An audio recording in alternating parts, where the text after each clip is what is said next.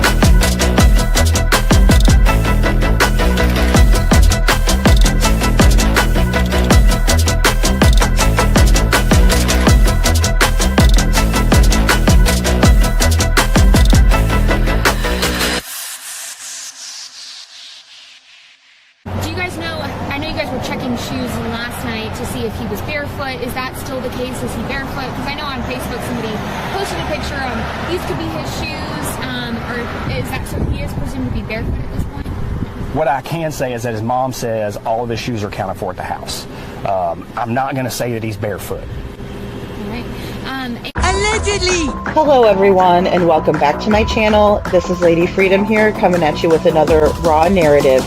Here's a brief disclaimer for tonight's show. Let's watch. That's ignorant!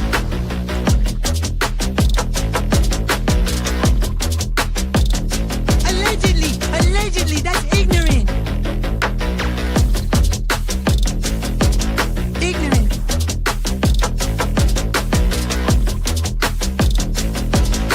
Judgment, Austin. Boy, you read my thoughts. You've got the shinin. You mean shining? Shh. You wanna get sued? Judgment, Austin. You just use that shin of yours to call me and I'll come a running. For what? But don't be reading my mind between 4 and 5. That's Willie time. Hey, yo, boss. I love it when he does that.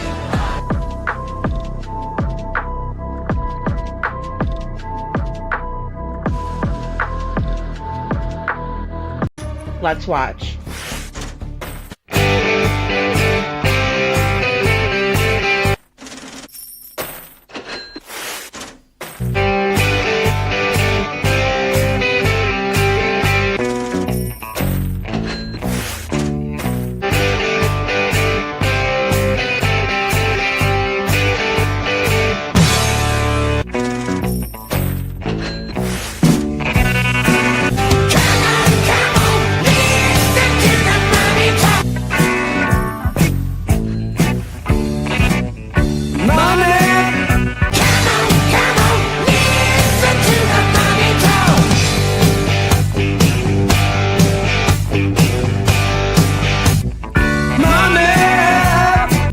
Don't get me back to good bullshit.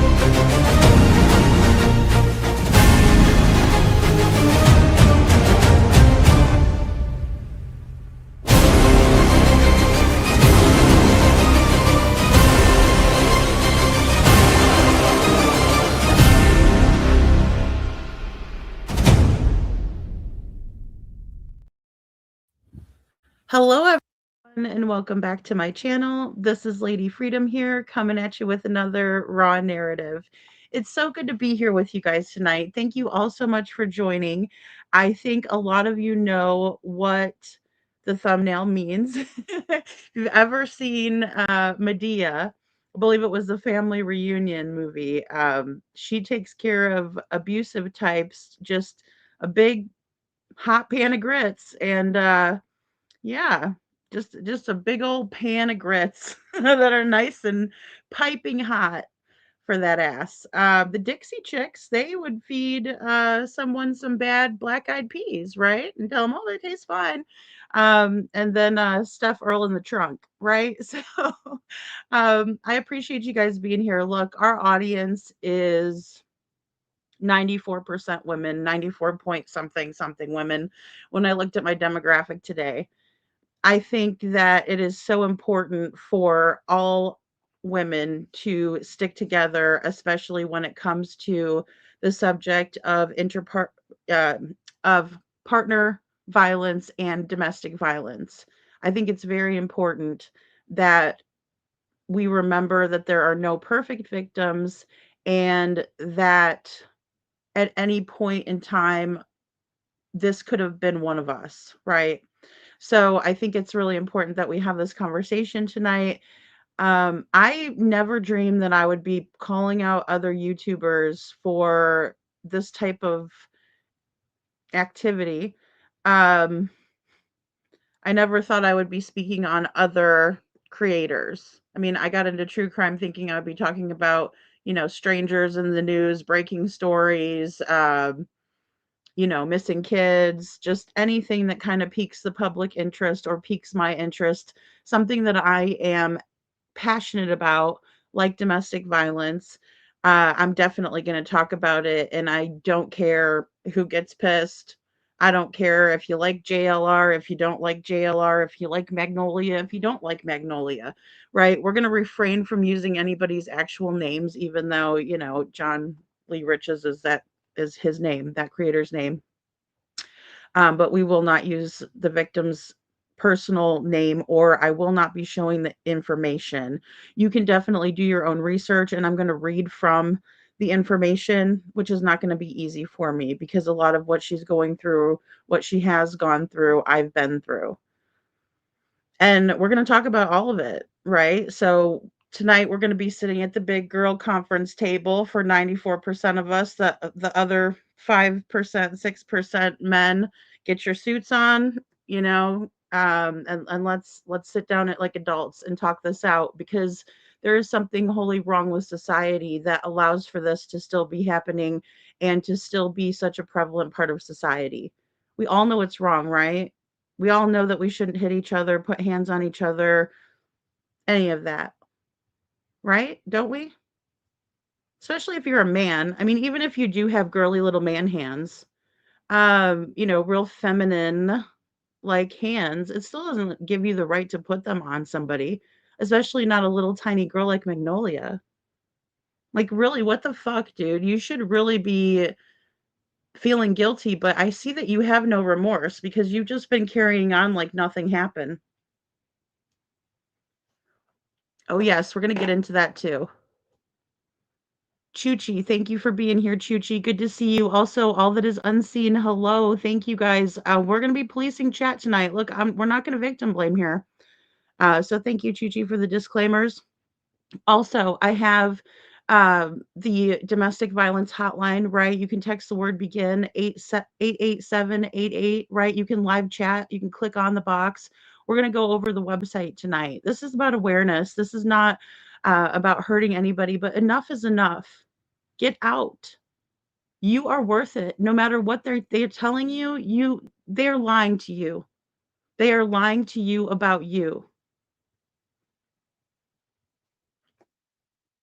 Hey, little Miss Sharon. So good to see you, little Miss Sharon. And I know so many of us have gone through this, or we've witnessed it, or our friends have, or our parents have, anyone in our life. And it happens to men too. Don't get me wrong about that. But we are going to focus on the subject tonight and not on, statistically speaking. We will read off, I guess, some statistics, but again, I understand that it happens to men too. It's just that I think that a man and a woman are just no match, right? That's why we don't have boxing matches where women go to box a man, because it's just not a fair fight, is it?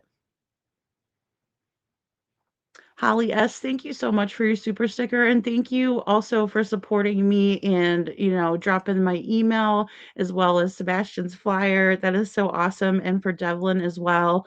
I know there's not as much out there for Devlin. So And thank you guys for lighting up the chat purple. Chuchi, thank you so much.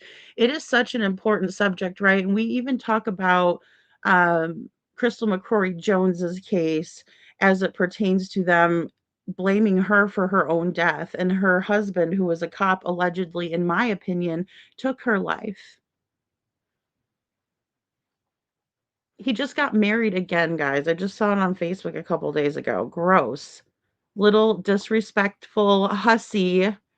There are women lined up to get with this disrespectful little hussy. Where is he? Do I have him in here? I might have even taken his ugly ass. Oh, no, there he is. Right? Mr. I'm a cop, but he didn't make it through the academy. Couldn't hack it. Call him couldn't hack it hussy. Hello, Lori. Good to see you. Hey, Detroit. Thank you so much for being here, guys. I so appreciate it. I'm just going to do our, our intro. Hellos. Bo, get those pencils out. Get those pencils out. Because, look, even though I know that we might not be talking about people that we particularly agree with, I was subbed up to JLR just because I thought, okay, he covers cases. Sometimes there's cases that he's covering that I'll watch.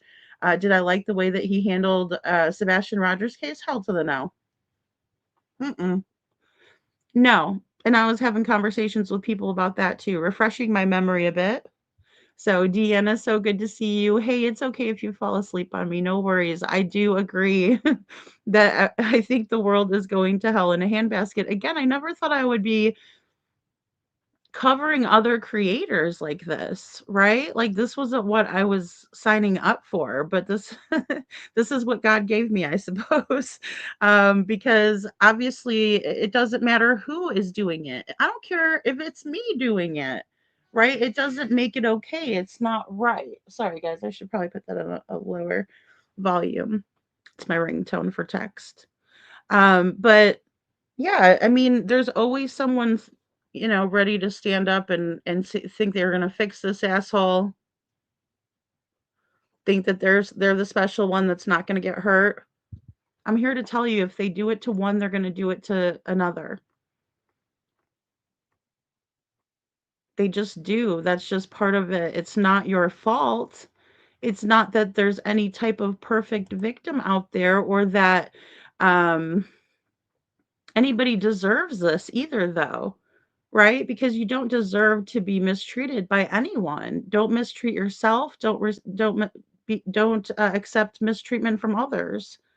It's hard though when somebody love bombs you and buys you puppies and presents and treats you like a princess in the beginning, and then all of a sudden the mask drops. You're like, who the fuck am I with? Who did I marry? Who did I move in with? But it's all part of their game. And if they do it to one, they're going to continue to do it to others. And thank you, couponing. So please don't think that when this person is doing that to the person that they're with, they're not going to do it to you. That's just silly, isn't it? Hey, Kylie's Nail Candy, good to see you. Thank you so much for being here. Hey, Joe, good to see you. Joe's part of my 5%. Joe, and people, we were naming off the guys, right? We're like Mark Klein. And then I was like, someone's like Seth. And I was like, oh, yeah, I forgot about Seth. Poor Seth. So, because I have women viewership and I like it that way. I know that you guys are here to listen to the cases. I know that you guys are here to support the channel, to support other women. And that's why we're here. We lean on each other. I did a members only live where I discussed a lot of those topics as well. And it's important. Hello, Kylie. Excuse me, Kylie Ray. Good to see you. So it's an important subject that we're going to go over. I just also want to put in the disclaimer that no one else's abuse is worse than someone else's, right? Because I could say to someone that was mentally abused, well, sticks and stones may break my bones, but words will never hurt me. No, that's not correct, right? That's something that we help cope with and we let this shit roll off of us, right? But there's only so much of that you can do, especially if it's someone who you live with who is mentally playing games with you, right? It's horrible. And no one should ever have to put up with that manipulation and abuse. I can't stand it. And I know where this shit came from because she used to say it all the time. But Terry Lynn used to say, well, I'd rather get punched in the face than told that I was this or that. No, that's not true. That stays with one as well. It's just as bad. We don't compare trauma here.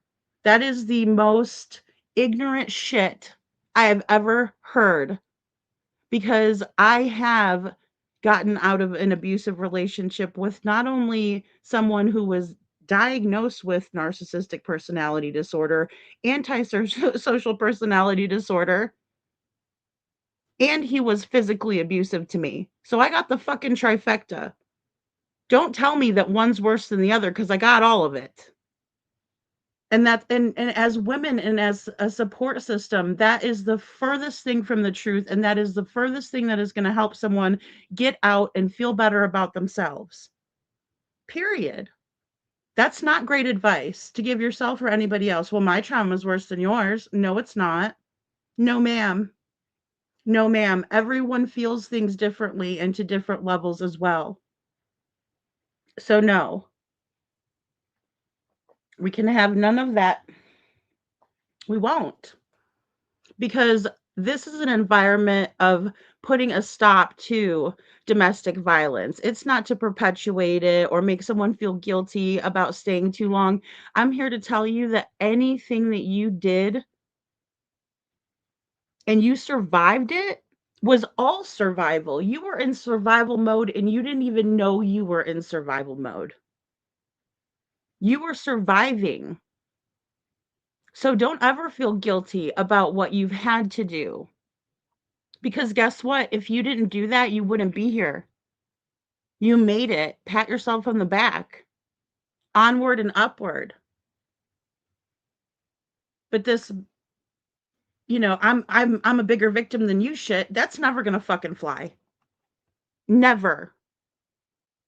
And it just irks me to no end if you can't tell. Seth, poor Seth. I'm like, I got this many women in here. We're like, well, we have Joe too. Yeah, we got Joe and Mark. That's right. Poor Seth. Amen to that too, Kylie. And I'm sick of that crap too. Poor Sebastian put up with a hell of a lot of abuse as well. And they try to minimize it too. Oh, the gum chewing. Oh yeah, everybody loves to see Eric Craddock chomping away, Valley Gal. Oh Lord. If I get just as many of those comments as I do of why the Proudfoots haven't been arrested for abuse yet. Oh yeah. Talk about being irked to no end. People hate the chewing, the chomping.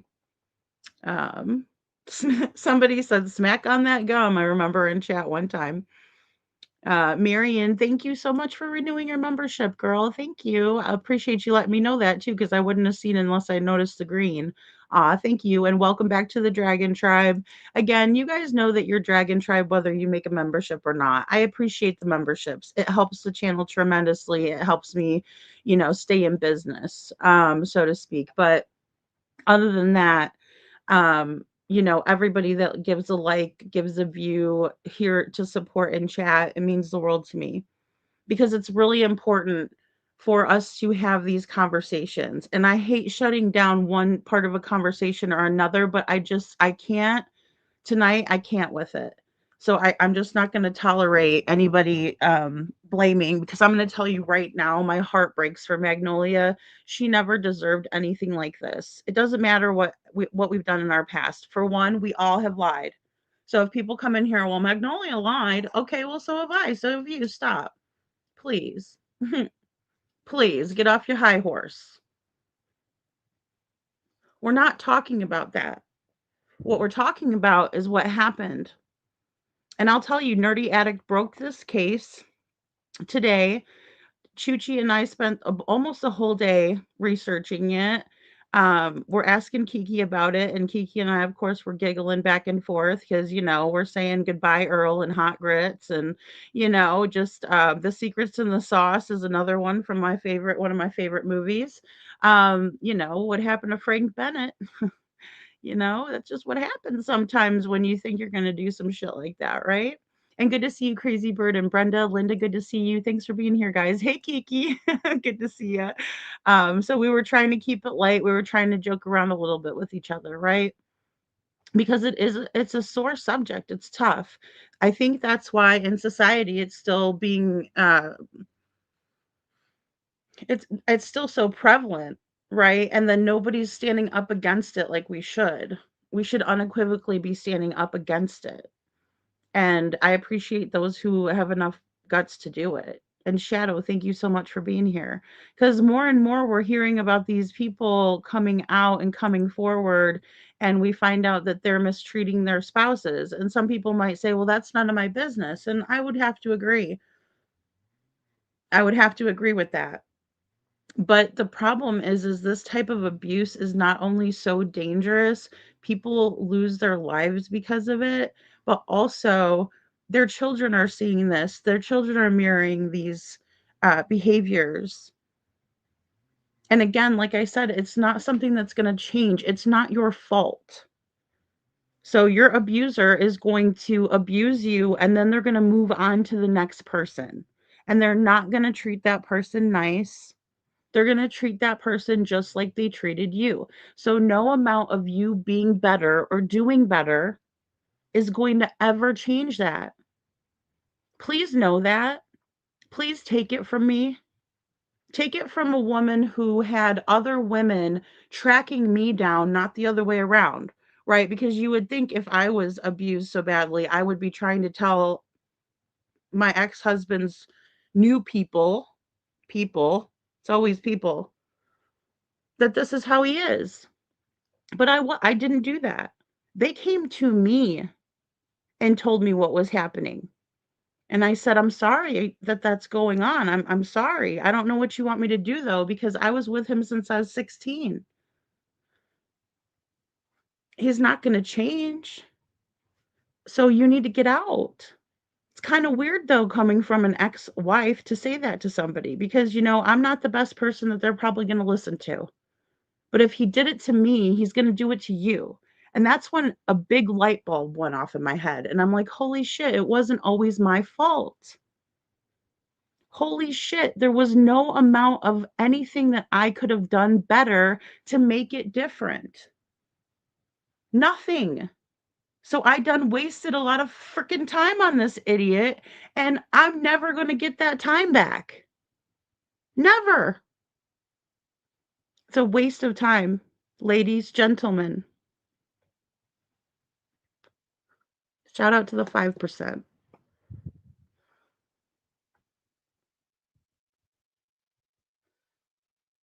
Kiki, that's funny. I know. Well, you made me think about looking at the demographic again because I haven't for a while. It's been a little while since I've looked. Right. And I know some people will watch in the bushes. I don't know how they can tell who's who because there's a lot of profiles that I don't know if it's a person, a man or a woman creator or what. But yeah, that's what made me really look at it. And as I'm thinking to myself, I'm like, well, then why are other people who have been accused of DV, who I've actually heard from reliable sources that they have done DV on their wives, and then they're up there talking about the situation with JLR and Magnolia, acting like they never did that to their own wife. And I'm like, we need our 94% women in here to speak up, to speak out, to have a discussion. We need to come to the conference table because this is serious and it affects all of us, even though it's not our business. It affects us as a society. And when I see those victim statements being written out and things like that, it just takes me back to what I went through. And then most recently had to go through with having a stalker of a woman and a man stalker. Make that make sense. Try reconciling that. Hello, Cinderella. Good to see you. But yeah, I mean, most of the time we're probably going to be talking about,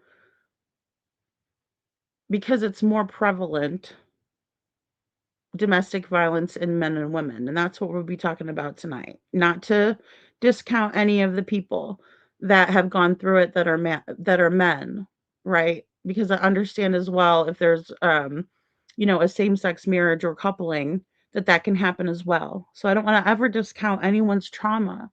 No one's trauma is worse or better than anybody else's. Hello, Animal Mother. Good to see you. Thank you for being here.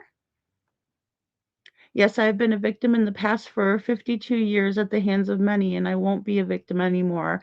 Amen, Marion, and you should never have to be. And you know what? You're a survivor now. You're not a victim anymore.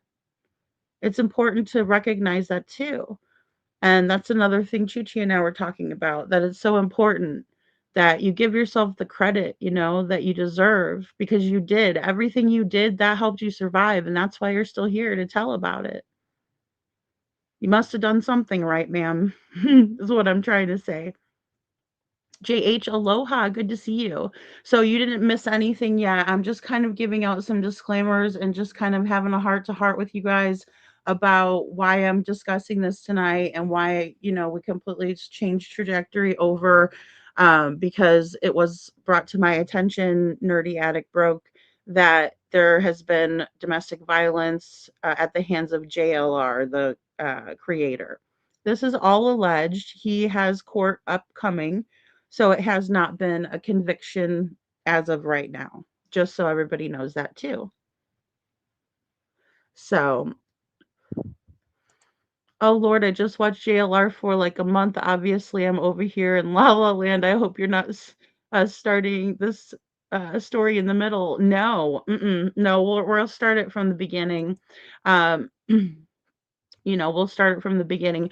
I just don't want to show any of the court documents that I read through today, or any of the police report documents, that I read today, because I just don't want to have to redact things out. I would rather just, have you guys go do your own research as well. In terms of if you wanted to see it. I know there is supposedly some body cam footage out there, as well. I think this is something that has just started to unfold. And so it's still up in the air, Sammy. I just think it's important for people to talk about it, because I know a lot of people out there are going to want to take sides, and they're going to want to or they're going to applaud this behavior, they're going to make excuses for it, and I don't have any room for that. Yeah, and that's the thing, couponing. There are local resources as well. So before we get into tonight's show, and I'm sorry if I'm yeah, Cinderella, I didn't even realize I was still subscribed, but I was like, I better go check. And I checked, I'm like, oh my gosh, I'm subscribed to him. Okay, shit. So I unsubscribed. Well, not like he gives a shit. He's got tons of people. Um, oh, it's all right, Miss Ann. We love having you here. Don't worry about it, girlfriend. If you want to listen or chat, you just feel free to do whatever you'd like. Oh, you're welcome, Alicia Hot Wheels. Thanks for being here, hon. She says, thank you for covering this awful subject. I'm a survivor of 17 plus years of abuse that flatlined me 3 times. Left me with permanent reminders on my body, definitely in my mind. And that's the thing that people don't understand. Like sometimes, I mean, guys, in this situation, I'm so sorry, Alicia. This situation with Magnolia took it to another level, because she did have to have some reconstruction surgery done. You know, it's awful. I never sought out medical attention. Don't come for me. I'm still here. I'm fine. But I'm one of the ones that never did seek out any kind of medical attention. And I should have. And I recommend people do that. Hello, Sybil is here. Hello, Janet. Good to see you. Yeah, oh my gosh, Janet, so many people wearing masks. Like, I don't understand how you get into the advocacy if you're gonna be hurting other people. Like, how can you with a straight face be like, "Well, this domestic violence person is horrible," and then, you know, um, be doing that behind the scenes yourself, you know? So, aw, Marion, that's so sweet. She says your channel is the highlight of my days. Aw. Hey, you guys are the highlight of my day too, because I just love being here with you guys, and I appreciate, your feedback on the subject, and trauma is trauma. Trauma is trauma, Chuchi, and it affects everybody differently. It's not a one size fits all, like, here, this is the t-shirt you're wearing or whatever. That's not it. It's not that simple. Linda, it causes PTSD. Sometimes people have complex PTSD from layered trauma. It's just all very, very difficult. And the thing is that sometimes when you don't get yourself out of the situation or you stay in longer, that can develop too, because of how long you've been in it as well. Because you can get PTSD from, say, being in a car wreck. So then when you get back in the car, you feel anxiety, might have flashbacks and things like that. But that is one traumatic event. But if you suffer through traumatic event after traumatic event after traumatic event every single time, I mean, it takes its toll on your immune system, your um, just your most vital systems in your body. It sends you into hypervigilance, and it sends you into overdrive. So Seth, it's kind of an experience that's going to get answers, and we know KP did the same shit to you. It's like a victim, so you're going to pay for it. Fuck that shit. Sasha, yeah, I hear you. I'm pretty much there with you, Sasha, with fuck this shit. Because it's upsetting now, isn't it? Um, and we did hear about that as well. Oh, I love Waiting to Exhale is a great movie, Holly. That's why I really enjoy the Tyler Perry movies as well, because they portray, a lot of different tough dynamics, but then also bring fun into it too, like make you laugh a little bit. So thank you, Holly. Thank you so much. And it's just it's something where even if you're dealing with abuse like after the fact, thank you, Lori. If you're dealing with abuse after the fact, you can still reach out to these resources. That's what they're there for. We're going to talk about that because that element exists in what we're going to be discussing tonight. Um, yeah, no, I haven't even started, Sammy. You guys are good. No, everyone that's here is going to hear the whole shebang. Um, Yeah, no, I will definitely give some background.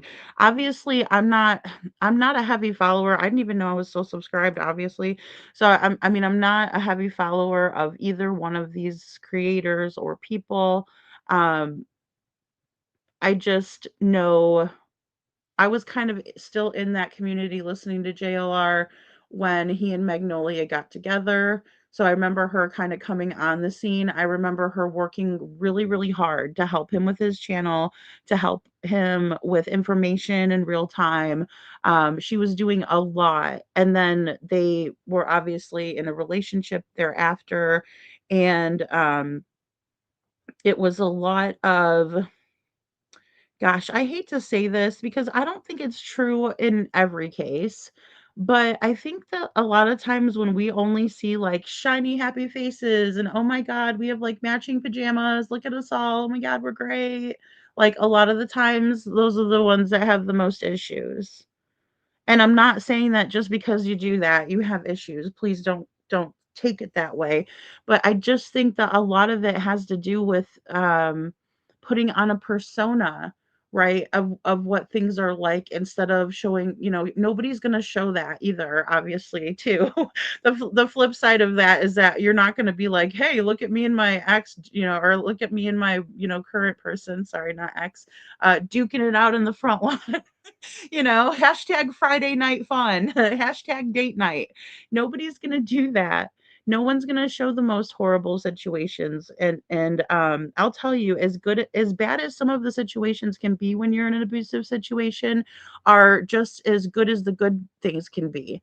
Right? Because that's when the love bombing comes back and they're trying to draw you back in, they're hoovering you, they're trying to get you back in their good graces, right? And that's why there's a cycle of abuse, right? That wheel, because it just keeps on going. It's a continuum. It doesn't stop. You have the calm before the storm. You have the good times, and then all of a sudden you have something horrible, like a horrific, traumatic, knockdown, drag out event, and then you're healing from it, right? Whether it's mental, whether it's physical, whether it doesn't matter. Because when you love someone and this is the person that you're relying on, this is supposed to be your teammate, your partner, and they hurt you that way, it's devastating. It's not just licking your wounds. It's like you trying to figure out what the hell did I do to deserve this? And why don't they love me like they're supposed to? And I mean, it can just really be a dark place. It can really, really be a dark place. And then people are blaming themselves and they shouldn't be. Because again, it's nothing that you're doing. You could be perfect, which none of us are. This still isn't going to matter. That person has something wrong with them, not the other way around. No matter how many times they try to tell you that you're the problem, just remember they're the ones that have the issue. They're the ones that can't keep their hands to themselves. They're the ones that have to bust you down to feel good about themselves. Just remember that. If you don't listen to anything I've said today, please remember that. Ah, yeah, that's right, Kiki. And you are so right about that. She says you have one precious thing out of it though. That's right. And Kiki, I don't have any other kids. So the guy that, wholly hurt my heart forever and ever, my, high school sweetheart, but I mean, yeah, that's the father of my child, you know? And I wouldn't trade her for the world. So, you know, um, yeah, most definitely. And that's the thing, you count your blessings and you say, thank you, God, for, letting me live on this planet, do something better, um, spread awareness and things like that. That's why it's so near and dear to my heart. It really is. Because, I mean, the kids have to deal with it. Your whole family has to deal with it. You lose friends sometimes because of it. Sometimes you'll push people away or they'll push you away because they can't stand to look at you with your eyes blackened. They can't stand to be around or see you being hurt like that if they're really your friend. So they try to help you out. So they're youth wasters. Kylie Ray, exactly. Linda says, and they try to make it all our fault, but it's not. After many counseling sessions, I've learned not to take the blame for something I didn't do. And I think that's the biggest thing, right, Linda? Because we do take that and internalize it, and it's like, I could have done this better, or but they're not doing that either. But yeah, I mean, you cannot accept it, and a lot of times we've had to be in that position, right? Because if we didn't, then the fight wouldn't end. So you have to be like, oh my god, I'm sorry, I did it. You know what I mean? Like, I'm so sorry. And like, it's ridiculous because you didn't do nothing, but yet you're blaming yourself and you are taking the blame for it, but yet you didn't do it, they know you didn't do it. It's horrible. It's horrible, and it is that it's part of the manipulation. So that's mental abuse right there. And Marion says the bad guys make the good ones look bad. Shout out to all the good ones. Aw, shine your light bright. Exactly, Marion. You're so right. And that's the thing. I mean, there's crazy ladies out there, right? There's crazy guys out there. And it's not only the guys, and there are some really good guys that would never dream of putting their hands on a woman or making her feel less than or anything like that. Everybody has disagreements in their relationships. Nobody's relationships are perfect.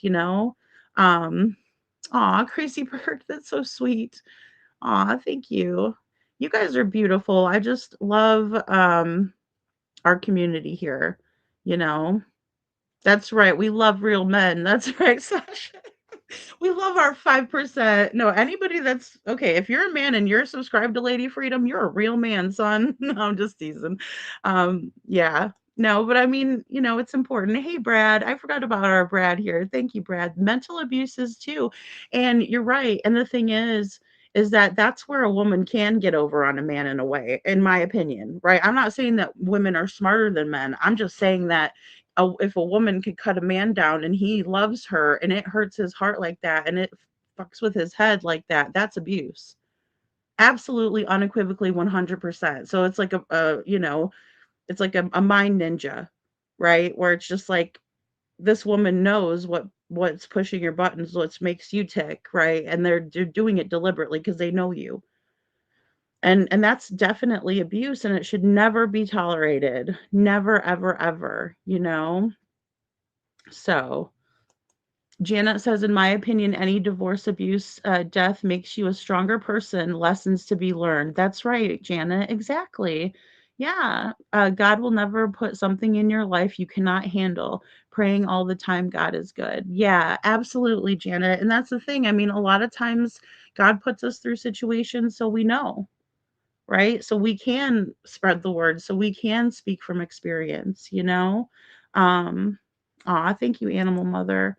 But yeah, I mean, and that's the thing. And I do think it's so strong because I know it's taboo. So if a man comes up and says, I was also abused by my partner, I think those men are the reason why we do have the statistics because we may have higher statistics than that if people were willing to come forward. But most of the time, men don't want to admit that. But you can definitely be abused if you're a man by a woman. Absolutely. You know? Hey Diana Bond, good to see you. So that's what I was kind of wondering. I don't know, Brad. I've never heard of anything besides from an unreliable source about that. So I don't know. I'm not sure about that. I would hope not because, again, I wish the best for everybody, and especially it's like who do you network if all of these people are doing this behind the scenes themselves. But oh, I think that is true, Brad, about the red dot. Yeah. So I know I'd watch too, Miss Anne. And like I said, I haven't watched in a long time. I thought I unsubscribed for some reason, but I was still subscribed until today.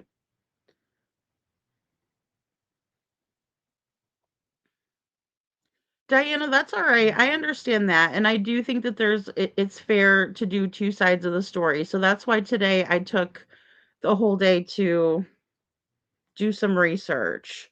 So I'm going to share it with you guys. Hey, Wild Wolf, I'm going to share it with you guys so you can make up your mind.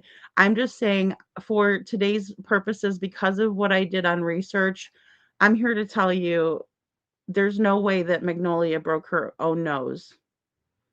No way, in my opinion. Hey, Jules to Kelly, thank you so much for your super sticker. That's so sweet. Thanks, guys. I'm so sorry I'm behind in chat. Hey, Nancy Fleming.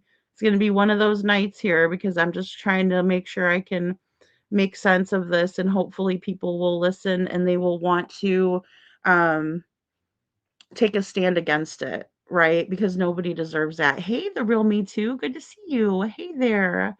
I'm so glad you're here. And I know Betty has also said a lot on the subject as well, right? And that's the thing, you have to believe when somebody says it. To me, I would rather believe it than not believe it, if that makes sense. I'm not telling you guys that's the best route. I'm just saying that's how I take it. So when I got the text from Nerdy, or excuse me, he didn't text me, hello. When Chuchi texted me over the Nerdy Addict post, I was like, oh my gosh. And then I was like, okay. And then she sent me some research. Then we were both researching, looking at things, talking. It's like, oh my gosh, yeah. And then I watched Molly as well, because she covered it, and I also just, I wasn't seeing a lot of people covering it, unfortunately. And so I was like, I think we really need to cover this. Yeah, so let me get into it, you guys. And if you guys need resources, so I'm just going to really quickly pop this up, and we'll probably go over a little bit more later. But this is the website that you can go to. This is thehotline.org. And this is specifically for domestic violence, interpartner relationship. Is that right? Abuse or violence. Sorry if I say that wrong. I don't mean to. I'm just saying, if it's your boyfriend, your girlfriend, whoever, they need not to be your girlfriend or boyfriend anymore. And I know that's hard. So, and it's not easy to get out. And then it's also, sometimes you don't know how to make a plan and to have a safe way out, because this is the time that is crucial. And this is when people will be very badly hurt, or even have their lives taken from them because they were trying to leave. They were trying to get out. So, absolutely, thank you, all that is unseen. And that's true. Even for myself, I was like, oh my gosh. Because again, this is very difficult. It's not easy to think about any of our fellow ladies, friends. If we don't like you, we do like you, we agree, we don't. For us to hear this about someone. So here's this internet usage thing. So like, if they're watching you and stuff, this is another safeguard they've put in here. This was not on the website the last time I was here. Um, and I didn't think about it. Of course, mine was a little while back, right? So you could just leave the site early if you have to, right? Safely, you can quickly leave the site by clicking the X on the top right. Oh, excuse me, this one. So no one knows. Like, if somebody was come in the room, boom, you're done. You're off, right? You can call, you can chat, you could text, you could do an AI chat. Okay, so they have all of these different resources right here, guys. They're really, really easy. Make sure you clear your history, right? Anytime you're doing any research on leaving, always make sure you clear that history. It doesn't matter if it's on your phone, your personal um, laptop, whatever device you're using. So that way they don't know what's going on, and sometimes people might feel like, that's being deceptive or what have you. But at the end of the day, it's going to get you the help that you need, the necessary help that you need. um, in order to get out safely. And that's all that matters. It doesn't matter about anything else besides your safety and you getting out. Okay, so we're going to get into this. And again, this is going to be a hard subject. Thank you, Chuchi, for putting the trigger warnings in. Um, and I don't even want to say I'm about to get snarky. I'm probably going to get real bitchy. But again, sometimes being a bitch is the only thing that a woman has to hold on to. And I'm going to stand by that. Um, Gosh, this guy's a skeevy little shit. All right. So let's see.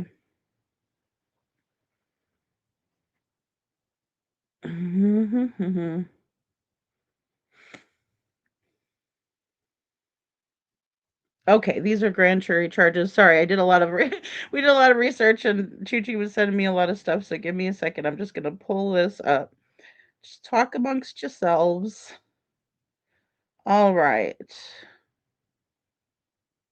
Gosh. And Magnolia, my heart goes out to you. I hope I'm doing you justice by covering this, and trying to leave you with dignity, and know that you are very strong, and I'm glad that you got out of it.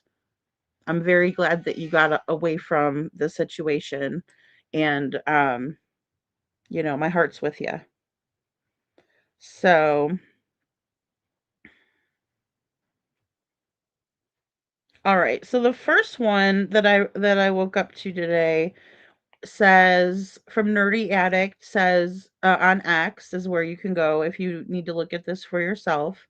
On Tuesday, an Arkansas judge granted Magnolia a 3-year no contact protection order against JLR, her ex, following serious allegations that surfaced during the Travis Decker case in Washington State. Okay, so Travis Decker was a while back, and we covered Travis Decker here on the channel because he did take the lives of his 3 beautiful little girls, and he is an absolute monster.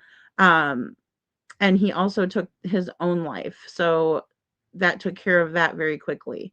There was no trial or anything like that. His ex-wife is just left without her 3 beautiful little angels, and it was a very sad story. And the reason why they weren't together was because Travis Decker was actually abusing his, ex-wife as well, their mother. And she was like, I have to get out of this relationship, right? Arguably, Travis had some issues, um, possibly with mental health because of serving, but also I think there was more to that. I don't think it was only because he was a military member. I think it was more than that, but that's my opinion. So, proof of service, the case number is 26D for dog, R for Romeo, dash 26 dash 51, right? And it was served on 3/17/26. So just March 17th, 2026. Deputy J. Blunt all, I think. Um, and then there's like personal information on there. So that's what I started with. And then the next one says, oh, sorry. Police noted in the Washington report that 5 officers observed significant evidence, including visible injuries to the victim, establishing probable cause to arrest Jonathan Lee Riches, also known as JLR. Okay, and so here it states, I have probable cause to arrest Jonathan L. Riches for violating RCW 9A36.021, assault in the second degree, domestic violence, harassment, charges to take the life of the DV victim, and interfering with the reporting of domestic violence. Okay, so just to start out, he's been charged with second degree domestic violence, also because he was harassing and threatening Magnolia that she better not tell. Otherwise, he was going to take her life. Take her life, folks. And he was also charged with interfering with reporting of domestic violence. On 12/26/25, so that was just this last Christmas, I received a text message from Magnolia on my department issued cell phone that she canceled her original flight and booked a flight with a different airline and boarded without issue, right? So she was given, thank God for this police officer. I just want to shout out the responding officer, the one that she is in contact with here. That's going the extra step. That's going the extra mile. So she feels safe. So she has a contact person. Like, this really makes me feel better about how they're doing things nowadays. I luckily haven't been in a situation like this in a long time. So 12/27/25, I received a text message from Magnolia on my department issued cell phone that she was finally able to track Jonathan's location because he ran away, guys, and we're going to go over all of this, but he was traveling through North Dakota. It is not known at this time if he is driving back to Florida or to a different location, right? Because he's been, like, usually he is on the move, on the scene, kind of a thing, right? I know, Holly, that's what I'm saying. We gotta, applaud them for this because I mean, I would feel so much more secure and safe if I had a contact number like this. This is a police issued cell phone.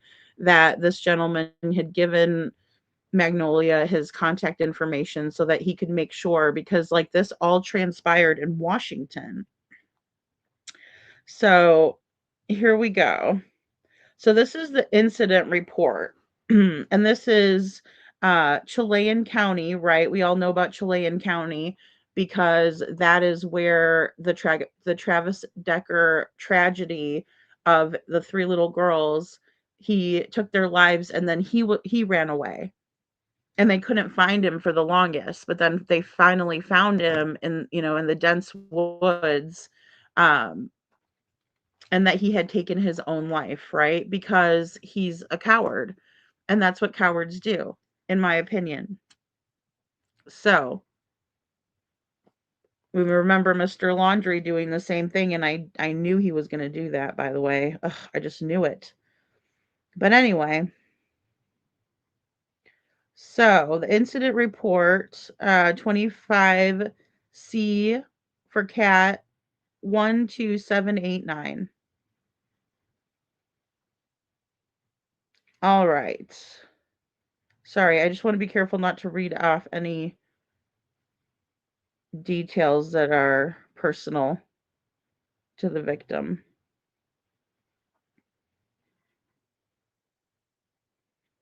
All right, so offense codes that were reported by Magnolia: ASNC assault not classified, ASNA assault, no weapon, aggravated injury, harassment, IDV interference with DV reporting. So the circumstances are domestic violence. And there were reporting officers there. And they name all of the reporting officers, guys. So anybody that has any questions of the validity of Magnolia's claims here, she has 5 officers to back her up. 5. Kyle Talley, Lucas McCummins, Randy Lake, Aaron Seabright, and Andrew Tilton. Responding officer Kyle Talley, received by R. Miller. Right? Last radio log would have been 12/28/25, as I just read to you, because they were making sure that Magnolia made it to a safe environment, because she was traveling. They weren't at home. They were on the road. They were covering Travis Decker's case. I know, Lori. It's just heartbreaking. It is heartbreaking. Hey, Liberty. I know. And it's my understanding that also Magnolia was part of some sort of stuff with Sebastian's case. I wasn't as familiar with her. I really just started knowing about her when she started dating, femboy over here. All right, so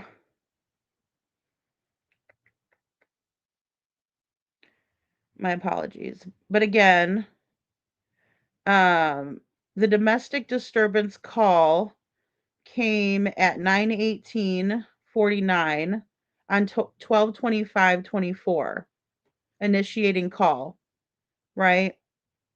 So that's when the call was initiated. Now, the narrative. The following report is a summary of the incident which occurred to my recollection. This report also serves as a summary of my involvement and understanding of said incident. Furthermore, portions of my involvement were recorded by audio and video on my department-issued Axon body-worn camera. Please review the incident recordings for chronological order, exact statements made, and or for further information outside this report. On 12/25/25, Christmas Day, y'all. Christmas Day. And as we know, as survivors, as warriors of this disgusting crap, we know that they always like to start their shit at the holidays, buddy. I don't know if it's because of their trauma. I don't know what it is. Especially narcissists. They love it. They love to ruin a holiday. As much as we love making the holiday and making it so great and bright and wonderful, that's as much as they love to fucking ruin it. Okay? I'm not diagnosing anybody. I'm just saying, Bo, it's like holidays, yep. I mean, they love it. It's like as much as we're over there like decorating shit, they're like ripping it. They might as well just be behind us ripping it down because that's about what they're going to do. They're going to be miserable bastards the whole fucking time. They're going to ruin the shit out of the holiday. That's what they love to do. All right. So uh so at approximately uh 10:2100 hours, I, Deputy K. Talley, was working uniform patrol and driving a fully marked patrol vehicle for the Chilean County Sheriff's Office. I responded to the All Season River Inn, located at 8751 Icicle Road in Leavenworth, Washington, for a report of an assault. The victim reporting party identified herself as Magnolia. Again, we're not going to use her real name. Please do not in the chat, guys, or we'll have to erase it because I don't want her re-victimized.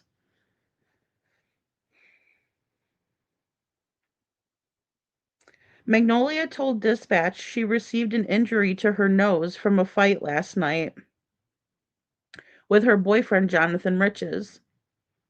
Rivercom was also informed Jonathan had taken Magnolia's phone and left last night. I arrived at the location at the same time as aide. We contacted Magnolia at the main entrance door. I could visibly see bruising around Magnolia's right eye, consistent with being in the early stages of a black eye. I could also see a small red mark on the upper lip corner of the bridge of Magnolia's nose. Her nose was visibly not straight and resembled what I have observed through training and experience to be broken. Magnolia requested that we speak in the room where her belongings were, which is in the Shenandoah room at the location upstairs. Magnolia advised sometime between 2300 hours and 0000 hours last night, she had confronted Jonathan about things she observed on his work phone. Magnolia stated it was things such as communication with other women and what she described to be pornography with a P. Magnolia. See, I do it. Of course. Magnolia stated when she addressed this with Jonathan, he became enraged and struck her, stated she grabbed her phone and began to dial 911 for help, but Jonathan saw her doing this and took her phone from her and said, I will effing take your life, but not so nicely as I just put it. Magnolia stated she believes at some point she lost consciousness after the assault, but remembered Jonathan grabbing 2 bags, his personal cell phone, her cell phone, and then leaving. I asked Magnolia what phone she currently had, and she stated it was Jonathan's work phone that he left behind. Magnolia stated she did not know where he went, but believed he may have taken the white Jeep Compass they rented. I observed a white Jeep Compass to be parked outside prior to making contact with Magnolia. I asked Magnolia if she would be willing to have her injuries photographed for documentation, and she agreed. Due to most of the medics on scene and myself to be male, one of the areas of injury requiring Magnolia to lift her shirt. I asked a female medic if she would be willing to take photos of Magnolia's injuries with my department issued cell phone in the bathroom of the hotel, to which she agreed and completed. These photos will be uploaded for evidence upon completion of documenting the injuries. Magnolia was transported to the Cascade Medical Center for evaluation. I requested Rivercom to put an ATL out on Jonathan. I responded to the Cascade Medical Center and met with Magnolia in the emergency room 3. I asked her if she would be willing to complete a medical release form for documentation of injuries received from the assault, and she agreed. And a medical release form was completed and signed and provided to the medical facility staff. Magnolia stated Jonathan had been texting the work phone knowing he left it behind. He told her he was 100 miles away from her and in the middle of nowhere, and she could not confirm the Jeep Compass still parked at the hotel was their rental. But due to it being the only one there and all of the other guest vehicles accounted for, it was most likely the vehicle. She believed Jonathan to be most likely still in the area, and their flight leaves tomorrow, which would require them to travel back to Seattle and return the vehicle to SeaTac where it was rented.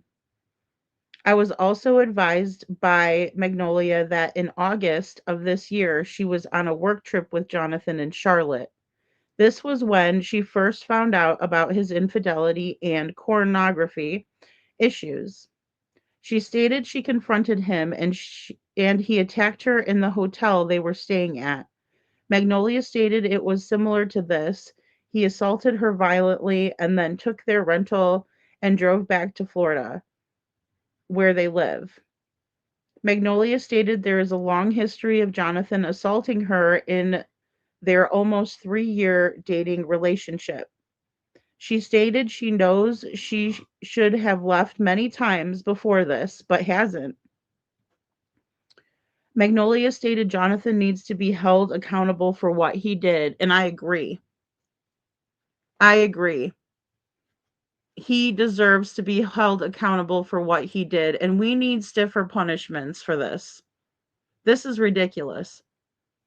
And how many times did he threaten that he was going to take her life if she told?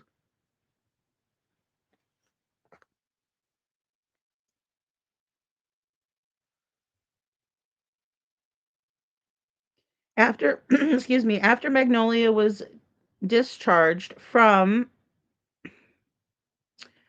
Cascade Medical Center, I was provided a copy of the medical documents for this visit, and I was provided with a courtesy ride, or I provided her with a courtesy ride back to her hotel. Deputy McCummers and I searched the room prior to Magnolia going back into it. The on-site manager was contacted, who changed the security code combinations for the front door and for the room that Magnolia is staying in.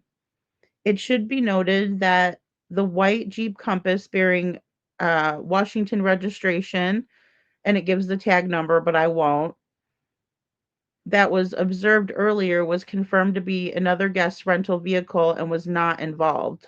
So that white Compass that was parked out there was not theirs, that they rented. It was someone else's. So obviously all the vehicles were not accounted for. Now, if you've ever, been to a hotel or worked at the front desk, you know that you have to give your vehicle description and plate number just in case something like this happens, or there's a whole slew of reasons or situations that can occur, is why they would ask for that information. Okay. I have probable cause to arrest Jonathan L. Riches for violating RCW 9A 36.021, assault in the second degree, domestic violence, harassment, threat to kill, DV, and interference with reporting domestic violence. Right? So, again, we went over those charges a little bit earlier, but that is what he was going to be arrested for doing. All three of those things. And I'm glad that in that state of Washington that they will charge for something like that, right? So I think that's important to note because not a lot of places will do that, but they should, because that's many times and oftentimes the reason why victims are afraid to do anything. All right. On 12/26/25, I received a text message from Magnolia on my department issued cell phone that she had canceled her original flight and booked a flight with a different airline and boarded without issue. Obviously, she was scared, and she decided to change her flight and all of that. 12/27/25, I received a text message from Magnolia on my department issued cell phone that she was finally able to track Jonathan's location. He was traveling through North Dakota. It is not known at this time if he is driving back to Florida or to a different location. Chilean County Prosecutor's Office picked up the case. Right? So the offense, domestic violence, yes. Was the victim issued a DV victims rights form? Yes. Did the suspect have a CPL? No, I don't know what that is. Were any of the firearms or ammunition seized at the scene? No, because I guess there wasn't any. Did the victim indicate possession of other firearms in the home? No, thank God. Did LE request consent to take temporary custody of them? No, because there were none. So it just kind of goes over all of that. So, and then it goes over the statements, right? And the names involved. Some of it is redacted, but again, I think it's just worth worth listening to. And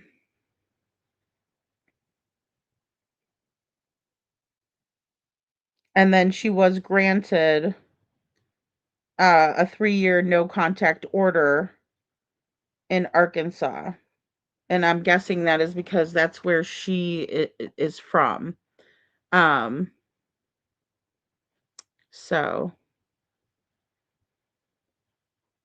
yeah, and it says that there weren't any weapons in the house, like where they were going back to, because I'm guessing because they were living together that she would have had to go back and try to get her things from the residence in order for her to, leave.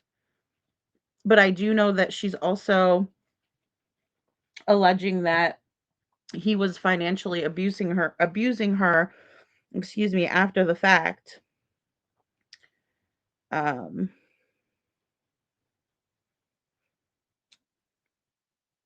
in order to, probably get her to drop the charges or not press charges fully.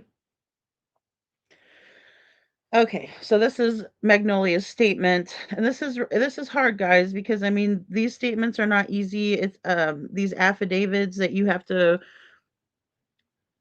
write out are very difficult to have to write these things out, right? Because again, a lot of times we don't want anybody to be in trouble. We don't want to have to go through this process, but we also understand that if we don't, then someone else is going to get harmed and that they deserve to be held accountable for their actions. So, yeah, Nancy Grace would have a field day with them, right, Brad? Sure would. Okay, so Jamie Phillips, petitioner in the above named order of protection case, having been duly sworn, depose and state the following under penalty of perjury. And this is the affidavit accompanying petition for domestic order of protection. All right. It says, I am the petitioner in the above captioned case for a petition for an order of protection against the named respondent. In good faith, I believe I am entitled to the order of protection against the respondent, and I submit this affidavit in accordance with Arkansas Code annotated. Right? So the incident occurs in Washington, and then Magnolia goes home, and she is doing exactly as she should be doing to protect herself where she lives. And that's why you're going to see this is from Arkansas. The specific facts and circumstances that have led to the filing of this order of protection are as follows. Additional attached pages, if any, are incorporated by references as if laid out herein word for word.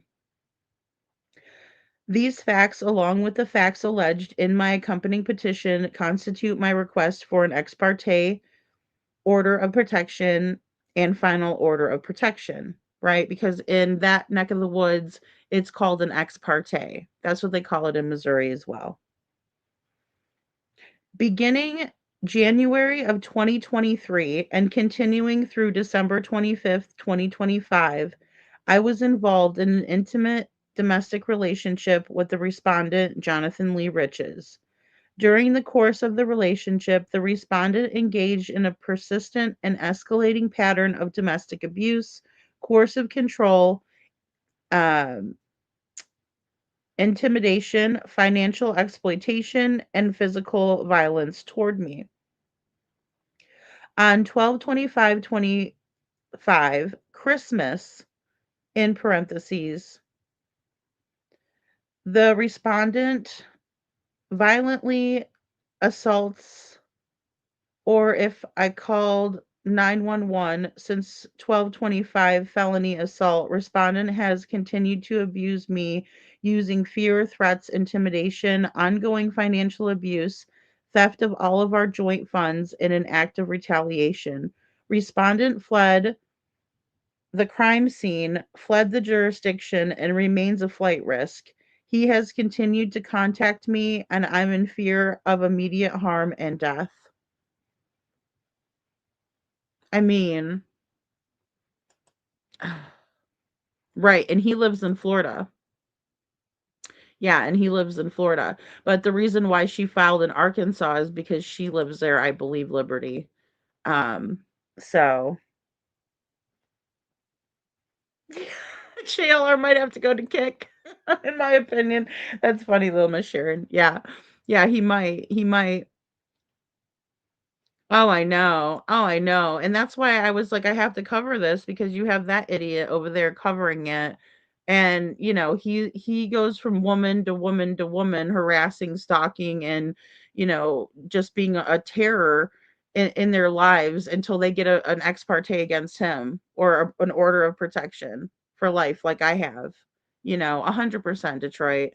And it's like, where does he even think that women want to hear him talking about any of this anyways, because I've heard from a very reliable source that he's done this himself. So he can save that shit.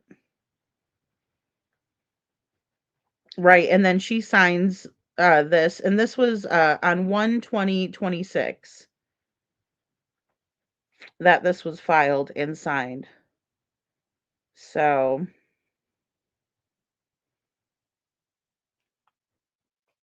it seems that yeah, yes, Shadow. Yeah, like it sounds like he would just leave her places too. In my opinion, from what I've read, it seems like he would have her go on these work trips with him, and then he would just leave her, abuse her, leave her there. And then she would have to find her own way home. I mean, then he's using the money that they made together, because a lot of the content too that was coming out was both of them for a little while. Because even if you look on her YouTube channel, it says all of that. It shows you the dates and when they were going and doing things and all of that. So yeah, Kiki, it's horrible, right? I mean, who does that? So yeah, how you gonna do Magnolia like that, right, Joe? Awful, awful. Yeah, and that's the thing. Like, they didn't know where he was, Liberty. They had no idea where he was. They were trying to look for him. He left the crime scene. I'm surprised he didn't get in trouble for that, because he should have been arrested. but he was never arrested for it. He has a court date coming up, to the best of my knowledge, in April, at the end of April. She does, Brad. Yeah, let me put her chat or her link. Yeah, and I just want her to feel like supported. I know there's going to be a lot of people talking about it, and I wanted to be one of the people that at least maybe we could give some insight into how we've dealt with it or survived a situation like this. But yeah, she absolutely worked really, really hard and was doing a really good job for his channel. And for her to be treated like that is absolutely sad, in my opinion.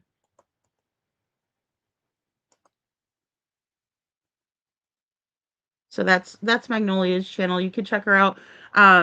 Again, she's a smaller girl, and I'm not saying that, that makes a difference, because it doesn't.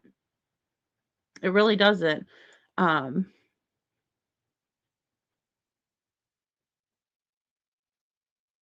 Joe, he says she'll be fine. I mean, I think, Joe, I think that she will be fine. I think that once she can get over this, it's just got to be a shock, because either there's a couple different ways that victims might feel about this situation, right? So she could have been knowing that people were going to eventually come out, and this was going to become public knowledge, because they are two people that are well known, right, in the community. So either she was waiting for it to come out, um, and she wants people to be aware of who Jonathan Lee Riches really is, or maybe she doesn't want it talked about, and that's okay, whichever way she feels about it, right? It's just, we all go through things differently. It's not like, we are, um any of us are perfect. None of us are perfect, I guess, is the best way to say it, so that's right, Kiki. Thank you, Kiki. Magnolia, we're praying for you if you see this. Yeah, I mean, she deserves to feel supported for getting out, because it's so hard to get out. A lot of people don't get out. A lot of people do leave and get out, and then they're lured back by exactly what he was trying to lure her back with, right? Well, I'm going to keep the money from you. I'm going to keep this from you. I'm going to keep the kids from you. That happens all the time. They'll use anything they can as a pawn. Anything. And look, guys, she got an order protection on her pet too. I saw some pet protection going on in those documents as well. So, one thing that I thought was so weird was that, you have Bullhorn Betty with little Delilah. She's so cute. I've never got to see her in person, but I've seen her on Betty's show before. And then Jonathan buys Magnolia a dog, just like the same type of dog, but just looks a little bit different. I think theirs was like gray and white, if I'm not mistaken, but cute, like a cute little dog. And that was weird to me that they would do that, Thank you, Sammy. And thank you guys so much for making sure we have these in the chat for people to just be able to grab out of there. Thank you. It means the world to me. Yeah, so he was actually charged with a second-degree domestic violence charge, and then also charged with threatening her life.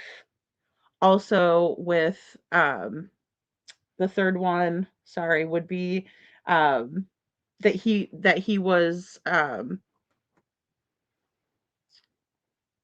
hindering the investigation, basically. So that's right. She's got to protect her pet. That's the thing too, guys. I can't tell you how many stories I've heard from survivors that their pet gets killed. And as a matter of fact, watching the Cleveland Three, that's one of the things that Ariel Castro did is he bought a puppy for Michelle and he let her, love the puppy and that was like her only, you know, escape was her little puppy and then he ended up killing the puppy because the puppy got mad and bit him or something like that. I can't exactly remember the exact story. But, I mean, if they're willing to do that to somebody that they say they love, do you think that they value the animals? They don't. I hate to say it, but they don't, you know? Thank you all that is unseen. Thanks, guys. Yeah, we have to keep it we have to keep this to be a loving environment, right? Where the only one that has judgment is JLR because he deserves to have that. Um, right, exactly, Kiki. Honestly, makes you wonder how many more things will come out about that side. Yeah, and I mean that's the thing. It's always these people that have interfered, in my opinion, in Sebastian's case, and then all of a sudden they're gone, and then you hear these horrible things too. Because he is well liked and received in that community.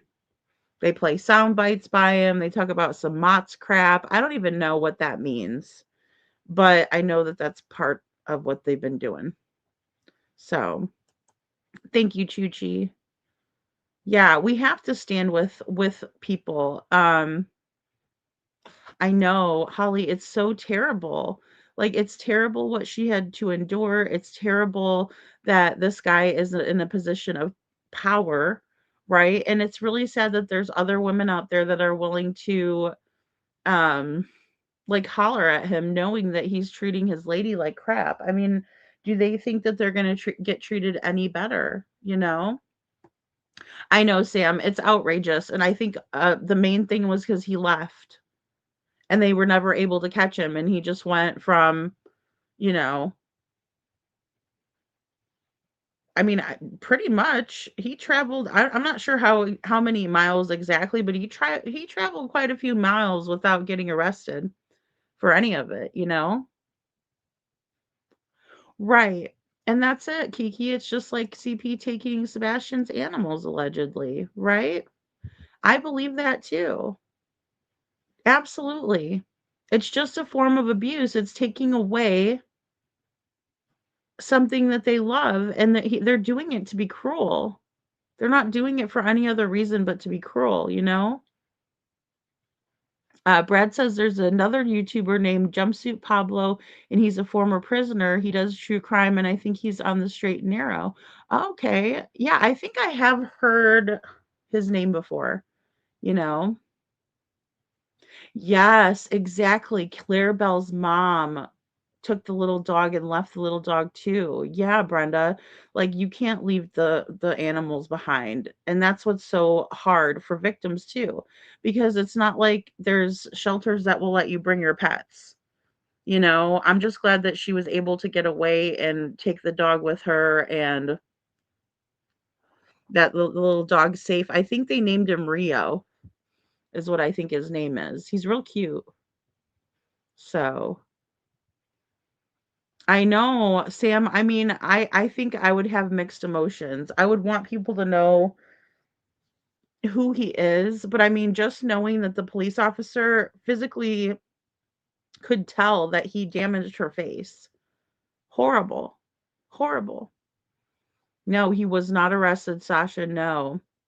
Holly says, I never understood why he felt the need to go so hard on Seth. I lost respect for him.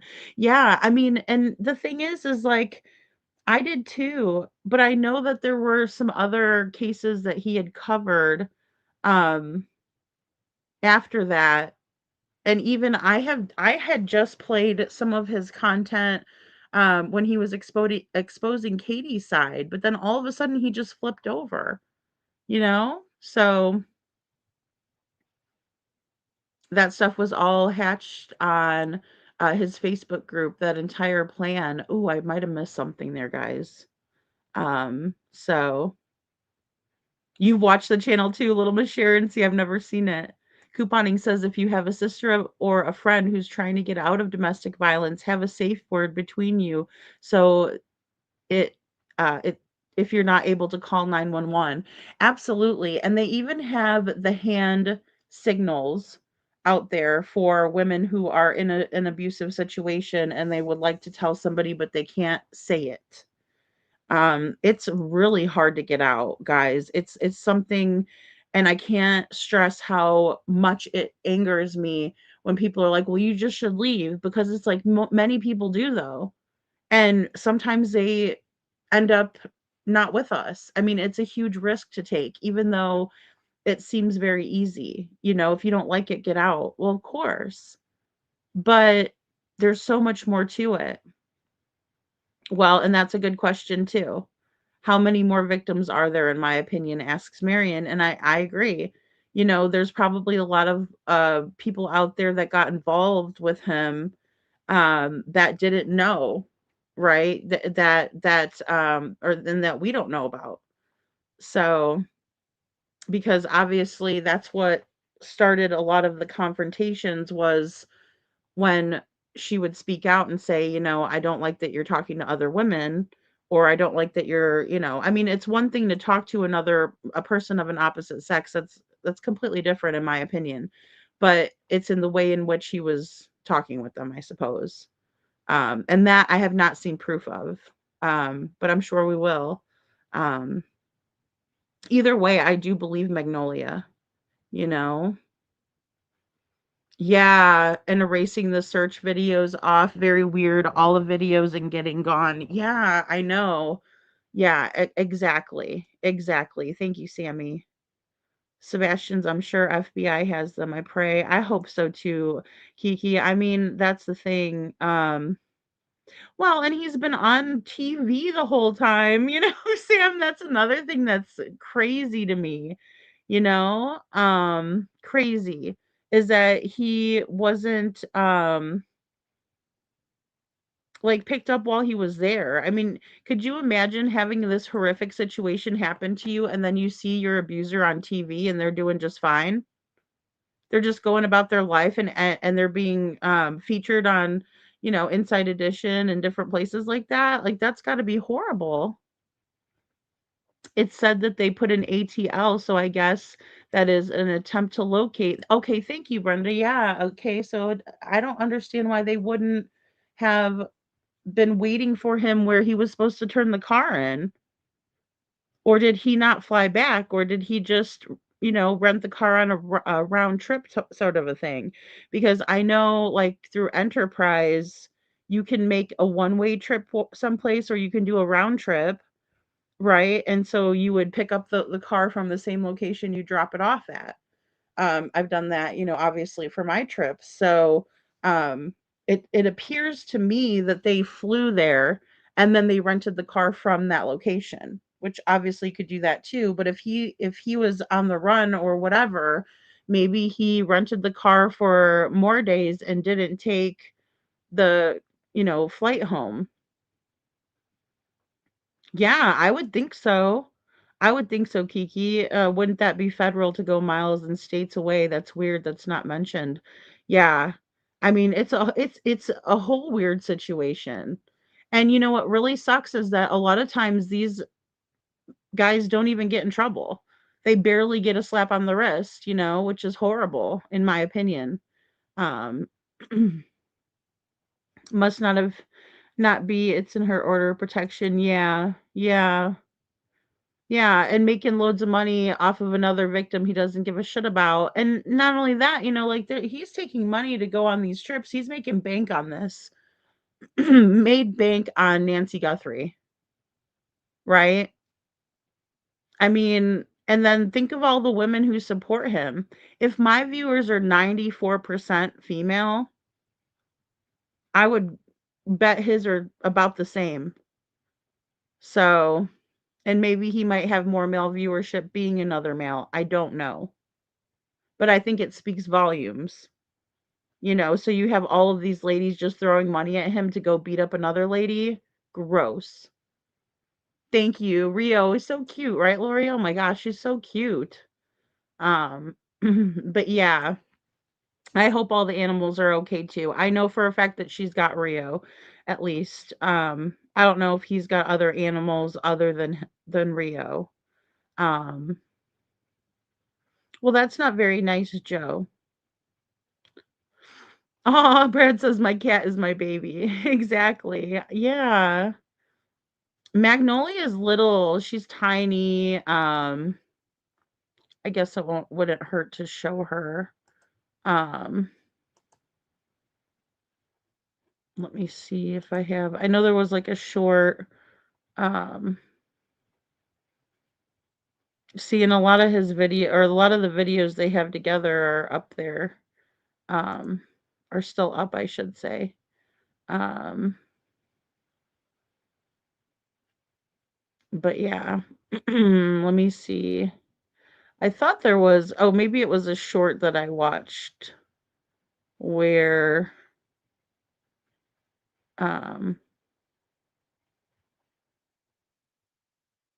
but it does appear that she really loved and cared about him too. Um, oh, here's one where you could just see her. Give me a second. Sorry, guys.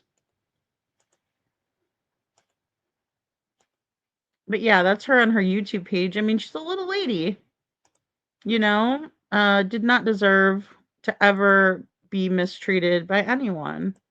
Really breaks my heart, you know.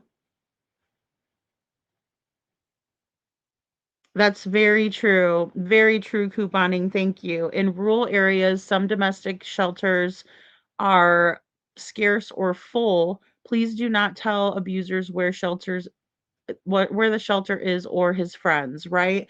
Don't ever let them know what your game plan is for sure. For sure, for sure. Right? And you're right. A lot of times they will not accept um they're scarce and sometimes they won't accept certain things, people, whatever, however you want to um put it. Yeah, he sure did make bank. I'm like, who does that? But then again, like in my opinion, when it comes to somebody that does go on location a lot, it's expensive. It can be very costly, and I think that if people want to crowdsource for that, I don't knock that, especially if you're doing the right thing by the money, right? If you tell your viewers like, "Hey, I'm going to go to wherever." Like when I went to Tennessee and I was like, "Hey, could you guys help me out?" But I spent all of my money that I for my trip on gas and, um coffee and stuff like that. So, um it's different if you're doing the right thing. Um It's a totally different situation because I think a lot of people would be upset to know that they put money towards somebody that does something like that. No, he's got a court date coming up, Brad. He didn't get arrested. They still haven't arrested him. They served him, but I think it's because he's not able to. Well, I think it's because of the location change as well. I think that has a lot to do with it. I'm not sure how it works interstate, right? Because I mean, everything that happened to me was in the same area. Um, well, not that I wasn't abused in 2 states because I was. I was abused in Illinois. I moved to Missouri with my abuser because I'm a genius. But but yeah, so I don't know what would have happened if he would have, abused me and then took off to another area, I think that's where there's the disconnect. But I think more will be unfolding as we go along. Sammy says, I thought you read something about them driving from Seattle. LE wouldn't generally go outside of their jurisdiction without body attachment. Thank you, Sammy. See, that's what it is. Yeah. So, I mean, this all transpired in Chilean County, and then he drove off or left out, but then he could have been really close too. But again, I think he took their rental car and left her there. And he took her phone and left his work phone. So he took his phone and her phone and left the work phone.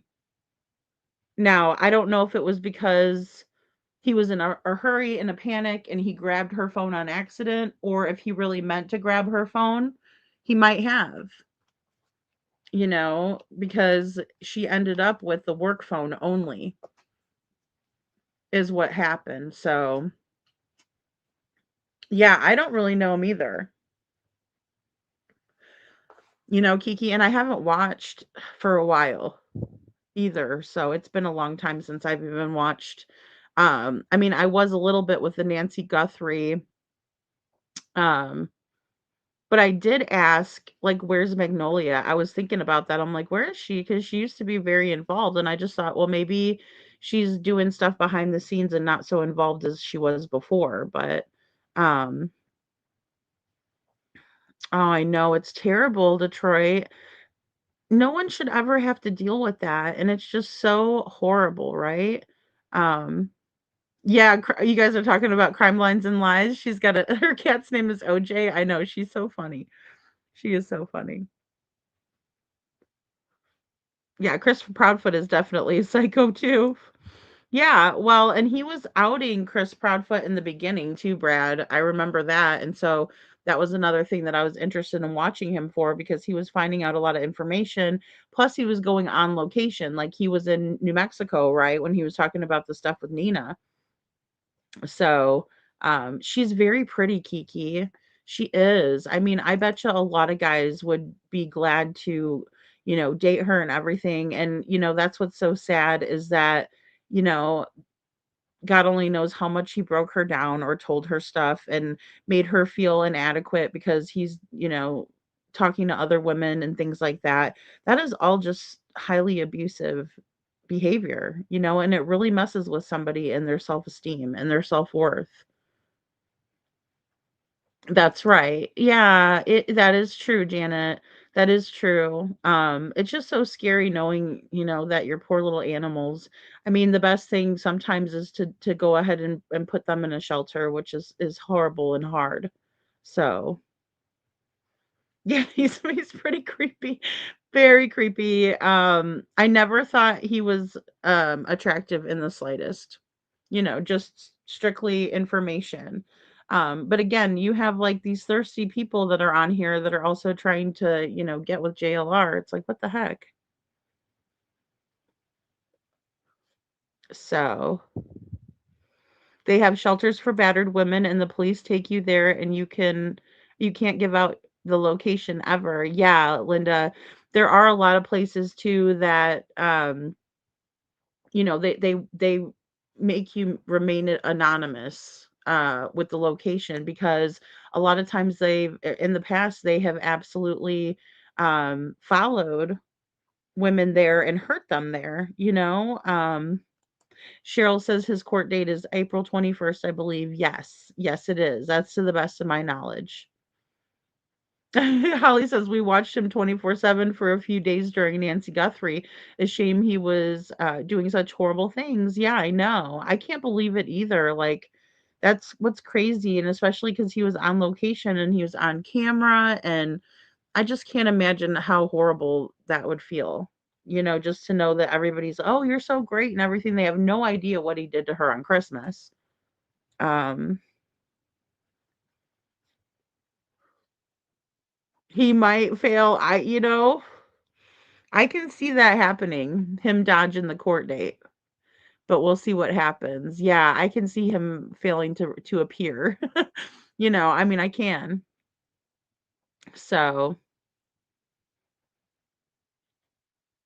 he went to Tucson to make as much money as he could. He probably plans to flee the country. Yeah, I mean, I wouldn't put it past him. I will say JLR had a criminal history, like a white collar criminal type of a thing, and then he turns DV, right? But then again, he could have always had that, because I know that there's many people that have come out. Even when I was watching Molly, I suppose she knew him very well. At one point, allegedly, according to her, one of her friends had made allegations about him being a monster, right? Abusive. And so I wouldn't put it past him, and Bullhorn Betty made those same allegations. So, Yeah, that's what I'm saying. I mean, as you should. If you break somebody's nose like that, oh my gosh, you know? Oh, Chuchi, I agree. In my opinion, she says he took her phone because it has her contacts in it, in my opinion. Yeah. I mean, I'm always gonna think the worst too. Not to say we're thinking the worst, but I mean, we kind of are, but in the same way, I mean, I'm not gonna Pollyanna the situation either because I'm like, look, I can't say for 100% certainty what his intent was or what he thought or what he knew he was taking what, but he absolutely took her phone, and that's something that abusers do, don't they? They take your phone because they don't want you to be able to reach out. They don't want you to be able to feel like you're able to talk with your people, right? Her contacts were in her phone. That makes 100% sense to me too. Yeah, I mean, Lori, I mean, oh, JLR's cat's named OJ too. Oh, that's funny because I know Brooks's cat is named OJ. Huh. Yeah, he is a man child. I know he kind of just drifts around. And then I also saw, I'm not gonna share it with you guys, but if you want to go to Nerdy Addict, his X page, he's got a video of JLR and he's got like a flag with like a swastika on it, and he's um doing lewd and lascivious acts with a Coke bottle. I'm just gonna leave it there. I don't know what else to say. He's a disgusting piece of shit, okay? He's a fucking disgusting ass piece of shit. Night court, disclaimer, gross. I can't with people like that. Like you like that kind of shit? You're not my cup of tea, right? Just disgusting. I went over the search videos and also some Nancy, but didn't know nothing like this. Yeah, no, I mean, that's the thing, Kiki. I mean, I've played him recently because of his coverage of Katie's side of the family. And he was showing the different receipts and stuff like that. So I was like, oh, that'd be a good video to put together. I like bringing in other people's commentary for me to review also because it's just not me telling you guys, it's like someone else saying it. So I think it brings a lot to the conversation. Just like when I reviewed the guy, Mr. Fox, right? Never a Truer Word is his podcast. And I just thought it was cool because there were things that he brought up. We all have something to bring to the table, but when you find out that these people are doing such horrible things behind the scenes, I can never support that. I will never support it. I never will. No, it doesn't matter, what I think, uh, or who I like. I just never will. Um, oh, all roads lead to Rome, JLR. Little Miss Sharon. Sammy says wasn't asking for money. People were just doing money trains. Really? Oh Lord, Sammy, and just giving him money. But some days he had 80K people in his chat and streaming. He brought all the YouTubers a big steak dinner. Oh, okay. Yeah, I mean, but that's how those guys are though. Like, I mean, if you ask my ex's friends what a kind of a guy he is, they're gonna be like, "Oh, he's great. Yeah, we love him. He's a freaking jerk off." But in real life, he's a jerk off. I mean, some of our high school friends, they remember how he is, but um, yeah, I mean, they're always doing stuff like that. And I really think, Sammy, I think that people that do really, really dirty shit like that, they think that they're making up for it somehow by, being generous, but they also they get a thrill off of being generous and be like, "Oh, I'm the big spender. I'll buy y'all a steak." It's mm, yeah, I'm so grossed out by it. Oh, good, Marion. Yeah, please never ever think it's your fault. I promise you it's not. I promise you. You could do every single thing right, every single thing perfect, dinner when it's supposed to be, whatever the hell this, the assholes require of us. And it's never going to be good enough. And it's never your fault. They're just going to go on to the next person and do something terrible to them. And it's like it's horrible. I think that was like the worst thing that I went through recently with my 2 stalkers, is that people were like, "Well, eventually they'll just move on to somebody else." And I've watched them do it, and it doesn't make me feel good. It makes me feel awful because it's like, now other people are bearing the brunt, and I know how it feels to bear that brunt, that specific brunt. And yeah, it's not a good feeling. It's horrible, and then you feel like you're being re-victimized because you're watching it happen to somebody else, in my opinion. And maybe because that's, part of the empath or whatever. But he would always show these gifts claiming they were from his parents on his show. He was just very strange. Yeah, well, and he was love bombing her too. Like, I noticed that in their relationship, that he was doing that as well, and I just thought, "Oh, well, maybe he really, like, is in love with her," because sometimes, you know, um, when you're in a new well, it's not even sometimes. I think whenever you're in a new relationship, it can just be exciting and new, and, you wanna, put your best foot forward and stuff, but, like, sometimes it's legitimate excuse me, love bombing and putting you on that pedestal so that way, they get you exactly where they want you to be. And I absolutely think that happened to Katie Proudfoot. I mean, that's why any of the good memories that they ever have were always in California in the beginning, right? And was being so nice and giving. Imagine repair mission sounds like, yeah, exactly. That's what it was. He was on, you know, absolutely, Chuchi. Thank you. He's absolutely probably thinking, well, this will make up for all the crap I did, because, they know that they're wrong. So I know, it seems that way, doesn't it, Liberty? I agree, he's never made an honest living in his life, but it's crazy that people just throw money at him as well. Like, I mean, I didn't even know I thought maybe he crowdsourced for some of it, or maybe it's just kinda understood on his channel, though, too, because he does travel a lot.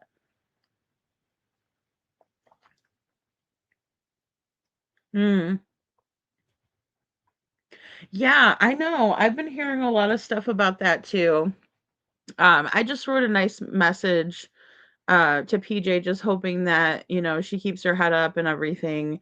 Because again, it's like one of those things where I'm witnessing the same kind of ugliness and harassment that I was receiving.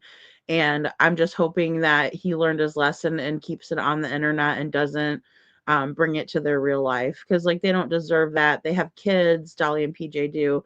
And nobody wants their sense of safety rocked. And that's exactly what that cretin does, in my opinion. My PTSD, good to see you, hon. She says he suddenly stopped with CP. Maybe they found info like this and were blackmailing him. Boom. Exactly.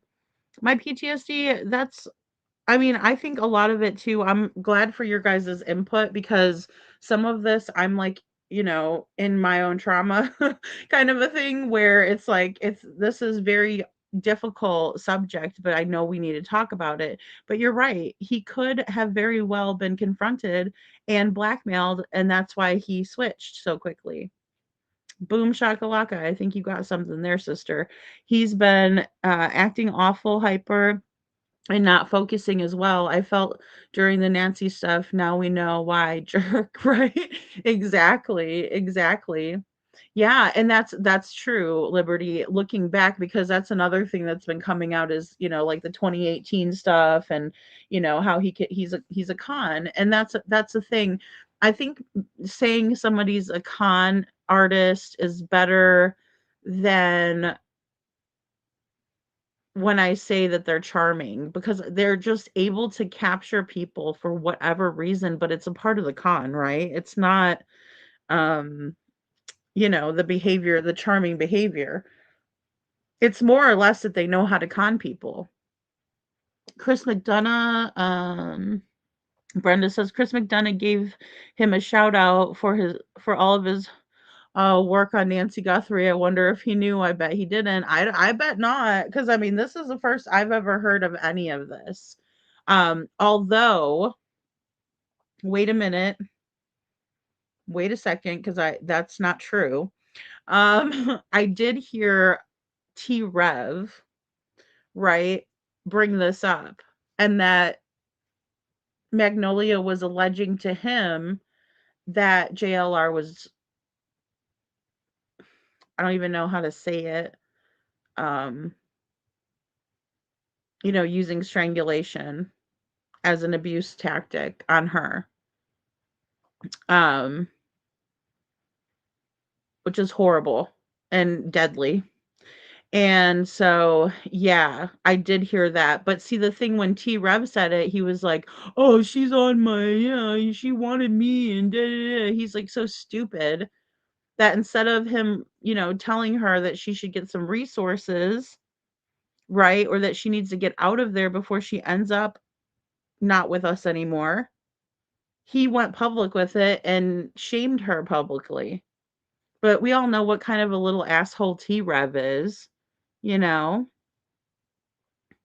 JLR sued Bill Gates and the Pope, and he's filed over 400 lawsuits. He sued George Bush. I heard that, Sasha. So he's very sue happy, is what I heard as well. I have heard that. Yeah, definitely. Isn't he like in the book of records for as many lawsuits or something like that? I don't know. That's what I heard. Um, so Oh, yeah, so that must be a rumor. Sorry, guys, I think I missed something there, but, yeah, Molly Golightly did, cover this today. She did. Yeah, which, um, I thought she did a good job of covering it. I think that it's important for the bigger creators, especially, to be covering this, especially if they know him, because like, she knows him personally, apparently.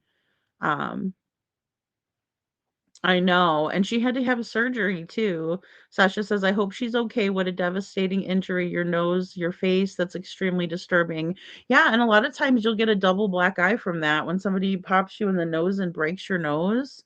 Yeah, a lot of times that's why they were saying she was getting black eyes too.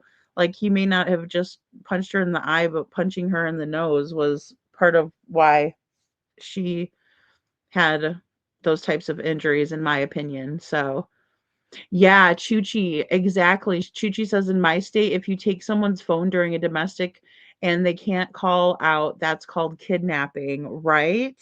You would think anywhere would be like that, because that is a big tactic they use. Another one is they'll take your keys, right? So you can't leave. So when people are like, "Oh, just leave," it's like, but sometimes they won't let you. They don't want you to leave. Like, because they're stage 5 clingers, and that's just putting it lightly, They don't want you to go. As messed up as it is, that's why they'll abuse you and tell you, "Oh, well, nobody's ever gonna want you. Nobody's ever gonna wanna be with you," blah, blah, blah, blah, blah, right? And it's all lies.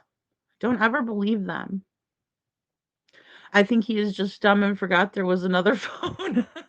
Brenda, I mean, I'm with you. I can say like I could say I'm probably about 20% that he didn't purposely take her phone, but then again, I can't even, I mean, I'm just purely speculating. He seems like the vindictive type though if he didn't stop, you know. Look and see what Google says. It's wild, Kiki says. Hold on. Good night, Miss Ann. Thank you for being here. Did you send me a text, Kiki?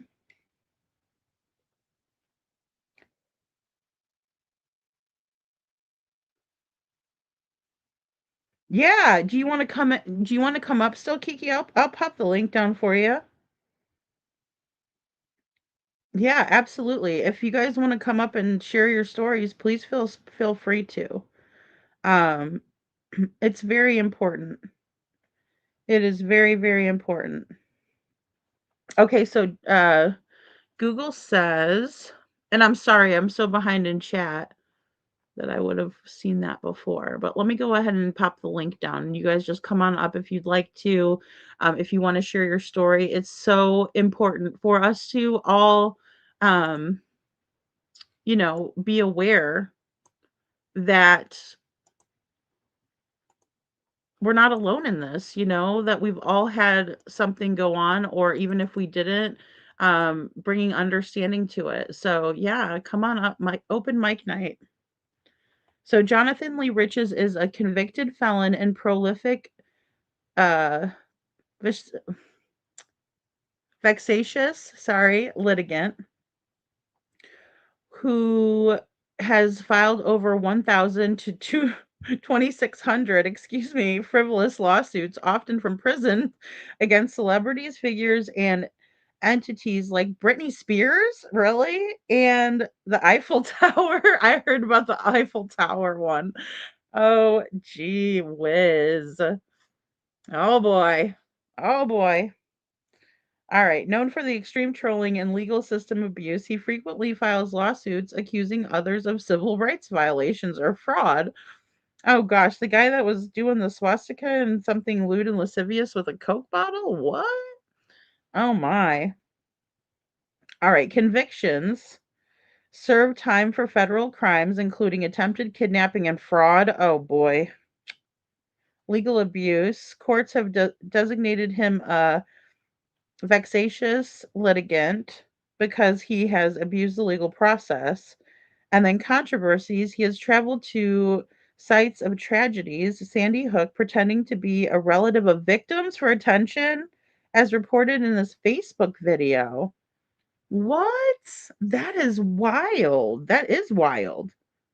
JLR often goes by the nickname JLR or just lies repeatedly and has been accused of stalking or harassing individuals involved in high profile cases, say the United Cajun Navy on Facebook, right? And this, I was talking with someone else about this. Oh, thank you, Alicia, for redoing your membership. That's so sweet. Thank you so much. I really appreciate you. So, yeah, here we go. Let me read this one. I'll read this also to you guys because we were talking about this earlier.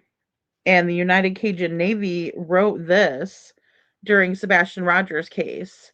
Um, Anyone who deliberately impedes the investigation or search for Sebastian Rogers will automatically be considered a person of interest, especially when we know those individuals have extensive criminal records. We are finalizing some intel that we will be turning over to law enforcement, and then we'll be beginning the process of exposing those who actively tried to stop the search. These people are dangerous criminals, and the good people in and around Sumner County have a right to know about the evil embedded in their community. This is far from our first rodeo. We're honored to have been embraced by prominent members of this community, law enforcement, and elected officials. Just because a handful of mentally ill people with too much free time get emboldened by online keyboard warriors does not mean we will ever stray from our mission. We cannot be scared, we cannot be intimidated, we cannot be told where to go or when to leave. We have plenty of these violent types slapped with restraining orders, thrown in jail, and fired from their jobs, and many other consequences. To those who threatened attack or threaten to attack, we have your voices recorded. We have our surveillance videos, and we have your vehicle information. We have your full arrest records. You soon learn what happens when attacking the real Cajun Navy becomes more important to you than finding a missing child. Stay tuned, the tiger is on the prowl. So that was from Sebastian's case. So very, very interesting. And that's what we have there. Oh, hey, Marion. Okay, hold on. We have Marion down here. So I'm just going to add Marion. Yes, I remember at 6. I remember 6 months old. Hey, okay, yes. How are you tonight? Thank you for being I'm up with me. doing good. Good. But my mom actually started beating me. I'm doing good. But I remember my mom started beating me at 6 months old, and she had a famous backhand, and he would grab spirea bushes, and my dad would grab anything he could get, including 2x4s, a cat of nine tails, a telephone, just to name a few things. Oh my. I am so sorry. I am so sorry. And I think a lot of the time with parental abuse that it's overlooked as Yes. discipline. This actually set me up.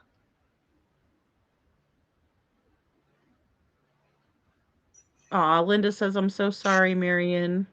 This actually set me up for failed marriages and abusive relationships. I was abused by a neighbor. Just a lot of people. Some kids beat me up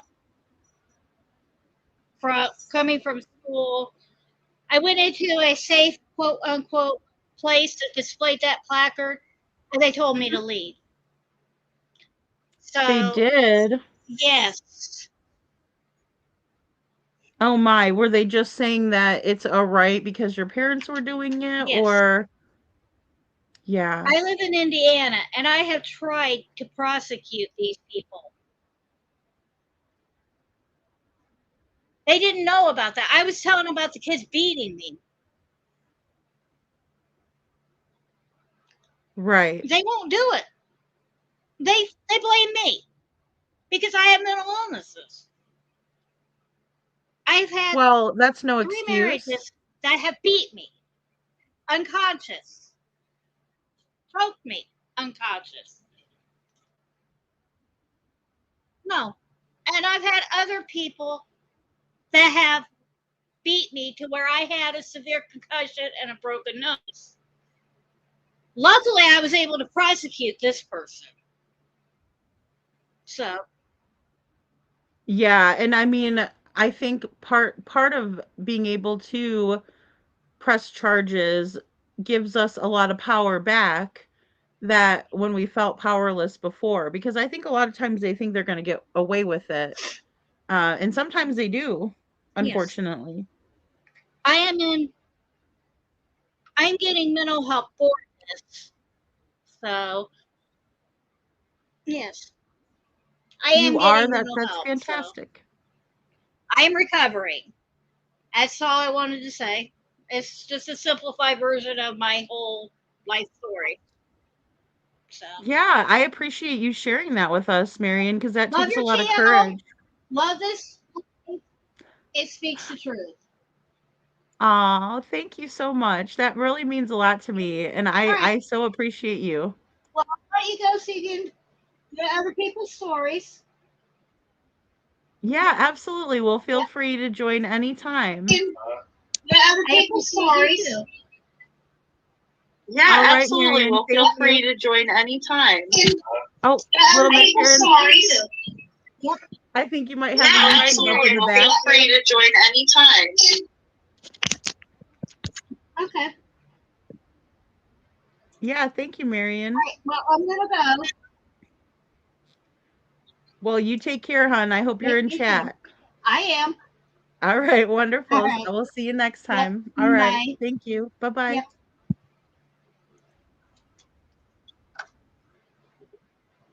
Hey, little Miss Sharon, how are you? Hi, hello. Hello. I thought I'd come up and say hello, take an opportunity. Um, yeah. Thank you. Yeah. So what do you have to share? Um, I just think I have to appreciate everybody that's gone through so many horrible experiences, and they can come out and support the other people that are going through this horrible experience because it never existed back in the day. Right.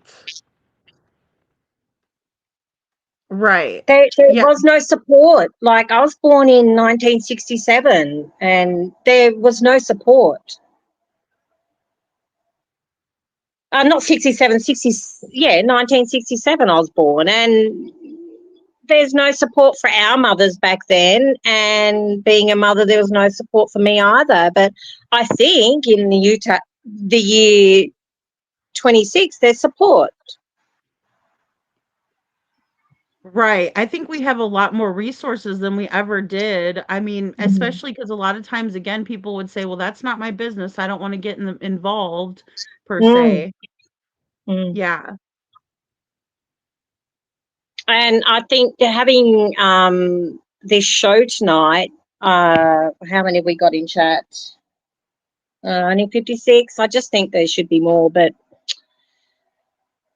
I know. I I really thought people would want to have a more of an open conversation, especially because it's someone that we are familiar with, if not. well, look at the retaliation you got against that other guy from YouTube members.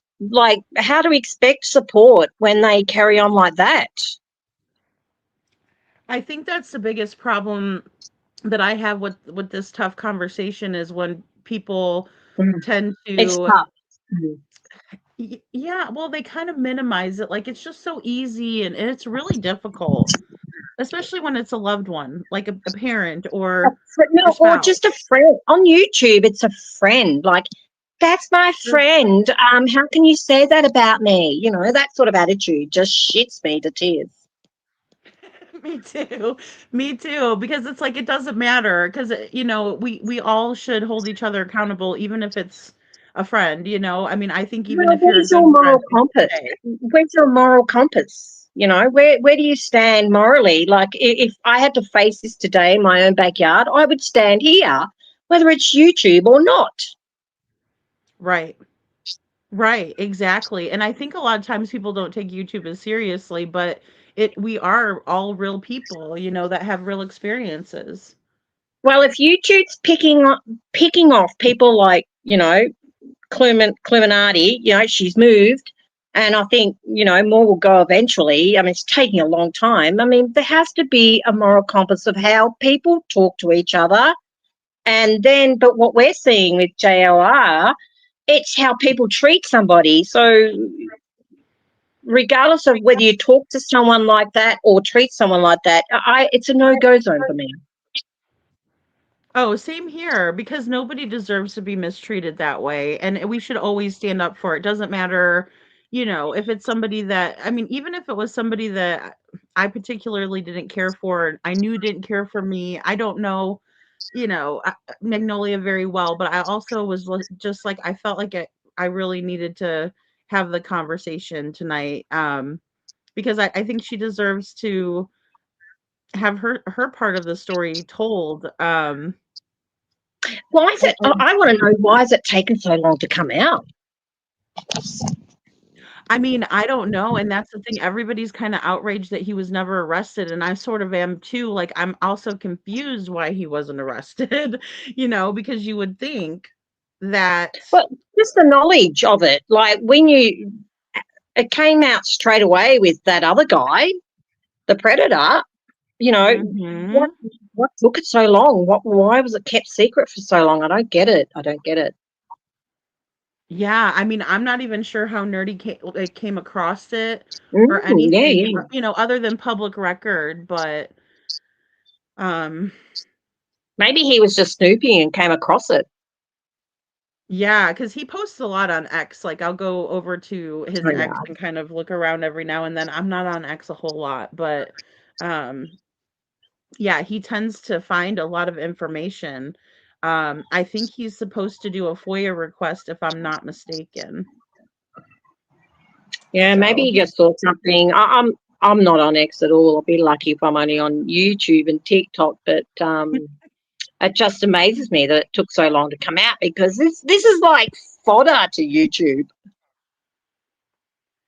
yes, exactly, exactly. Well, and it's just like a barrage lately of a bunch of different things coming out about other creators, and again, I never really thought I'd be talking too much about, I mean, we're all human, I guess, so. Well, we all know that half of YouTube is felon, so shit's got to come out eventually. Right. Well, and I think overlooking some of that with JLR's past, I thought maybe Mm. he had turned over a new leaf because, you hate to not give somebody a chance or something, but then again, uh, I, yeah, I mean, the red flags were there. Well, I did say in chat, um, BHB dodged a bullet. I don't know if she'll Yes. see it that way, but that's the way I see it. And I I do think maybe he too. ditched her because she's someone that would eventually scratch away and get to the bottom of it. Maybe have brought him to light, in my Mhm. opinion. Possibly. I don't know. Yeah, I think so too. Well, and especially in those situations where a guy is well, a girl or a girl is kind of talking to all these people and everything like that, it does make you feel bad like you're not good enough, but then again, you think about it, it's like he's doing that with other girls too, and that's just how he is. He's not looking for commitment or to settle down. So yeah, I mean, who wants that where you can't trust somebody, you're always a detective of sorts and Well, unfortunately, this is the way we have to go. We have to be detectives and we have to vet these men. We have to ask questions. We have to put them. I mean, even what's his name? Rice, that lawyer that comes on. He's got a whole thing that you pay, and it gets into people's backgrounds. How many times they've been married, have they been in jail? It comes to Scott Rice. He's got a oh thing that yeah. says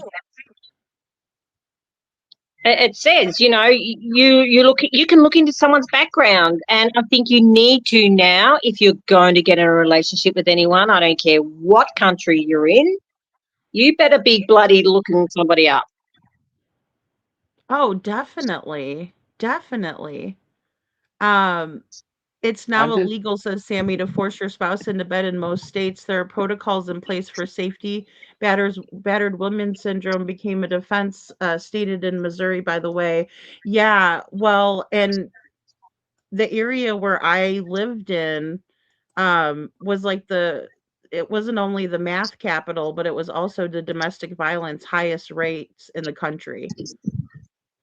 And they had wonderful resources there. I mean, we had the victim center, we had Harmony House, and that's where the shelter was. It was really nice shelter too. Um, but it doesn't change the rates of how especially when you have math involved in substances. I think that's a big one. I think Kiki's up here too. Hey Kiki, how are you? Hey, I'm good, guys. I'm trying to be real quiet because everybody's Yeah, yeah. asleep. We'll be quiet. Kiki's family's asleep. I I know just want to Kiki's say such a good that mama. I love Sharon's voice. Love her Me little too. voice. I could I've listen been to little waiting. Miss Sharon talk. I've been waiting so long to talk to you, Kiki. Hey, Sharon. Aw. You got country and then you got Aussie. No. Yes. Uh, I, Exactly. You guys know I love accents. Yeah, I did tonight's speak the to night of accents. I did speak to No, someone else on speaker once, and another Aussie said, "Oh, you're the Aussie, and they're the bogan." And I went, "Oh yeah, okay, whatever." Oh, because is there different do you have people have different accents, like, where they're from? Um, apparently, I don't know. I don't speak to many other Aussies. Aw.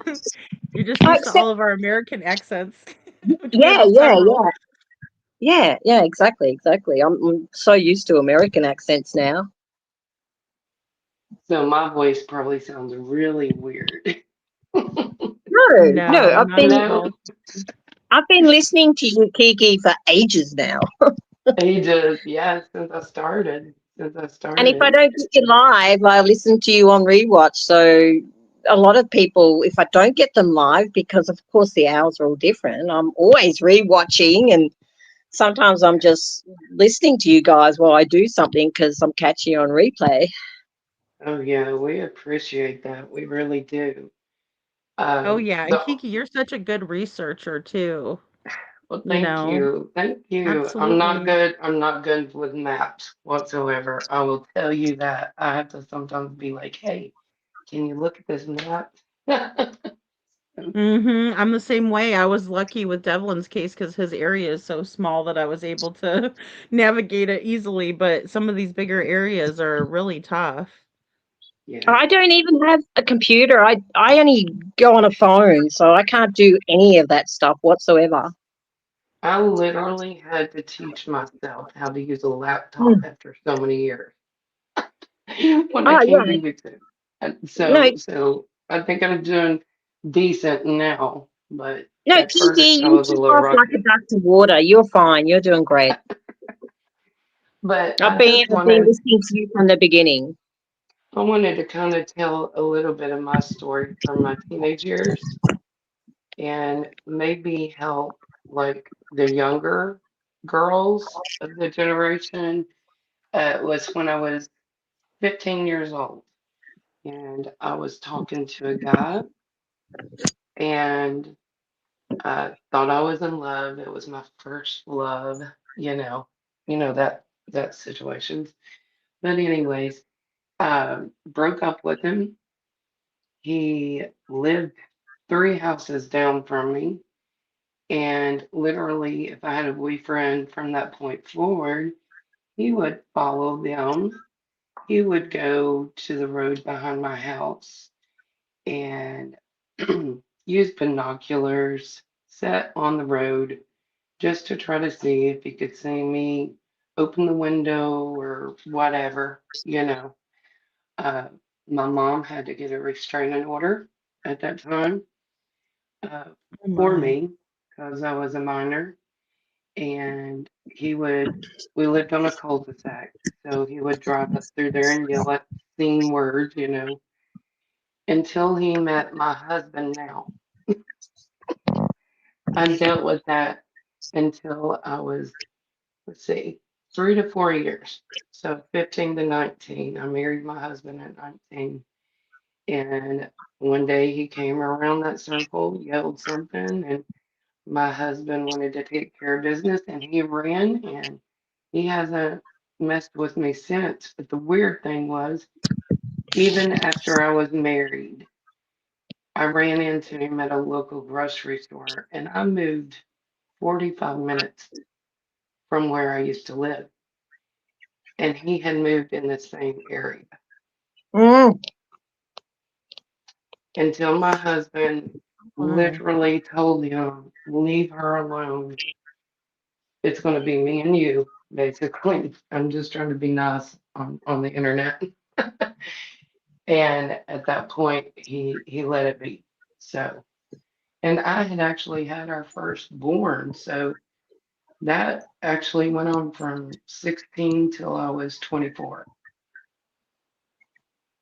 Wow. It's like they get obsessed over someone and they can't help it's like a compulsion, like they can't help it, but in the same way, I don't want to give them that pass either, you know?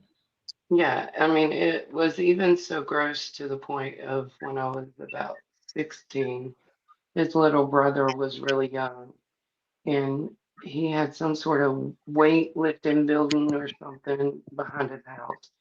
And he sent his little brother, which was very odd, to my house with a piece of glass and said, look, my brother wanted me to show you that he ran his car into the weight building because you made him mad. Oh my g and So, see, look at the gaslighting, like, oh, he yeah, did like, how could you get in his brain so badly to make him do anything, you know? yeah, Oh, yeah. wow. And when I started dating guys, he would start trying to run them off the road. He would follow them 20, 30 minutes down the road and try to run them off the road. Oh my gosh. It Even was with the bad. restraining order. Yeah. It was bad until one Yeah, day real restraining I orders actually, do absolutely nothing. no, I actually I though agree. seen him get arrested in front of my house and put in the back of the car, and he still kept on. Wow. And you haven't heard from him for a while, though? No, last time was age 24, and I had my son in the buggy.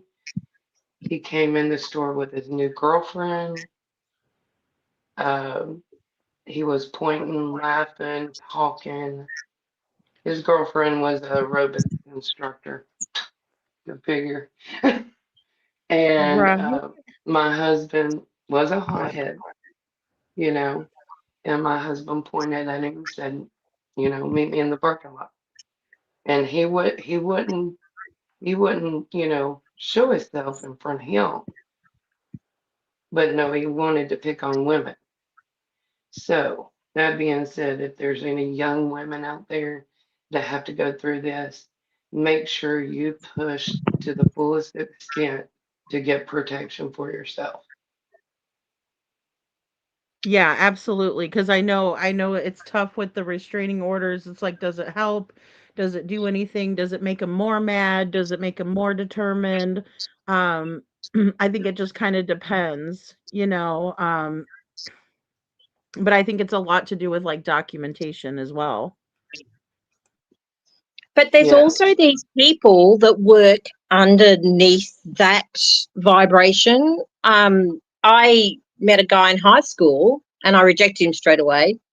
But I'm now like 59 this year, right?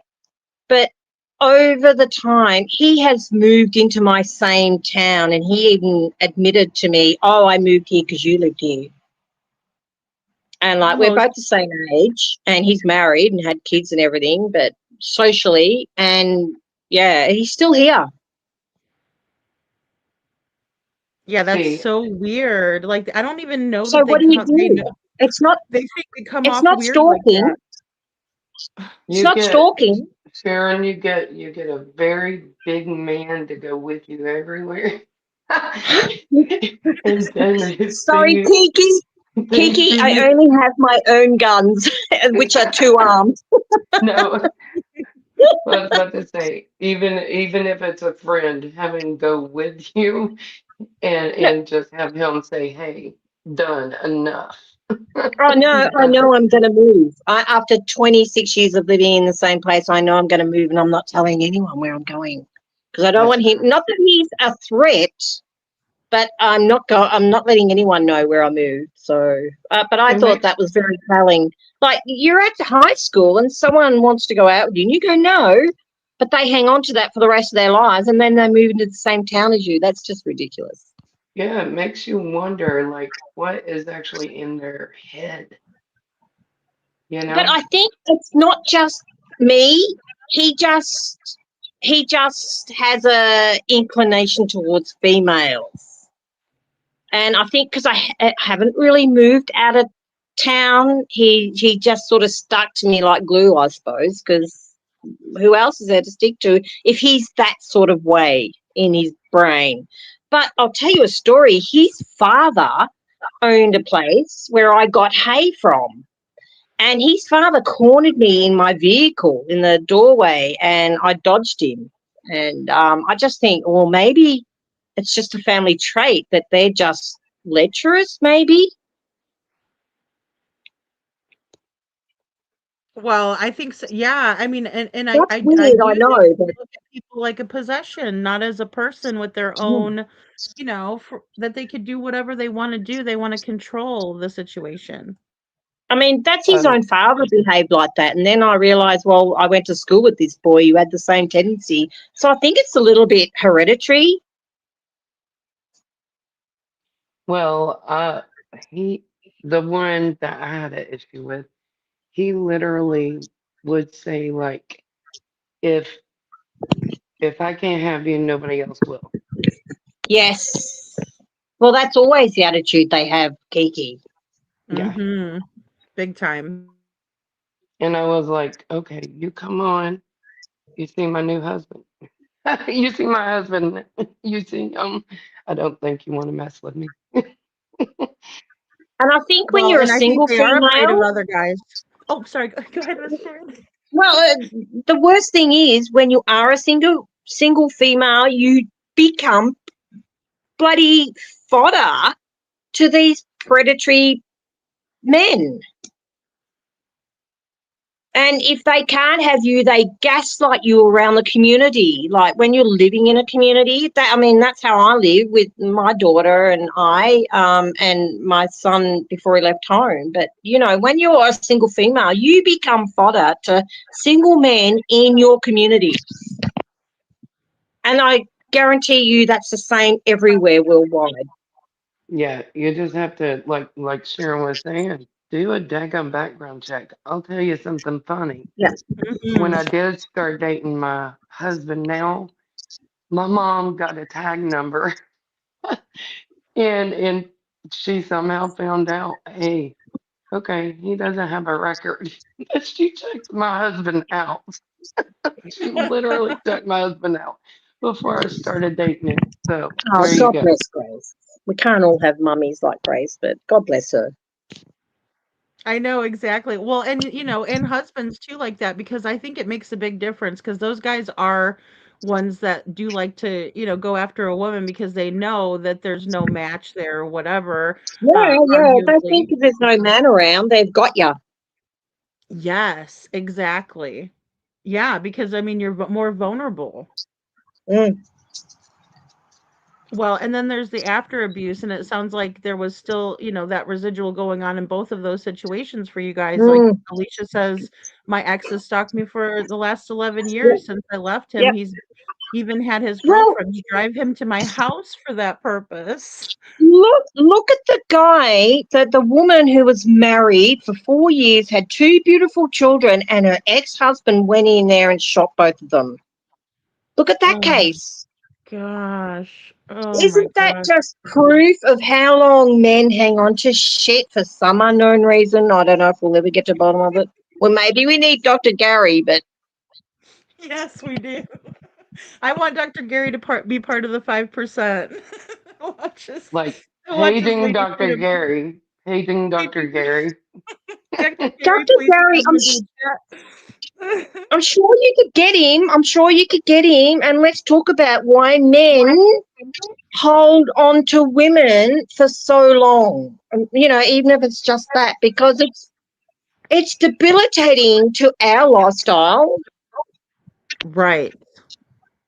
It Well, is. Well, you because know, it says we're always looking over our shoulder then, especially if they're like, if I can't have you, no one will, is like the absolute Well, attitude and once the we know sentiment. about it, we're looking over our shoulder. Once we know about it, but a lot of the time, look, we've gone along for years, and then all of a sudden we go, "What? Really?"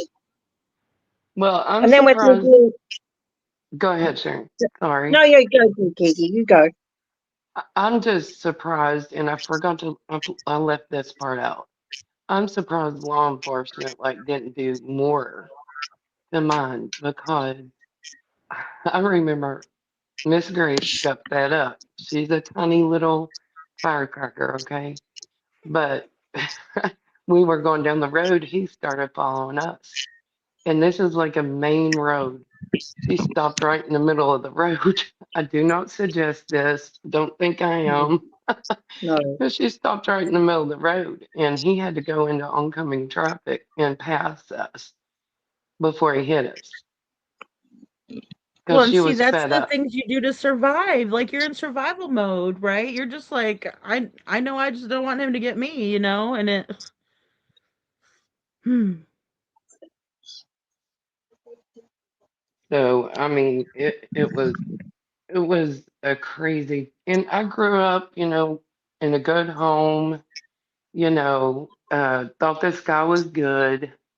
Mhm. Big football player, and I thought I was, hot stuff. Being with a football player, what have you. You know, and yeah, yeah, that's what he wound up after about a year of talking to him. So, anyways, I Wow. got to hop down, guys. Love you guys. Thank you See for you coming up, Kiki. tomorrow. Thanks, You're Kiki. welcome. So Yeah, awesome. good seeing y'all. Good talking with you. And I'm gonna be listening. Absolutely. Well, good, Love Kiki. y'all. Thank you so much. Thank you. Love you guys. Bye, Bye. Love you Kiki. Love you too. too, sweetheart. And it's just like Detroit is saying my sister's ex bought the house across the street from her Yes, after she finally got away from him, and she was yes. renting my aunt's house, and then she had to move again, and he kept stalking her for years.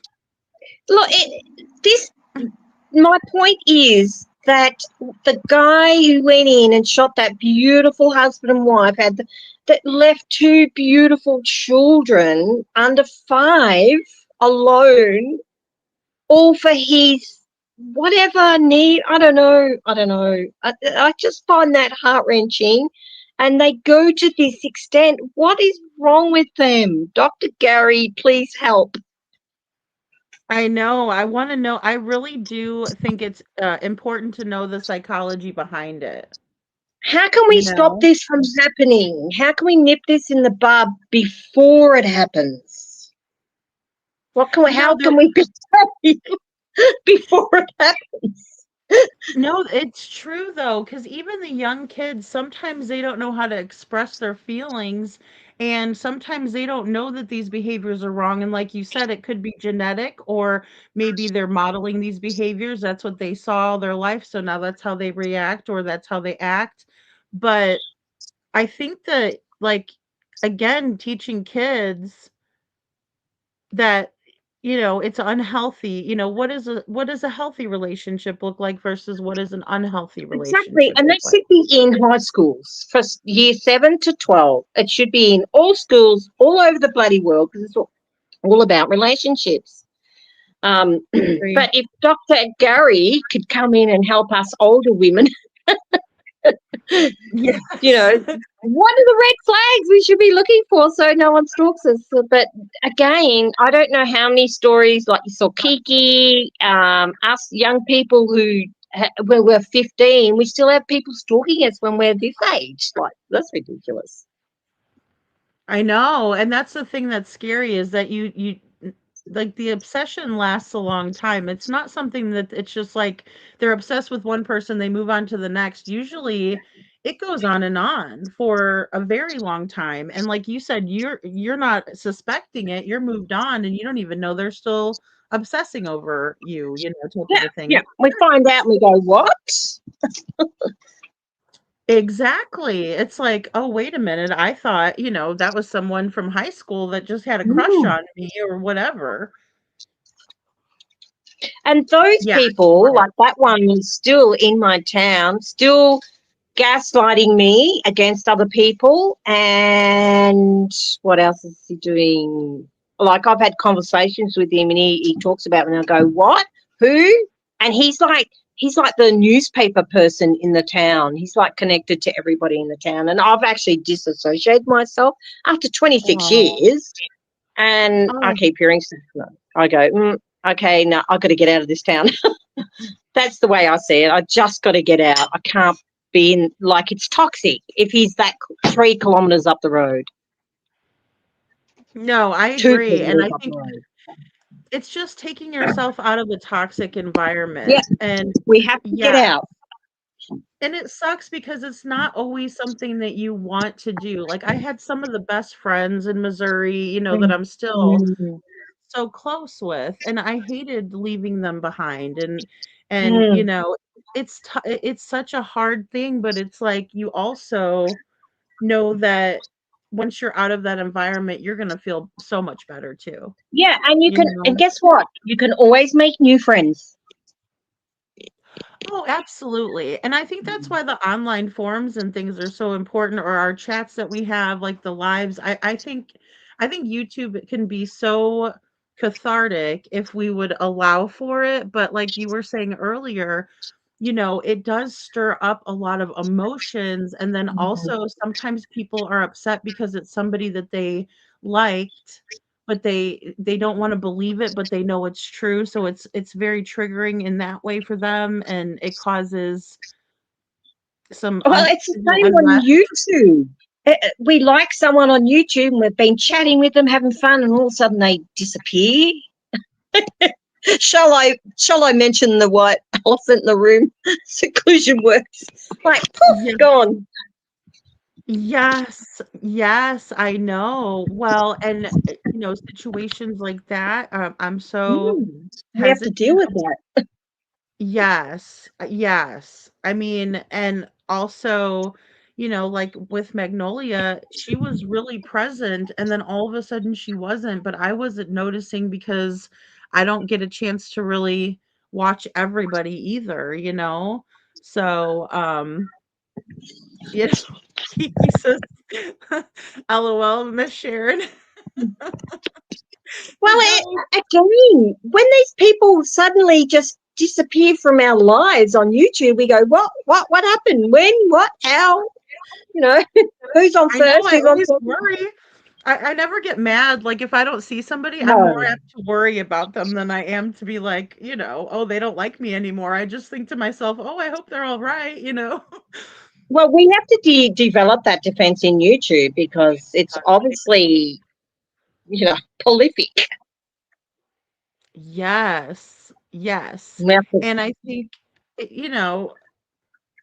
Lori says, wow, that was so messed up with seclusion. I know, Lori. And I didn't know how to handle it because I did get some strange emails. Sometimes I'm afraid to Oh, look in my emails. I have did to tell you? the Oh, well, I'm not truth be told. surprised. Yeah, well, if you've got shit boys, of course you're going to get some emails that are just not right, man. Mhm. Of Oh, course, yes. of course, of course. And I that's think where I I'd was be. torn, like, even with PJ, because I was like, I feel so bad for her because, obviously I'm scrolling through and I'm not subscribed to people, but I still see some stuff roll by from time to time, or somebody might send it to me. And so I'm like, oh my gosh, really? She's getting, just the nonstop hatred from that person. And I'm like, I feel so bad, like I'm glad it's not me, in the same way I'm not happy that it's someone else either, because like, how is he still able to continue on and on? um but I don't get the whole like moving on is totally healthy. I just don't get the whole let's have a dig, let's kill this person for a little, it's like beating a dead horse. That's what some people on YouTube do. They just beat a dead horse and it's like, what? Move on. There's so many things that we can fight for which are positive. oh gosh, I struggled with like, what topic am I going to talk about tonight, because there's so many, especially lately. Mm. How Mm. incorporate this, but I also was like, "Oh boy, this is really," because I think people forget really quickly too. Well, not they shouldn't. Women have memories like elephants. I agree. I know I do. I'm like, once I hear something or see it, I'm like, I can't unsee that one. But I'm glad that some of it's coming to light, at least, because then people can make a better, decision whether they want to continue to support that person, or if they want to. Because I do think Yes, taking a stand is a big one. Like, if you don't yes. watch people, you know. Well, where is your moral compass? Where is it? Where does it stand? I I think everyone wonder. should be held accountable for where their moral compass stands because it tells you who that person is. I think we have to be even stronger now too with it, because, Mm.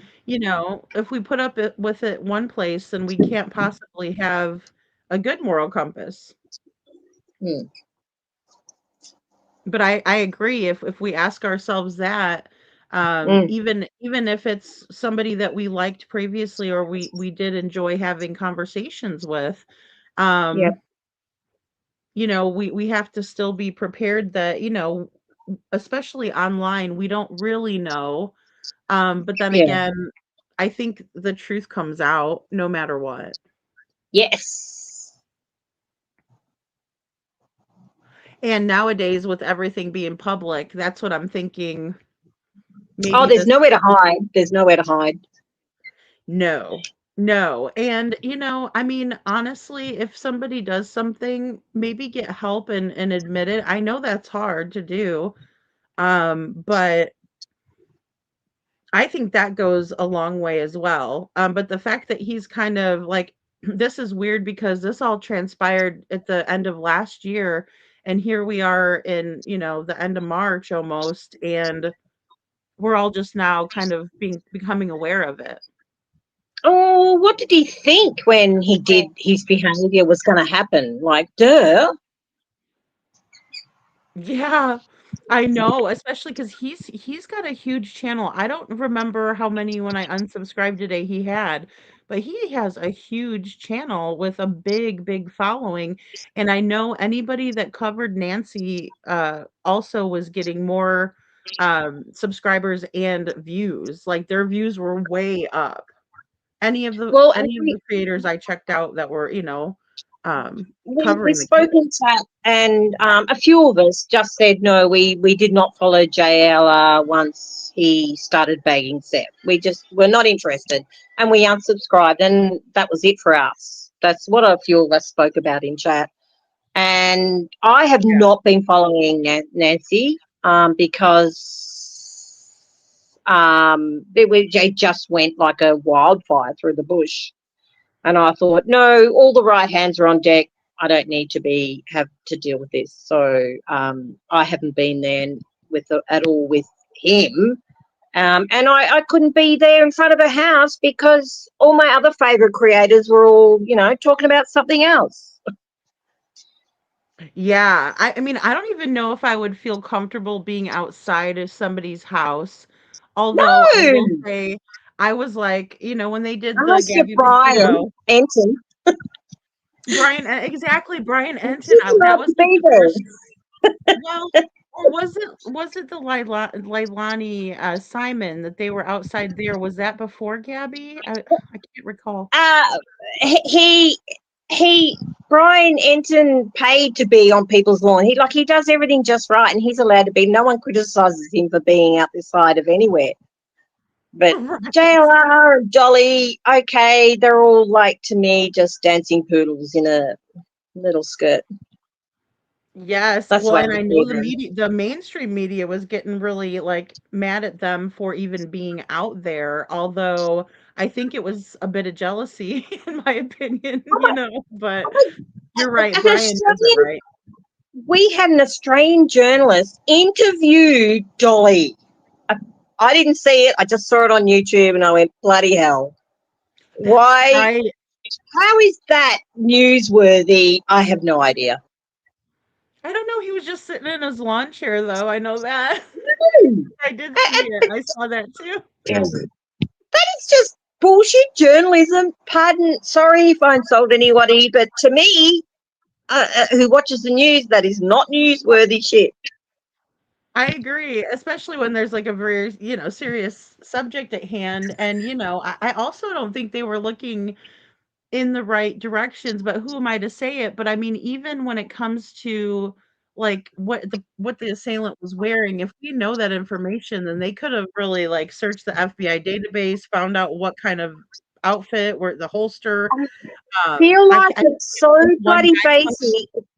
You have to listen to the people, the interview rooms put out stuff because they interview so many people as well. Mhm, But it's yes, too complicated for us little basic human beings. It's too in depth. But over here in Australia, at the same time, we had another 80-year-old guy kidnapped, and at the same time, and it was the wrong person, and they tortured him, and they found their body. They found his body. Like it was over and done with, and there was a ransom. wow. Mm, mm. Well, and I just don't see how that one little man could have carried her out anyway. Like, was there someone in the back? Was there someone waiting? Because I mean, he would have. Oh, there had to be several. It wasn't a one person. There had to be several. I mean, even I don't know anything and know that basic thing. But why haven't they found her? Come on, it's not Sebastian Rogers. Get on it. Get on it. I know, and that's the thing. That's I what I'm mean, we thinking. can't say corruption there. I mean, unless maybe, but Yeah, I don't think that's the case either.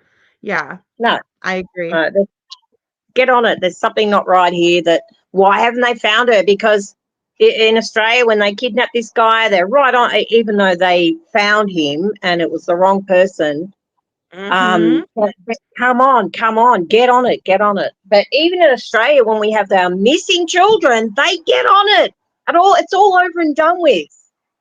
Nothing goes on for, well, apart from, William Terrell and, come on, get on it. Well, If it an old just makes person's you on wonder why. It does. Like, 'cause you're right, get on it, and but I do think Sumner County dropped the ball, obviously. oh, hang on, the sheriff this is what's got in common with Sebastian Rogers and Nancy Guthrie. You have two sheriffs that are doing shit. Mm. That's the I heard they're not commonality in these pleased. cases, Yeah, who oh in my gosh, I can't opinion remember only. his name. You're right, though. Yeah, they're not pleased with, his response. Across the board, I've seen that, where people are Yeah, not. the complaint about the sheriff in Nancy Guthrie's case and Sebastian Rogers' case seems to me identical. And maybe that's the problem with both these cases. Just Right. my opinion. Well, and it could very well be, because I haven't looked really into law enforcement's response in Nancy's case. I haven't. And I don't think the US Marshals are involved, but they could be. Do you know if they're involved, As mister? far as I know, he's not letting it go. He's not handing it over to the people it should be handed over to. But I would have just thought they would have railroaded over him. But I don't I know. know I'm these in local Australia. jurisdictions, they don't like to give it up. Like, that's another thing that really gets me, is Well, that they're asking it's for him to pride. step down. They're asking for that sheriff in Nancy's case to step down. So that's as Okay, far as I right. know. I mean, Brian puts up little snippets every now and again on YouTube, and that's all I listen to. I don't listen to anything else. Or Yes, well, Surviving Jerry, we've talked Survivor. about Gus. We've talked about Gus a little bit. I need to even cover him as well. It well, at least it's criminal. And they got the grandfather because he had a gun that he wasn't supposed to have some sort of. It's all. It's so difficult because it's criminal. So we just have to stick to it. But both the grandparents have lawyers, and that's it. Oh, But what I and do know is that they pull somebody in on a case, and I think they tried to do that with Chris Proudfoot. I think they tried to do mhm. that with him. They go in and they try to pull them in on something else, not necessarily the missing child, but pull them in on something else. That's the pattern I see on cases. Well, and that I think that's why everybody is like, "Hey, Lady Freedom, how come they haven't done that yet?" in order, and I'm thinking to myself, I think that would be a strong strategy, because I just see Katie folding under pressure when she's talking to even Smiley, who was doing, a very kind interview, but she was asking good questions. Don't get me wrong, but I mean, then you see her with, Nancy Grace, and I mean, she looked like she wanted to come out of her skin. I can't imagine how she would feel in an interrogation if she was already charged with child abuse, what that would look like.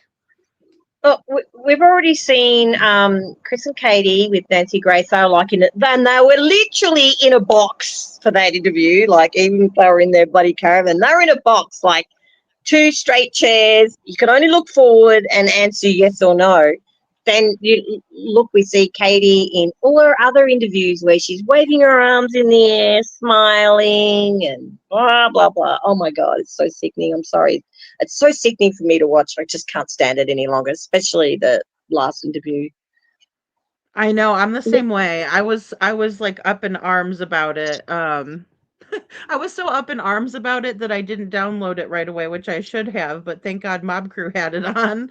So Well, I was did grateful for that yeah, because the Truer Word spoke about her latest interview, and it was just so. Didn't you have that? I think I watched it on your channel, the Truer Word. Did you have that yes, on? he did. Ah, Yes, I sorry, I watched love. so many channels. I forget who I watched them on. No, you're fine. Don't, no worries. I mean, honestly, I stumbled upon his interview or his review of the interview, and I love how he wrote that out. I mean, that put it into Mm, perspective for me. mm. Yes, Yeah. yeah. He was like I just watched Soul Tarot today, and she reviewed an interview with Peter Hyatt, and it's like, what? How come we can see all this and Ali cannot? That's just so frustrating. I agree. Who's I who's not? agree. But then it's like water through their hands. They've got nothing to hold on to. Ugh. Kiki wants CP to come on her panel. She goes, she's got some hard questions. Really hard Yeah. questions. I just that man. He's just I'm trying to find a word that he and he's not going to go on anyone's panel. It's just not like um Deception Detective has asked him, Peter Hyatt asked Yes. him, they've all asked him, but he just will only go where he wants to go, where he's got a soft landing, soft cushion, put your feet Oh, up, I lay back, agree. not get any, you all know I didn't do it. That's where he goes. You all know I didn't do it. Right. And, I would love to see him go head to head with Deception Detective because I don't see him winning that, at all. Even though I Also, know it would be classy, at what's his least by name? Deception Detective. Who's those young people that Seth and Tony went on? Oh God, I can't think of their name. They invited him too. Oh, Hatfield and I'm McCoy's? no, not them. I don't even look at them. They're soft cushion people. Come here, lay on my couch. I'll support you. What's his name? Sharon. The young guy. The young guy. He was hot there for a second because he interviewed Seth and Tony. Oh, was it Justin? Justin and I always get him wrong. Justin Laura from Lodge. Laura Lodge. There we go. Oh, Yeah. Laura Lodge. Okay, yes, Sammy the got it. lads. Sammy got it. Yeah. Yes. Okay, thanks. They asked Thank too. you. He's never gone where anyone's asked him. No, He nobody, goes like you where said, that he. are gonna give him, the real interview, a real tough one, right? Yeah, and he goes, give me the tough questions. Give me the tough questions. Nope. He Detroit, she just says goes, chicken shit pissy pants.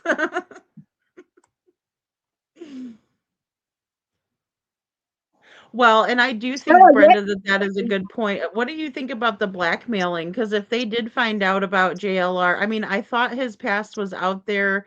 Just I knew about the white collar crimes, but what do you think about them blackmailing him into not talking about, or talking ill of Seth or not talking about Sebastian?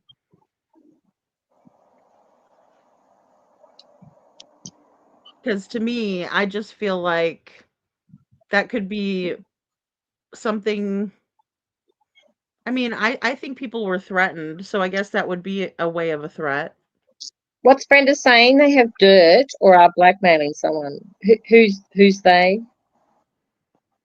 Chris and Katie. Well, that's the thing. We don't know what level they're working at. We just know that they're just covering up their guilt, whichever way it goes. And we can't work on their level because we're not like them.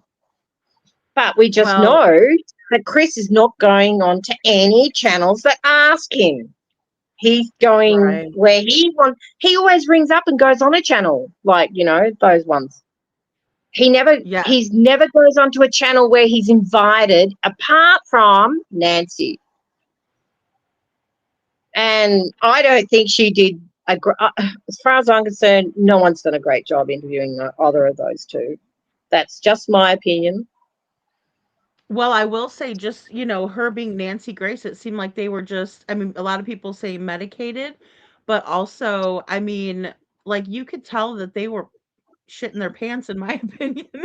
And she wasn't as tough as she is even on her panel guests. I've heard her chew their asses out and then, I'm like, well, wait a minute, she was Nancy soft was so on them. bloody robotic. I just felt she could have gone better.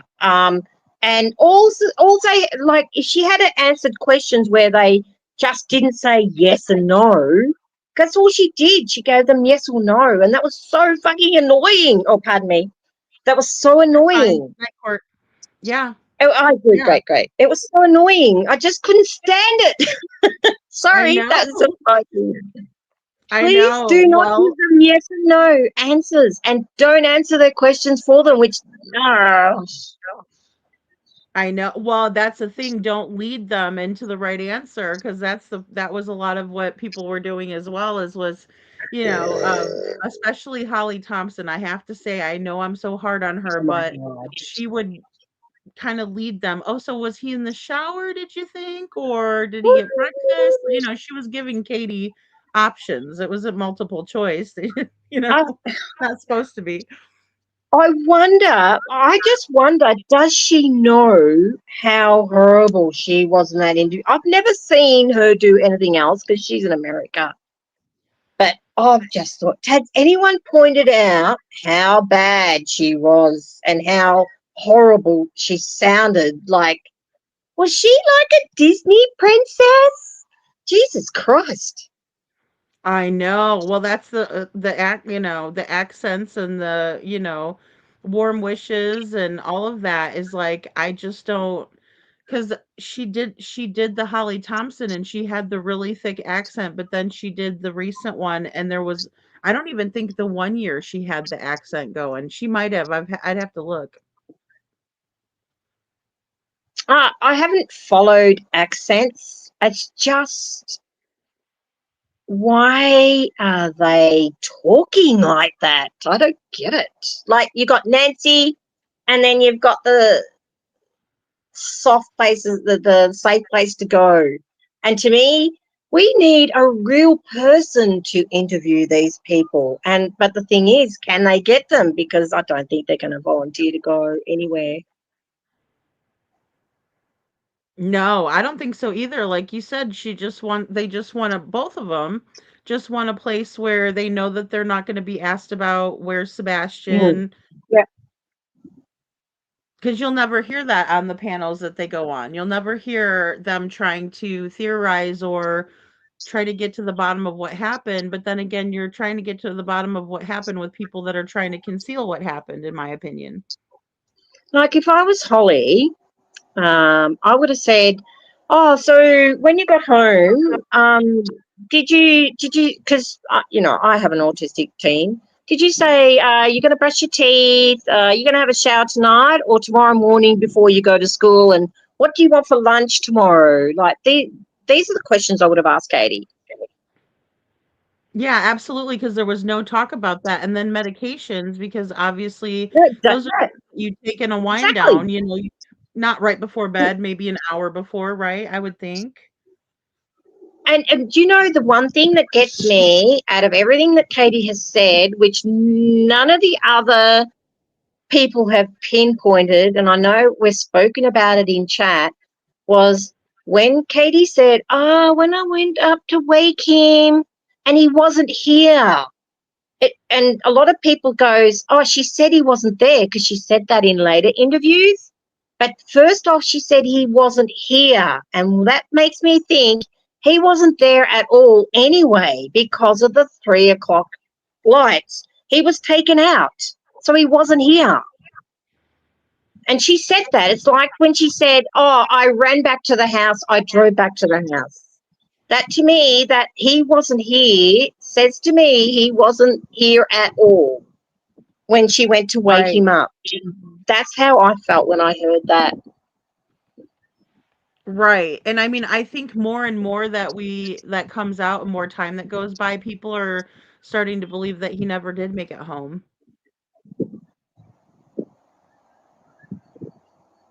I only think he made it home because of the lights. I mean, That's where that's my what opinion comes into. And the fact that he didn't take the rubbish out. Oh, and I was watching last night Mr. and Mrs. E, and they did a great job with Detective Dan. I shared it Yeah, on the I watched that. community post. It was I watched that good, live. right? Mm. Yeah. Yep, yep, yep. And he was And they reserved, showed like the he didn't give lights. anything away. Detective Dan just went, okay, yep, that looks a bit weird. Mhm. Yeah. Yeah, but you know, when they showed him that lights video, he was like a trash truck. I could tell. What I did was I zoomed in and was watching Detective Dan very closely Yeah. to see his reactions, to see Yeah. what he was to try to see if his wheels were turning at all during certain parts Uh, of it. they were turning for sure. But he didn't take left or right. He stuck to what he thought looked weird. Right. Right. And I mean, again, with that trash truck, I mean, it's not coming through at 3 o'clock. And when KJ did her video, it was during the day, but she was up on the hill where they were saying that the lights were coming from that you could see moving through the yards. I just don't, I can't get on board with that theory. I wish I could. So tell me, how can it go from someone walking down a driveway with a light taking their bin to trash trucks when neighbours have I mean, obviously, surely the trash truck company has been spoken to, surely, Oh, to I say what would think time the so. trucks went through. And the neighbour said 5 o'clock. Well, and another interesting little bit too was that Aaron Cantrell, one of the news reporters, had said that the trash truck driver alleged that the garbage can was heavier that day. But if they use an arm to transport, and put the can in the Yeah, but what big time truck. did they do that? What time did they pick their rubbish up? Was it 3 or 5? Oh, that it's typically like 5:30. Exactly. Yeah, and that's according to Bobby the neighbor, but also, you know, Terry Lynn had drove past the one time and the garbage was there and then it was picked up. I think I did mention something in chat a while ago, and someone said that the trash truck company was spoken to.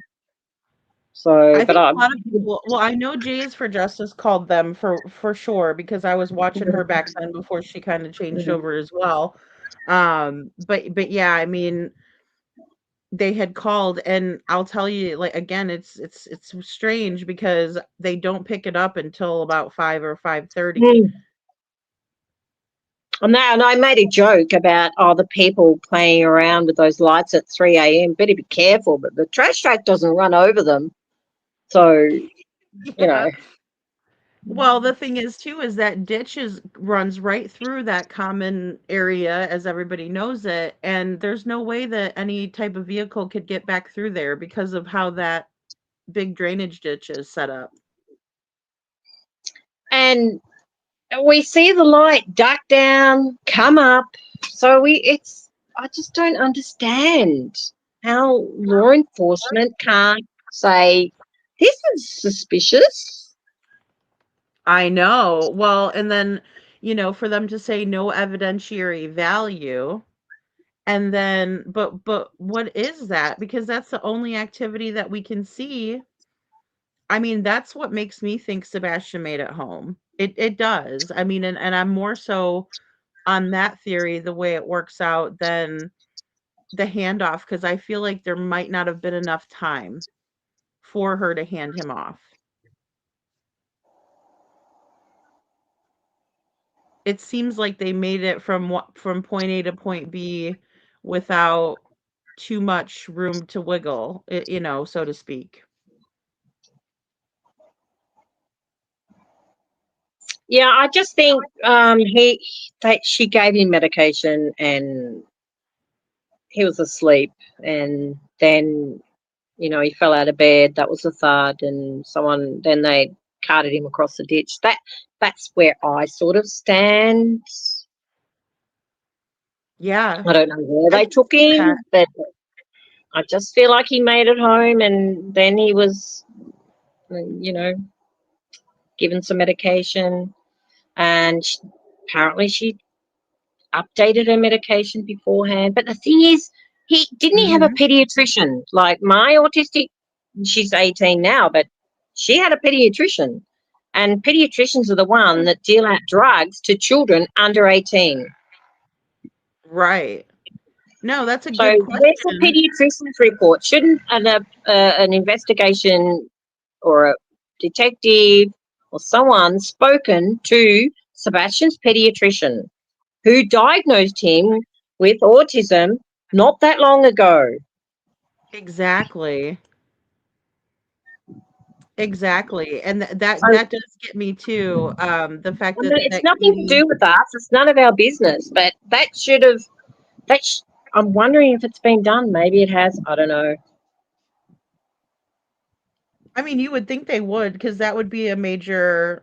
I mean, I'd want to check his medications, that they were all accounted for, that there wasn't too much missing, all of that. And then also verifying those medications through his pediatrician would be, yeah, Yeah, because if he's yeah, yeah. 15, Who, yeah. who describes the new medication?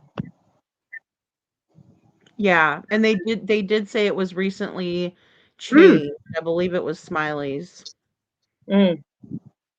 because she was asking about the medications too.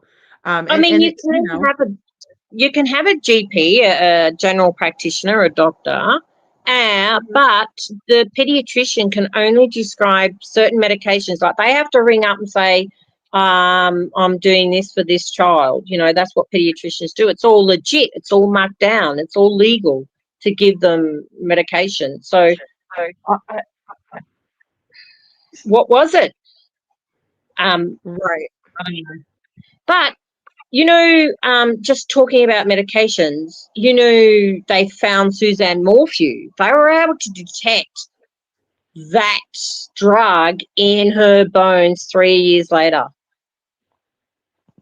Right. Oh my gosh, that's such a good example. Mhm. Mhm. Yes. And That's what I I mean, was thinking. yeah, I've said before too, like as soon as we find Sebastian, doesn't matter, like even if they did something horrible, he's going to tell us, because that stuff does stick around. And also, like with the different anthropology and things like that, um they can look at, where he's been and what's happened, if he was transported, if there's different things that they can tell from, different, I don't know if it's bugs, insects, whatever, that are on the body present. They've got bone. They got bone. They can find stuff, but they have to find it. And I think about Dylan Redwine. Um, it took a long Yeah. time, 10 years, to find that poor little soul. Part of him. They found Susan. They found Dee Warner. Um, Mhm. I feel it's possible. I just hate the smugness of CP, that he thinks he's just out hid everybody. Whether he's in a school or he's not, I don't know. He's hidden. He's hidden somewhere. How he's hidden, I don't know. I Right, just and that's the feel like thing. I feel Sebastian's like they bright might enough have done that. to They might have put contact him Seth. somewhere. I feel like Sebastian's bright enough to contact Seth or his grandmother, who he confided in everything. He's bright enough to do that. The fact that he's Right. not worries me.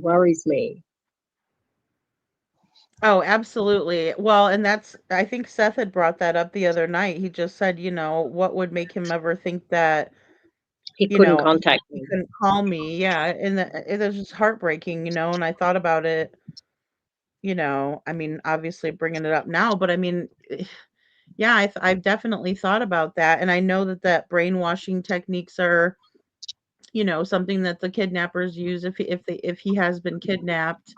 I just can't think of who could have Sebastian. Um, I know there's family in Costa Rica because they were married into the Proudfoot side. Well, not the Proudfoot, more like the Bower Sox crew, I guess. But Chris's people, which I've thought about that as well, and I know Chuchi thinks about the Alaska theory too. Yes, yes, that's on the table. I was in a chat the other day about I'm not taking that off the table at all. I know, I can't either, just because I mean there's a lot that points that in that direction. It's the same as when with Summer Wells, the grandmother left. When people who Yeah. left when this happened. Yeah, it was the Bower Sox. Well, they did a couple of different vacations. And I mean, I know it's annoying that they just have these incredibly annoying characters or attitude or whatever. Their character. Yes. I want to character assassinate them as much as possible. I know. Because Well, I know. their photos irritate me so much. I just want to. I know. Well, I was floored when I went on their pages and you didn't see a whole lot of the family. It was more just like, Kathy and Terry, living their best life. But then again, I mean, I can't fault them for that, but it rubbed me the wrong way too. Yeah, that we'll politely say they rub us the wrong way. Oh, okay. Detroit says Magnolia and T-Rev's girlfriend were best friends at the time, and that's when JLR turned on Seth, and allegedly, in my opinion. Oh, okay. That's interesting, Detroit. I didn't Well, know be that. careful who your friends are. Jesus. That's what I'd say to that. Yes. Well, T-Rev really showed who he was as well. Mm-hmm. And then I know he's messed up. Yeah, his girlfriend came on and said exactly what everybody kind of knew to be true or whatever. But yeah, I think it's interesting that T-Rev was involved in all of that, and then it's full circle again. Because I know, and T-Rev isn't. He's homeless. As I've watched Josh when he does T-Rev, which is bloody awesome. That's the only time I watch T-Rev is if I watch Josh do. Yeah. I'm like, okay, hopefully he does T-Rev or, Crabtree. That's the only time I watch. Or, not the only time I watch Josh, but the only time I watch them is if he's reviewing. Yeah, because it's funny. And T-Rev is a character as it is, I mean, he really is a character. It's funny that so many women are so enamored with these men because I know. Well, it's the same as women who like men in prison. It's the same thing. Oh, In my yes. opinion. I agree. I don't get that because here we are trying to figure out ways to avoid people like this or to see a red flag, and then here are You these got women women like, running to them. yes, and sending them money and writing them letters and I want to marry you and or look at Wade Wilson. Like that guy scares the crap out of me. Oh my God. What's his name? Chris Rock? Yes, that's it. Yeah. Trying to leave him behind because he's in jail. Once they're in jail, I tend to leave them behind. Once they're in court and they're being charged, I tend to move on and I forget. But again, how's that different from men on YouTube to men? in jail. It's the same attitude that women are giving them, I suppose. I mean, Except I and think like Chris Watts, I think he was a handsome guy like before this all happened, but the minute that you find out the horrific details of what he did to his poor little girls and little baby Nico and just wow. That is so heartbreaking how is and he's that not so a turn off old. for women? I don't get it. How is that does not where's your maternal have you got maternal instinct if you're going after these men after they did that to children? Even if you forget about the woman, like they did it to children. Is that not a I turn off? know. I don't get it. I'm sorry I don't Oh think like yeah. that. When Bella says "Daddy is my hero" and she sings that No, the back song, I'm seat like, of a car. how could That he? hurts my heart. Mm-mm. No. Yep. Because I find it endearing when I see a man, like you said, the maternal instinct. You're like, oh, that's sweet when they're good to their little girls and they teach them, how a guy should be to them. And, I just find that so endearing. So I can't imagine anybody, even if he was the best, I don't care if he's Brad Pitt, it doesn't. I've seen dads pushing prams, and I turn to my daughter and I go, "Oh, look, there's a daddy pushing the pram," and no mum inside. He's just out walking the child, and I see a dad, putting his daughter on the hip, and I might see him in a couple of different shops, and I go, "Oh." But Exactly. I'm the we same see women way. do that all the time. Why is it so cute when a dad does it? I don't know. I don't know, it just gets me. I'm like, "That's so sweet." Look at him being nice with and it just I think too like, you're right, though, we don't get the same, reception when we do it, it's expected, but yeah, I think it's the motherly instinct, but yeah, I don't know why a girl would want to try to get the attention or even, like, when people were writing to Gypsy Rose, like, it goes I'm both ways because there's men that do that too. Oh, I haven't really got delved into that side of things. But I'm Oh, yeah, sure she got married in prison? Dr. Gary would have something to say about all that. And I think I've even heard him talk about it on Chris's channel about women who write to prison people. Yes, women Actually, yes, where I live, women. I have prisons around me. Like I've got a prison that's like 5 k's away, and another prison that's 20 k, a women's prison. But I've lived here all my life, and I actually don't take any notice of them. I actually have friends Right. who work in prisons, and I don't, it's neither here nor there for us. I guess I could see if somebody was wrongfully accused or something, but, yeah, I just I don't know, that would be a very difficult relationship right off the bat, so, I um get, I think Dr. Gary said about, in women writing to men in prisons, he said, not going to go anywhere. They always know where they are. well, And I that's think, I think well, that's if you need true. that, if you need that to form a relationship, I think, well, there's obviously something wrong with you. Exactly, that's an Maybe. insecurity, right? Because you don't wanna have to catch them, talking to somebody. But then how do you know that they're not talking to a whole bunch of other women that's sending them It's money? the same shit. It's the same shit. They've got no idea. They're just living on that one thread of hope. They're doomed. Yes. Yeah, because I mean, I don't think I would wanna marry anybody even if they said, "Well, I'm getting out in 2 years," and then start a relationship and I guess, marry them in the prison. It's like, that doesn't sound appealing to me in the slightest. I do see the odd YouTube story about, the prison guy getting out and coming home and living with the woman, and then it all just goes to shit once he gets out.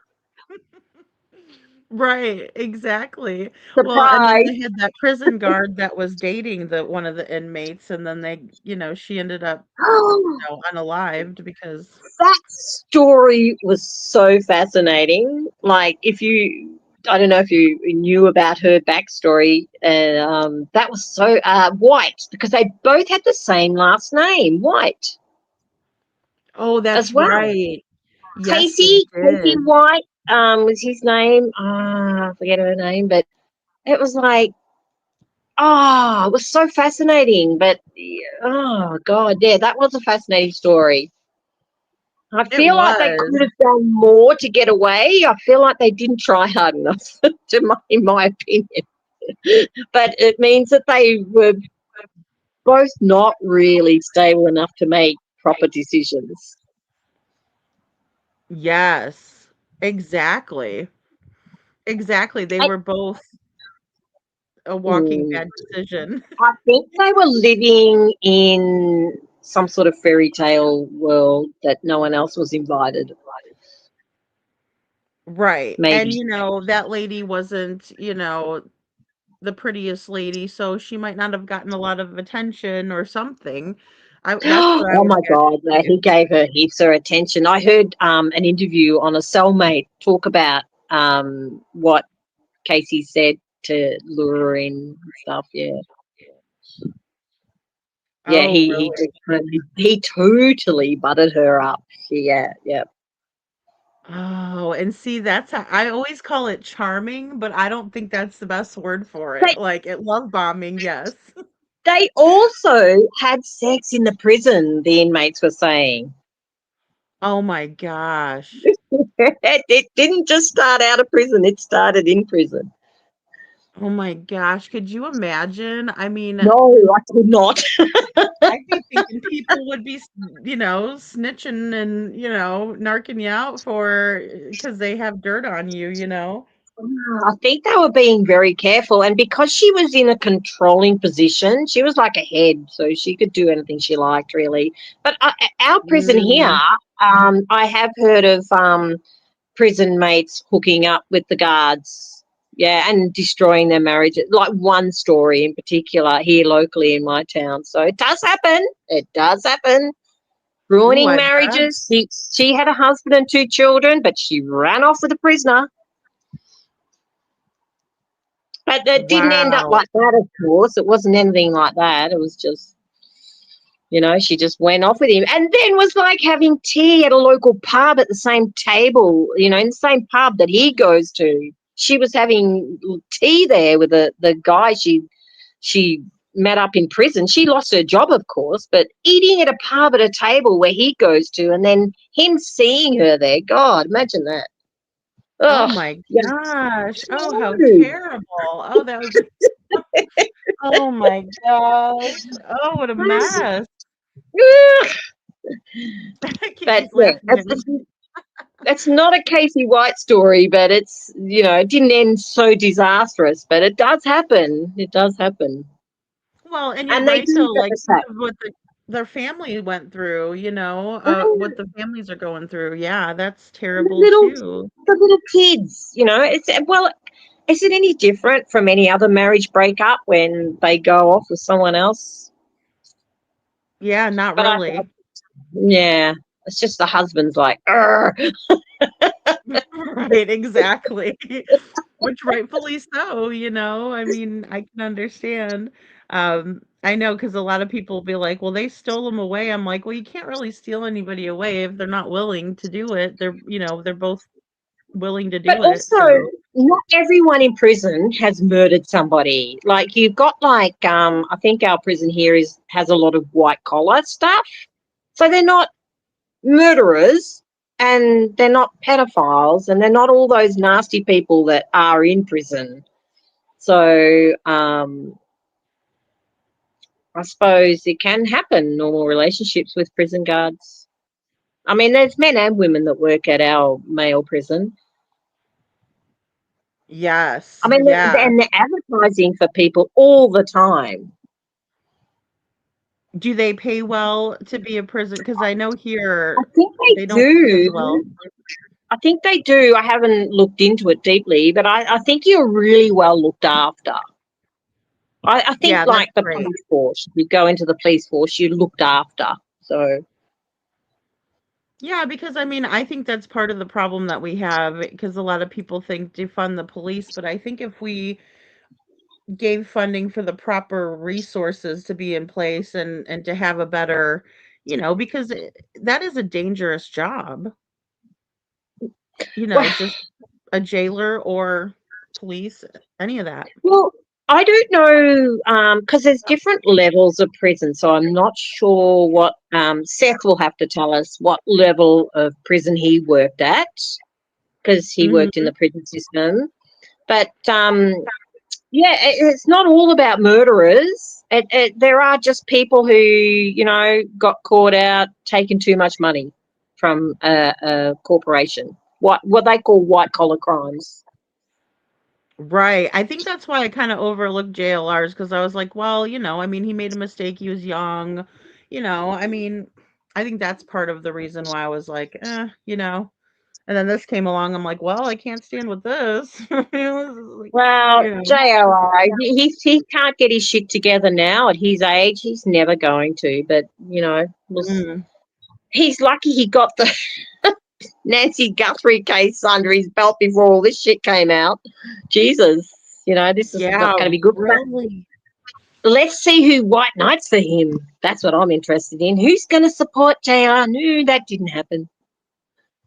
Oh gosh, when I was watching Molly's chat, they did there was a lot of people coming in like, well, she's a liar. It's like, but all right, if she lied in the past, I get it. Maybe she did. I don't know.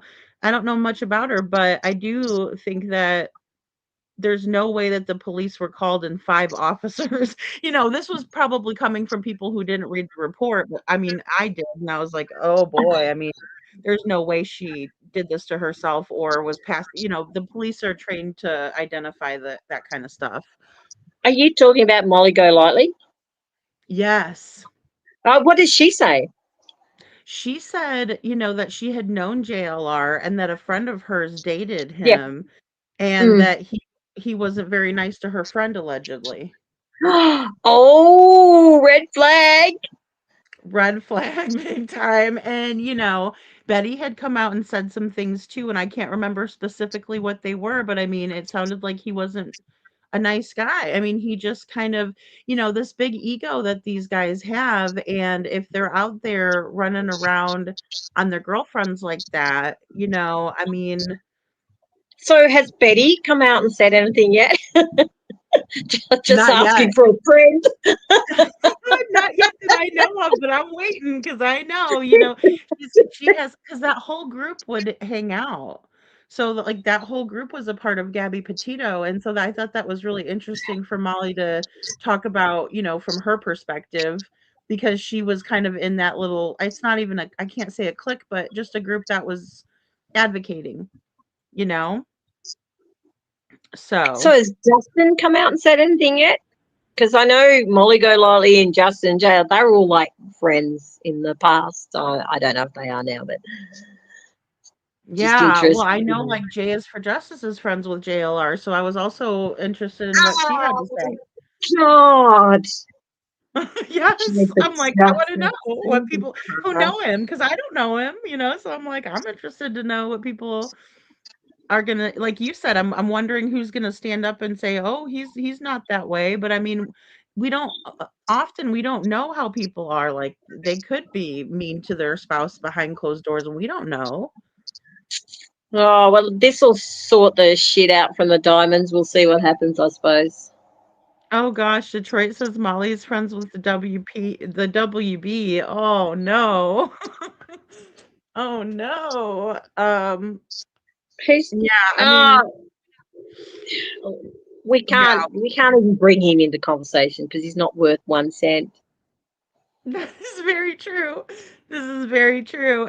But I was surprised to see people who were covering it first off. Well, not really nerdy because he covers a lot. He posts a lot on X. Like I don't know if you've ever gone to his X, but he I'm posts not on X. a lot. Yeah, he posts, all the time. I'm thinking Betty likes to come on early, so she'd probably be on in the morning, I'm thinking. Yeah. I've often, going to bed and seeing that she's on and go, oh, what's she talking about? If I'm not interested, I don't listen. But uh, I don't. I just get everything on YouTube. basically. That's where I go. And I feel like YouTube keeps up with everything. But I don't. This case with JLR is being kept under wraps for some reason. That's Mhm. strange to me. That is really strange to me. Why was it?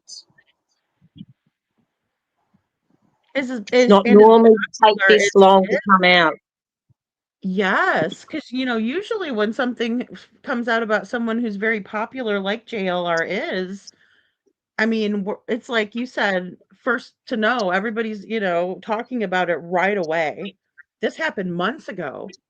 Yeah, that's what I'm saying. Why did it take so long? I can't believe that. I reckon, well, you would try to smother it, I suppose, but how could you? Right. I know, and that's the thing. Like that's why I felt like, Uh, okay, unless, so does that unless know she who kept wanted quiet and didn't want to make a big thing about it and just kept quiet herself. I think that's part of it, Lil Mister, and I do. Yeah. Mm, Yeah, that's why I mm. was like, I wanna address it, but I don't want it to feel I didn't want her to ever feel like we were not supportive. That's why I was like super I had such anxiety before this show because I just wanted to make sure that Mm. at least here at this channel we Well, were supporting her and what she did was the had right you thing. heard about it from anywhere else? No. Mm-mm. So what did you think when you first heard it? You thought, oh, I haven't heard anything about it. I I mean, can I was understand. shocked. Yeah, I was shocked at how long it took to come out. And then also I just felt terrible for her. Terrible for her that it happened or that it had been silenced. I mean, I just couldn't figure out whether she wanted us to discuss it. Cause like I said, sometimes people do, and they're like, "Yeah, get that SOB, like, I want him exposed, I want them to know who he is," and then some people are like, "Well, I don't want him to be exposed," because I think a lot of it too is just, um you get away when you're ready, but then sometimes you still have feelings, and so I didn't know if she still was, struggling even after 3 months, and everything that happened. Yeah, You that'd be an awful shock to you. And also, you don't know if the perpetrator goes, nah, they won't say anything. I'm right, mate. Yes, exactly. Well, and I also didn't want her to think that everybody was gonna minimize it just because JLR Mm. did it, too. Ah, she maybe thought that. Yeah. No, I think it's a good thing that we're talking about it. And she can see that we support her. Yeah, absolutely. Like even, I don't know if she's ever even heard of my channel or watched or anything, but yeah, I just want her to feel that way because I mean, that's something that I'm very passionate about um is just domestic violence awareness because I think a lot of times it's swept under the rug because it's like it's uncomfortable. Well, if we don't shine a light on these particular men's bad behavior, we got nothing left. We have to do it. We have to do it. Yeah, I agree, and I think it helps a lot with people, that have gone through it too, and I'm just so grateful to have you guys up and everybody that wanted to come up on the panel today and talk because it is something that a lot of us have dealt with even if we witnessed it or and there's so many different types, Well, even I said subtle. in Discord, I didn't know whether to mention it now or not. You know what I mentioned in Discord? Did you saw what I wrote in Discord? I believe so. I left well, was it before I grabbed coffee? Because I know I said I'm gonna grab some coffee and No, see I you guys think you in were chat. there. I was just added a few things that was my experience, but about Mm, my yeah. ex-husband, who's passed now. He had a lung thing and died, but I wasn't with him when he died. But he did smash in all the windows of my car, Oh, grabbed my rugs, my saddles off my horses, not my saddles off my horses, but the rugs off my horses, and made a big pile and burnt them all. That was the same night. And then on another occasion, he cut down the fences so they could run on the road. Oh my That's gosh, just did you get out? no. I got home in time because that was part of the reason I wasn't coming home in time. So he cut their fences, and Mm, I was only down the road. I wasn't far away at all. I just wasn't doing what he wanted me to do. absolutely. So I think that is such an important thing for people to realize. So he did that because you weren't doing what he wanted you to do, and so he figured, "I'll Mm. make her do what I want." And That's you talk about they attack your animals. Like Chris Proudfoot attacked the animals that Sebastian was attached to.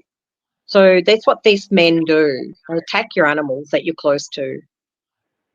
Now, what could be worse than cutting a fence down? So horses, I mean, they may have got killed, but they could have also killed someone else on the road if they had gotten out, and he didn't care about that. He just wanted my horse to get killed on the road. oh my gosh. Oh my gosh. And, to know that what horror that would have brought to you coming home to that is also a whole nother level, like, no regard for anybody Mm, else, no regard for you. Ugh, mm. Or someone else's life. But, right. if men are going to work on, and I know this with some men in some relationships, when women have animals, their attention's going to them. Like, you don't have to have kids. You can just be a male and female in a relationship. And you've got dogs, and they don't like you paying attention to that animal. Because they just want it to be about them. Or they can use it Yeah. for control, like, maybe Chris Proudfoot did for Sebastian, like taking his animals and saying to Katie, "No, I'm not having cats, not having snakes, not doing, chuck his rubbish out." It's just terrible. Right. I agree. Yeah, and it is. It's a jealousy because Co- they know that you love that animal and they want all the attention. Coercive control, they call it. I know, and I think we need to talk more about that. We can't just fob it off. That's right. And And, I don't and it think a happens, lot of people are aware. I don't. I don't think people are aware of it. and it happens when we have kids too, and you see it all the time. As soon as you have kids, that's when your marriage disintegrates because your child needs you to be there 24/7. Right. So, and that's just like the man goes like, "What? No, I'm not putting up with that. Where's my attention?" Right. Right.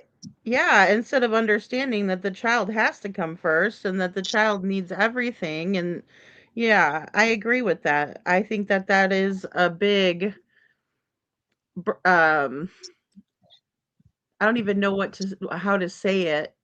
But how do we know this when we meet a guy and we start dating and we start living with them? How do we know this until that all happens? How do we see the red flags? How do we vet them? And there's just not enough education around that because there are signs, but we just don't see it until we have a kid or until we have an animal or, until we're that deep in it, we can't bloody get out.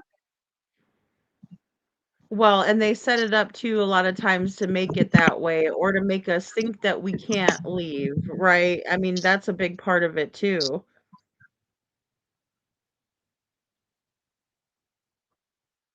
I just You'll think, never be able to find anyone else or, if I can't have you, no one will type of a thing again. Ugh. I think the first thing is, like I got pregnant like very early in our relationship, and I should never have done that. But I was like 21 and so naive. I was like, no. So, you know, I think we just have to hold something of ourselves back. Where if we need to get freedom, we have to be able to do that. And I think we always, regardless of how we feel about that man, we need to make sure that we're okay. We've got our own money, we've got our own freedom, we've got all this, and go from there. And then it's day by day, I suppose. That I can only speak from experience. I mean, And I think that that's a good idea to keep yourself and the other person protected. that's what I'm saying to my daughter. She's about to start a new relationship, and it's like, make sure Oh, you're okay. Make sure you're doing what you like. Um, I'm just like shoving it down her throat, so to speak. Pardon the coarseness of it, but I just think if someone had given me that advice, my life would have turned out differently. But setting great. women up for success, not failure. And if you've got a son, you have to tell them, well, you can't treat women that way, mate. Exactly. And I think women are just I guess speaking for myself, but I see it a lot where women are just so giving and they're always giving to everybody and they're doing and they're giving and they're giving and you have to have someone giving back to you too and filling your cup up for you too. So I think it's important. And then also you yourself filling up your own cup, like you said, doing things that you enjoy doing. Well, it's if you're not working as a team, it's not working. That's a red flag. Big time. To me, I think you can look at, and that's what I say to my daughter. If it's not, if you can't work as a team, that means when one person needs support, you support them. When you need support, you get it. You work as a team, and Right. you build each other. If it's not going that way, I think it's a red flag. Yeah, it is. It is. And I think too it's hard because it's like, you are going to have ups and downs or trials and tribulations in your relationship. So it's so hard because some people are like, "Well, I just don't want to throw it away for something small." But those red flags, they sure do add up quick. And even Kiki saying, we should do a show on red flags, The the I other think thing there's more is awareness needed. the other thing which is really really hard to recognize, especially when you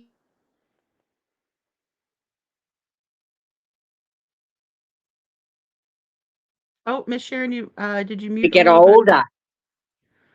Can you Sorry. repeat that, Mister? Could you repeat that? I think you cut out just a little bit. The other thing is, a lot of us as children have gone through trauma and we haven't Mm. addressed it. We haven't, like, therapy is the best thing in the world for people to go to, but it's your school cancel when you're at school or when you leave school and you go to college and you start a job. I think therapy is awesome because you can't have a relationship with another person unless you're addressing your traumas.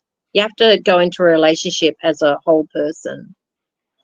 Oh, that's so true. I think that is another great piece of advice.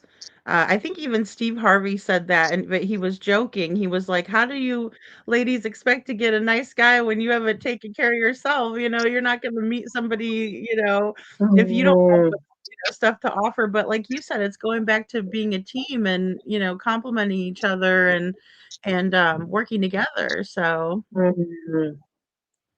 And I think, unfortunately, we're all, like, I was born in 67. That was a terribly harsh age to be brought up. So there's trauma, and there's trauma during all childhood life because of not having experience of being good parents. And I think you need to sort of understand who you are, what you need to balance out in order to step into a relationship with someone else, and realize that maybe that person hasn't dealt with their trauma, so they're not going to be a good fit for you. right, because you can't fix other people. That's another thing No, that's so hard. no, you can't. Yeah, because we want to. We see someone and we say, "Well, we love and we care for that person. We want to see them do well," but you can't fix them. They have to do well for themselves. Linda D's talking about a very, very important thing is that, you know what, we're not taught how to give boundaries when we're younger. We're not taught it in school. We're not taught it as teenagers. We're not taught it in college. We're not taught it in our 20s or 30s. It's, I only learned about it on YouTube. I go, oh my God, what is a boundary? Oh, that's what it is. Right. Right. Okay. And the better boundaries you have, I think the better relationship with people you have. I think so too, because yeah, it helps to set the parameters for how you want to be treated and how you're going to treat someone else. Thanks, Linda. I think that's a very important thing to discuss is boundaries. Yeah, and I mean, when I was learning about being assertive and setting boundaries, I was like going from 0 to bitch in like the the fastest, less than 60 seconds because I didn't realize that like I don't have to snap off on somebody just to get my point across, but it was like, I had to set them healthy boundaries where it was like, okay, this is unacceptable to me. And that's all you need, you don't have to go off the deep end. So yeah, I mean, it was a learning experience for me for sure. Well, we're learning boundaries every day with the person next door, with the person down the street, with anybody, with anybody. We just have to be on guard, I think. Yeah, absolutely. Well, and I think that too, like even parenting styles and things like, because you might have an overbearing parent or somebody that, doesn't respect boundaries. And it's tough when it's someone, in authority when you're saying, "Hey, you can't be treating me this way. I don't appreciate that. I'm not accepting that." I mean, it's tough when it's a parent or somebody close to you. It really is hard. Parenting styles, oh my God. I fluctuate between helicopter, free range. Yeah. Having an autistic child teaches you boundless parenting strategies. Strategies, is that the word? Yeah, strategies, You you're know right. what I No, mean? yeah, that's true though. I can absolutely see how that would because I mean, we have to be strategizing as a parent always, but I mean, especially getting through bigger challenges. Yeah, absolutely. And our parenting changes from when they're little, as they grow. Even like my son's 37, parenting him. Not parenting, I shouldn't say that because he doesn't live with me, but I have to, I set clear boundaries with him because I don't like the way he might talk to his autistic sister, or, I'm always parenting. Yes, yes. And navigating a relationship, is that your daughter's first relationship that she's been in then too? So it's kind of new? She's coming into it. Yeah, she's got we're actually having her boyfriend fly over, so from Queensland to here, he's going to go and stay with us. Oh, that's great. Yeah, so that's fantastic. Well, and that is a big one too, just kind of Mm, knowing how people are every day, learn, mm. yeah. But he's coming from a really closed family environment. He hasn't got many life skills and stuff, but he seems like a very genuinely nice, kind-hearted boy, man. He's 19, I suppose. So um, I'm going to introduce a whole new world to him, Yes. like like I do with my daughter. They because I think he's a little bit autistic too and stuff. So he just hasn't learned a lot. So yeah, I'm just going to teach them how to be adults, all that sort of Right. thing. I think that's important. The life skills are another thing that we're Mm. not taught as well, and I think that's so important. Well, when Chris Proudfoot talks about Sebastian not being they only talk about the bus Sebastian went on, and I'm thinking, oh my God, and money, like that stuff he talks about money. Like I took my daughter shopping. I said, oh, we got to look for the cheapest thing, and I always showed her what coins were coins and dollars were dollars, and she's so good now when it comes to money. And I thought, well, she's 18 and I was doing this when when Sebastian went missing, and I was thinking about it constantly. Like, they didn't teach Sebastian anything.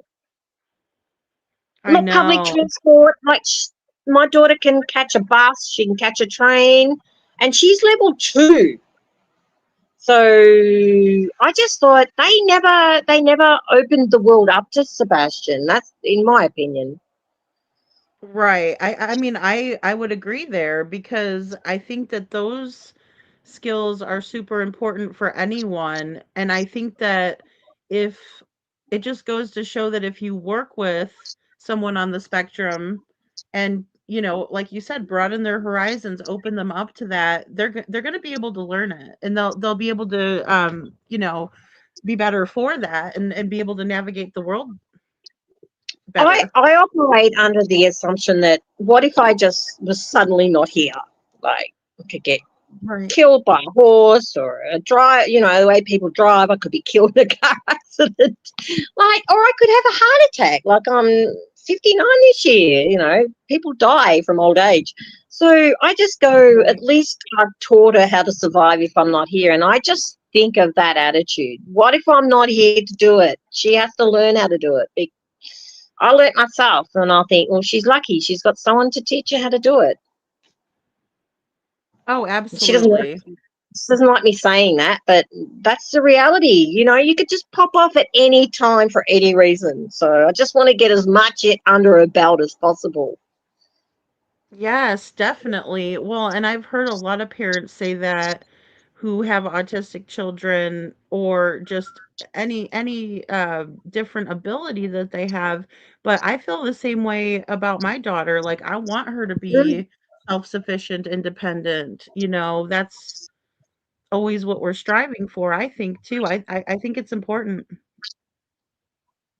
Well, well, my first child, he was born with a dwarfism called dystrophic bone dysplasia syndrome, and wasn't supposed to live past 7, but he's 37 now, and he's been living Oh my independently for like 7 years now, and I, I couldn't teach him anything. He left here when he was 29, but now he has his own flat. He's got a washing machine.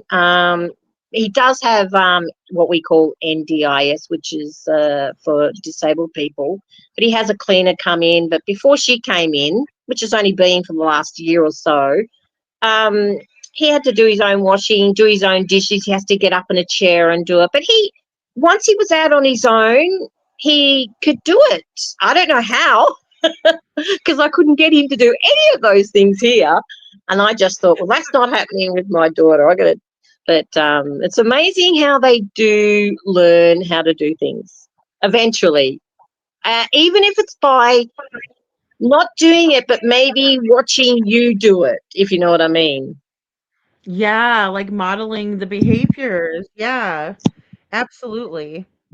Absolutely. And I think that's why it's important to show them, this is kind of what needs to be done, even though there are things that we don't like to do. There's a lot of tasks I don't like to do, laundry being one of them, but you have to, and it makes you feel better when it's finished and over with. And but yeah, But it's it's almost amazing what they can do when they're on their own. but it's almost like you doing it in front of them teaches them how to do it. It just kicks in later. Right. Yeah. Well, and I think that's awesome that he's able to do all of that as well. And because that would be challenging. you know Next time I don't want to do the dishes, I'm just going to remember that and say, I don't need to have a chair, to do that. So I just think that's awesome that he's able to, just get right in there and be independent, because I think it makes you feel good about yourself when you are independent. Okay, I'm going to step down. I've got to go and do some jobs. So thank you so much. Oh, thank you, little Miss Sharon. I really appreciate you coming up and sharing tonight. That was awesome. And I will pop back down in chat in a sec, and I've just got to go and do a job. All right. Well, thank you for coming up. Thank you, I'll see Lady you next Freedom. time. Thank Bye. you. Bye-bye. Aw. Little Miss Sharon is awesome, guys. Please show some love to Little Miss Sharon in the chat. And our friend Miriam, too. She went ahead and dropped off because we've been on for a while. But I really appreciate the conversation, guys, because I think that we all have things to bring to the table, especially when we talk about our young kids that are getting into relationships, that are learning what healthy boundaries are. Because it's hard to navigate, especially if you've never been in a relationship. Um, relationships are tough, you know? Good night, Kiki. Thank you so much for being here, and thank you for coming up on the panel, Kiki. Oh my goodness, I always love having you up. So thank you. Thank you for coming on and for giving your perspective. And again, you know, these patterns that we see when people are obsessive or possessive over us, that is always one of the first red flags, right? If they're disrespectful to our property, it's a big indication of how they feel about us as well. And so I think just seeing those little nuances, Brenda was talking about 30 days in, you can tell, you know, who someone is. But especially when you're spending an awful lot of time with them, it's definitely something that will come through if we know what to look for, right? We have to see it. We have to be able to identify even the littlest, most subtle things because a lot of times people are trying to hide that, unfortunately. Thomas, I agree. The BS high functioning, or that's BS high functioning autistic people can do a lot of things that they're trying to pull the wool over somebody's eyes. Sebastian was smarter than they want to admit. I agree with that, Thomas. And again, you know, just what little Miss Sharon was saying, you know, showing them what to do and them doing it on their own even later is important, right? I mean, it's just I really get chapped when they'll be like, "Well, your child's never going to do this or they're not going to, you know, live this long or however they put it." Oh my gosh. And here little Miss Sharon's son is 37, you know, and that surpassed the doctors by 3 decades, and counting. And I just think that that is so important to remember because a lot of stories that we'll hear, the doctors are saying things that, you know, you just don't even think that I mean, we're supposed to believe them or listen to their advice and guidance. But then again, if they're telling us that, I tend not to believe it because we've heard so many stories just like little Miss Sharon. So, um, you know, thank you, Lori. Thank you so much. Yeah, we had a great live tonight, guys. I was like very apprehensive to do this, but I think that it was a great conversation, and I appreciate everybody bringing their thoughts into it because I think it's really important. We're seeing it more and more, but again, I think it's just spelling out, and to know that we've all kind of experienced some level of this type of behavior speaks volumes, you know. And again, with all of us women, and you know, thank you, Thomas, for being here, and all of our guys that watch too. um Again, I think a lot of times even their stories are not told because there's a taboo. There's just something where people,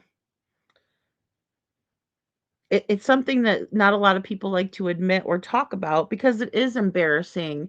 But in the same way, I think that we need to take some of that power back and say, look, maybe I fell for someone or something that they did and I didn't see the red flags, but eventually you do. If you can share one little piece or one little um anecdote about something that you've experienced, it really opens up the conversation and people start realizing, wow, you know, I didn't realize that that was abuse, but it is, you know. You don't, you just don't know until you're in it. But then again, it's important to see the red flags before you're really in it. And, you know, as little Miss Sharon was saying with the financial, when you're intertwined financially and, you know, you're living together and all of that is, that's when it's really tough, right? Because you're intertwined with that other person. Um, I think so too, Linda. And I think the the therapies and working with people and giving them the extra attention is all that's really necessary. Linda Nunley says autistic kids are smarter than people give them credit for. I believe that too. Or, again, if you have a situation where you just need assistance, I mean, it's that easy, right? You pull a chair over and there you go. And the person is independent and feeling good about themselves. That's so important. That is so important. And not letting people put limitations on you or labels. So that's what's very important. Witchy Mama says every person learns in different language. That's right, Witchy. Thank you. As a parent, we need to fill the language, or excuse me, we need to find that language to see our kids soar to bigger places. And I agree with that, Witchy. So well said. And it's about listening and caring. And when we don't have that, that's when we see situations like Sebastian's, where he's only getting that half of the time or even sometimes less than half, right? Every other weekend. So that's very difficult. Little Miss Sharon says, also, my autistic daughter is learning to drive 40 hours under her belt. That's right, Little Miss Sharon. I remember you saying that too. Oh my goodness, that's so great. That was something that made me very nervous when my daughter started driving. Yeah, that was that was tough because I was like, "Oh my gosh, I don't want her to wreck. I don't want her to drive too fast." That's where I was feeling my level of control slipping away. But yes, Janet, there are so many red flags in Sebastian's case. There really are. I used to have to see the train actually wreck before I got out of the relationship. As I got older, I didn't wait when I knew it was coming. You mature and you do better, in my opinion. Yeah, Brenda, and you just know what to look for, right? You get that feeling. You're like, oh, this is the feeling I was feeling whenever I was experiencing this before, or when I had this experience with someone else, they were acting the same way. It's funny because it's textbook. Right, it's all textbook, and I think that's why I myself felt really, really, like, kinda duped and stupid, like, I'm like, "Oh my gosh, look, I'm reading all of these different stories and hearing from different people and what they went through, and it's exactly what I went through." Or it's so similar that I'm like, "Wow, I can't believe I didn't see that?" And I think, giving yourself the grace and just knowing that you survived that situation, now you know what to look for. So I agree, Brenda, well said. You know, 2 years is way too long, Janet, way too long. I've been listening to other missing children, and a lot are saying that they woke up and the children were gone, just vanished. And most parents did the unthinkable to these precious children. I know, Linda. That's why it just, it's terrible because there are patterns in true crime. And I think a lot of it, even with Jaden Spicer's case or, little James Hutchinson, the stories are so similar. Oh, they just vanished. That doesn't happen. That to me is a big red flag, right? That something happened. It was an internal job, an inside job. One thing that got me cracking up from Detective Dan is he was saying, a roll your own, and that's what he was referring to as an inside job, and we see that a lot. We see that a lot. So, oh, I hope your girlfriend's doing better, Thomas. Aw. Oh my goodness. So, yes, Linda Nunley, that's right. Every April is Autism Awareness Month, and I always support autism for my granddaughter and all autistic people. Oh, that's so sweet, Linda. Well, and that's the thing. I mean, I just think that more awareness and more understanding is absolutely imperative to helping with that stigma or the misrepresentation of people on the spectrum. And then when we have, great moms like little Miss Sharon, who's like, hey, we just have to help them learn in different ways and show more care, right? Because that's really what it comes down to. A lot of those therapies are amazing, and if you think about how people used to just be institutionalized because they had some different, a chromosome deletion or an extra chromosome, like in Down syndrome and things like that. It's just amazing when we don't listen, which is horrible. I hate saying don't listen to the doctors, but when you don't listen to the doctors and you see the potential in your own child, and then you're like, hey, I can harness this, and we're gonna work on this. We're gonna take the time out to give you that extra attention and special attention that you need in order for you to be successful. Again, like Miss Sharon was saying about setting your children up for success, not failure. As women, we are more vulnerable creatures out there, and I will never for a minute say that a woman is weak or not strong enough to take care of herself. But again, I think that it's important to know how to cope with certain situations, or how to identify when a boyfriend or a girlfriend is going too far in being too possessive.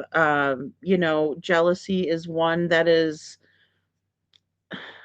I mean, historically, another big red flag in the beginning, right? They don't want you talking to your friends. They don't want you talking to boys. They don't want you talking to girls. They don't want you talking to anybody. They want to isolate you. So that's a really big red flag as well. And just knowing that that's not love. Just because somebody is being possessive over you is not love. Because I was together with my ex-husband when we were very young, so that wasn't a red flag to me, because I just thought, oh, he cares about me. He just wants to spend more time with me, blah, blah, blah. Make insert excuse here, right? In the blank. And that wasn't the case. It was that he did not want me to have relationships with anybody. Again, what Miss Sharon was saying about even the animals, right? You're giving that animal too much time and attention, or you'll have children and the children need you and they're wanting all eyes and all attention on me, and you're like, but I have a baby I have to take care of. So those things are really important to identify quickly. Um, and maybe we need better resources. I hate to say it, but for the abusers, maybe we need better programs in place where they can get the help that they so desperately need, because we end up having to go through so much therapy ourselves after we get out of that type of relationship. But we're not really looking at the source. The source isn't getting the type of help that they need. And again, even when it comes to narcissistic abuse, if you look at a narcissist and why they are the way that they are, it's because they've been traumatized themselves, usually at a young age, and their coping mechanisms are completely out of whack, and what they do to cope for that and overcompensate for their, giant ego, they're ending up hurting every single person that they come in contact with. So one major thing is when you're realizing that you're dealing with someone that you love and care for that does have narcissistic personality disorder, it's very important for you not to feel sorry for them. But it's very difficult not to, because you're like, oh my gosh, yeah, so my husband is or wife is going through a tremendous amount of trauma that they've never worked through, and they're taking it out on me and everybody around. But the thing is most of the time they won't even go get help for it. um you can love somebody from afar. You don't have you can love them and not be with them. And that's what I would highly suggest in a situation like that, because all it is going to do is bring you down, and it can be very dangerous. I mean, extremely dangerous for your own mental health. But then also, a lot of them have narcissistic rage and are absolutely violent. And I think that these overgrown And fragile as they are, overgrown egos are a main issue. So anybody that you see that is not able to humble themselves or be humbled, I think that's a huge red flag right off the bat. And that goes for anybody. I mean, I don't care how big your YouTube channel is. I don't care how many girls are writing you and telling you how great you are. If you can't humble yourself and be like, "Hey, I'm just a regular person," right? Yeah, I have a platform and I'm using it.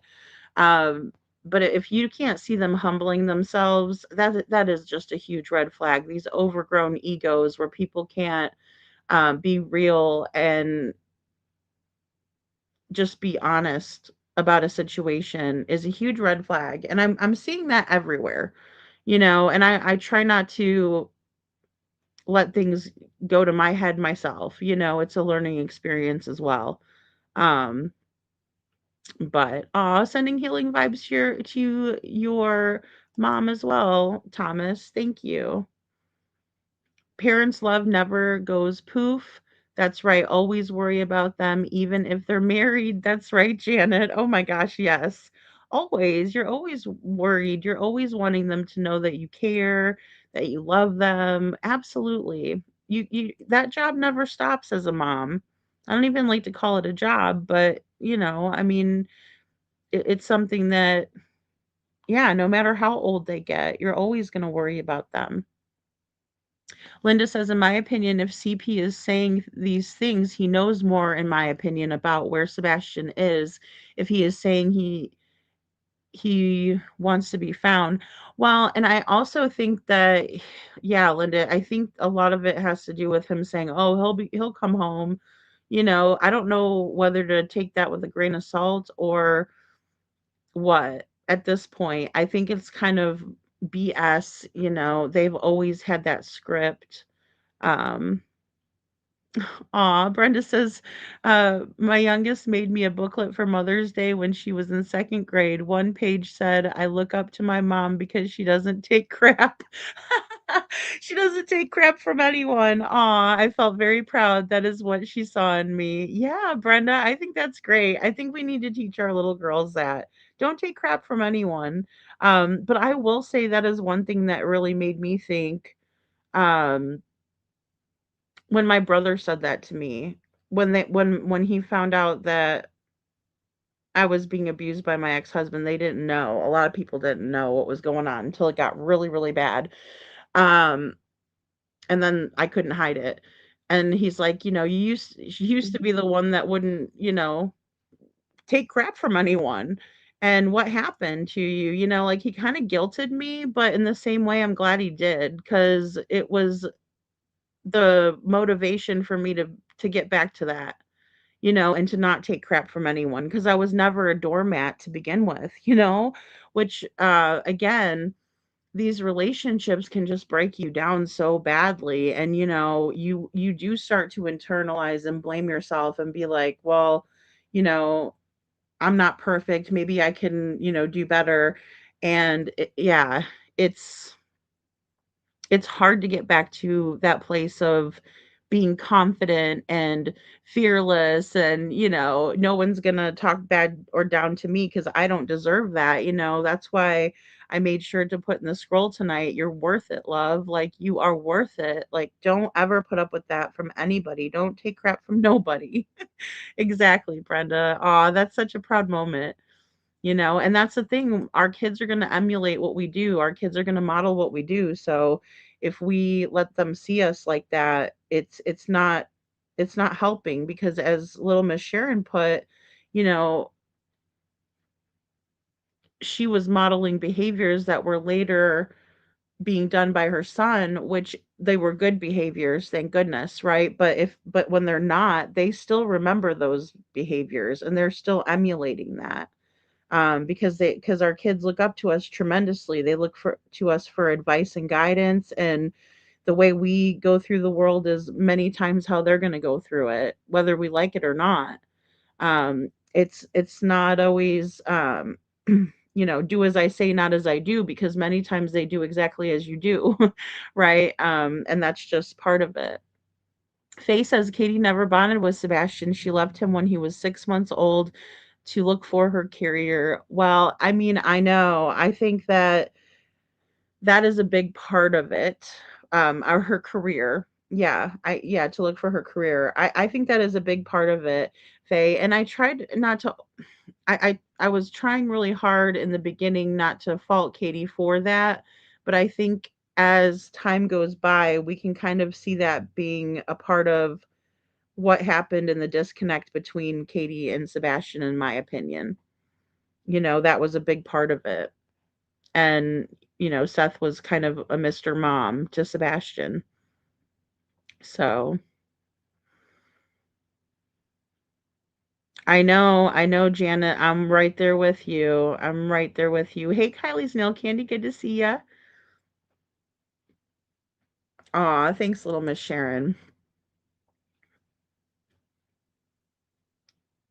Yeah. Oh, yeah.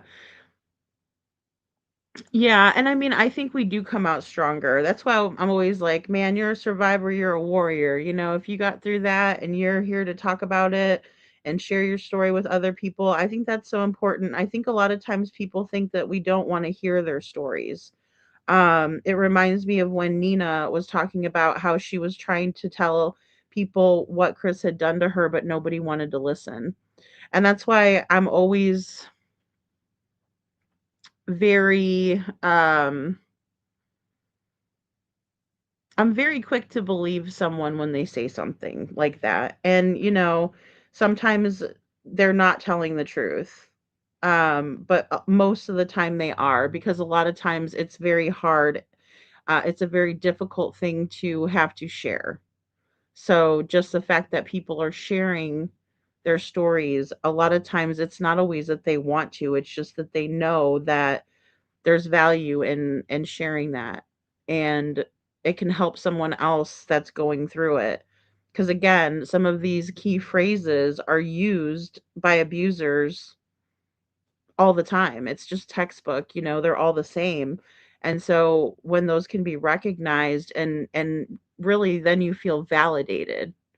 You feel validated, like, okay, yeah, that happened to me. Like, I didn't realize that most abusers take the keys away from you, and or take your phone, or oh my gosh, that's been said to me. The one that really always gets me is that if I can't have you, no one will, you know, because that one is highly used, and just very textbook. Very, very textbook. Yeah, not even LE supported Nina enough. I know, little Miss Sharon, to hear her outside like that was very difficult. That was very, very difficult to hear her. Or when they said that, well, for one, she was banging outside the door trying to get in. They finally let her in. They put her in a dark room.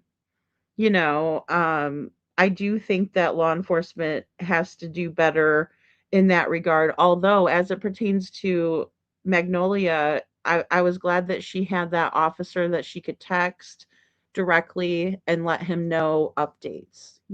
So yeah, Kylie, we've talked about it a lot here. Kylie says, I have wondered myself if Katie is also a victim of DV. Yeah, I mean, I believe she is. I think she does a lot of stuff to impress Chris. And then I think, of course, it'll fall short, unfortunately, because nothing is ever good enough for them. But yeah, I feel like she goes to bat for Chris a lot. I feel like they enable each other a lot, but I think Katie has always kind of been his flying monkey, because I just can't imagine going after another woman the way that Katie did Nina, so Thomas says, I believe respecting a woman, never disrespecting them. I've always been like that, or I've always been that way. Yeah, I mean, Thomas, and that's the thing. I think it takes a lot of strong men to come up and say, hey, it's not right to treat a woman that way. And, if you're treating your significant other like they're replaceable or like they're dispensable, that should be frowned upon, not applauded ever, So I appreciate you standing up and saying that, because that's also, holding each other accountable. And Brenda says, I'm sure your story will help many, along with all the other brave women who spoke out tonight in their story. Thank you, Brenda. I really appreciate that. Yeah, I mean, that's the goal. I just want people to feel like they're not alone, and, that there's so many people that have also dealt with similar situations, or, pretty much like I said, the textbook, same same situation, different person type of a thing. Um, Yes, he did. He sure did. Little Miss Sharon says Brian Laundrie took Gabby's identification when she went out, right? So Gabby wanted to go out with her friend. They had set it up. They were going to go out and have some fun that night, and she needed her ID, right, to get into the place where they were going. And he didn't want her to go, of course. Heaven forbid somebody might look at her, right? And or she might talk to somebody or something, right? And yeah, he took her ID, and she gets to the bar to go get into, the bar, and her ID is missing. I mean, that one was actually a new one that I have never heard before. And I mean, again, just knowing that could help someone else out tremendously, you know, um, because look in your purse and make sure, if he doesn't want you to go, that he's not taking your way to go. Because I mean, gosh, there's nothing that I'd like better is being like, well, you tried to control me, but you couldn't, and that's where I come in. I'm a little defiant these days like that, but um that's right, Kylie, exactly. That's what we need, is real men. Aw, thank you, Kylie. She says, Lady Freedom, I admire you tremendously for sharing your story with us. Thank you. Aw, and you are a warrior. Thanks, Kylie. I appreciate that so very, very much. Yeah, I think it's important. I wasn't always like that, I wasn't always so open about it. And like I said, I like to make a lot of excuses for a long time, or defend. But I think that's somewhat of the phase, or part of going through it too. So thank you. Thank you so much. Oh my gosh, Witchy, 1 in 3 women worldwide are impacted by physical abuse, and usually only half report it. Oh my gosh, that's way too many. Oh my gosh. I didn't realize it was so prominent, I guess is a word to use. Wow, that is something else, right? Far too many. And how many are being financially, emotionally, right, and mentally, right? I mean, it's all wrong, and it's like a lot of times too, they will use the tactics, and they'll switch them up, right? It's like, okay, if I can't get them this way, if I can't do this, I'm gonna take their means. I'm gonna take their ID, like little Miss Sharon said. Oh my gosh, I had forgotten about that. Um, but that's so true. They just will do anything, and it is emotional abuse when they take and withhold love. And that was always a big red flag with Chris and Katie's situation. I was wondering if he was also not coming home on the weekends when Sebastian wasn't even there, type of a thing. So, yeah, money and power went to Katie's head. I believe that. I believe she never had that. Um, Animal Mother says, in front of everyone in the female waitress. Oh, I might have missed something you said up here, Animal. I'm sorry. Oh, and I think I know what you're talking about in Gabby's case. Yeah. That is perfect. Google AI. Right? I know, I know. It's important to realize how many people are affected by it as well. And, again, I hope that people that are going through it just know that they're not alone. They're not alone. Um and that you can come out the other side. So yeah, most definitely, if you are going through it, or even if you think you might be, the National Center, or excuse me, the national I almost said for missing and exploited, the National Center for Domestic Violence, um, is a great resource because you can call them and talk to them, and they will tell you, if you're dealing with it. So if you don't know, and you're struggling, and you're saying, I think I'm being abused, but I'm just not sure, because sometimes there's very subtle hints at first, of this. And so, if you call them and tell them what you're going through, they will absolutely help you through it. And, local resources are so important.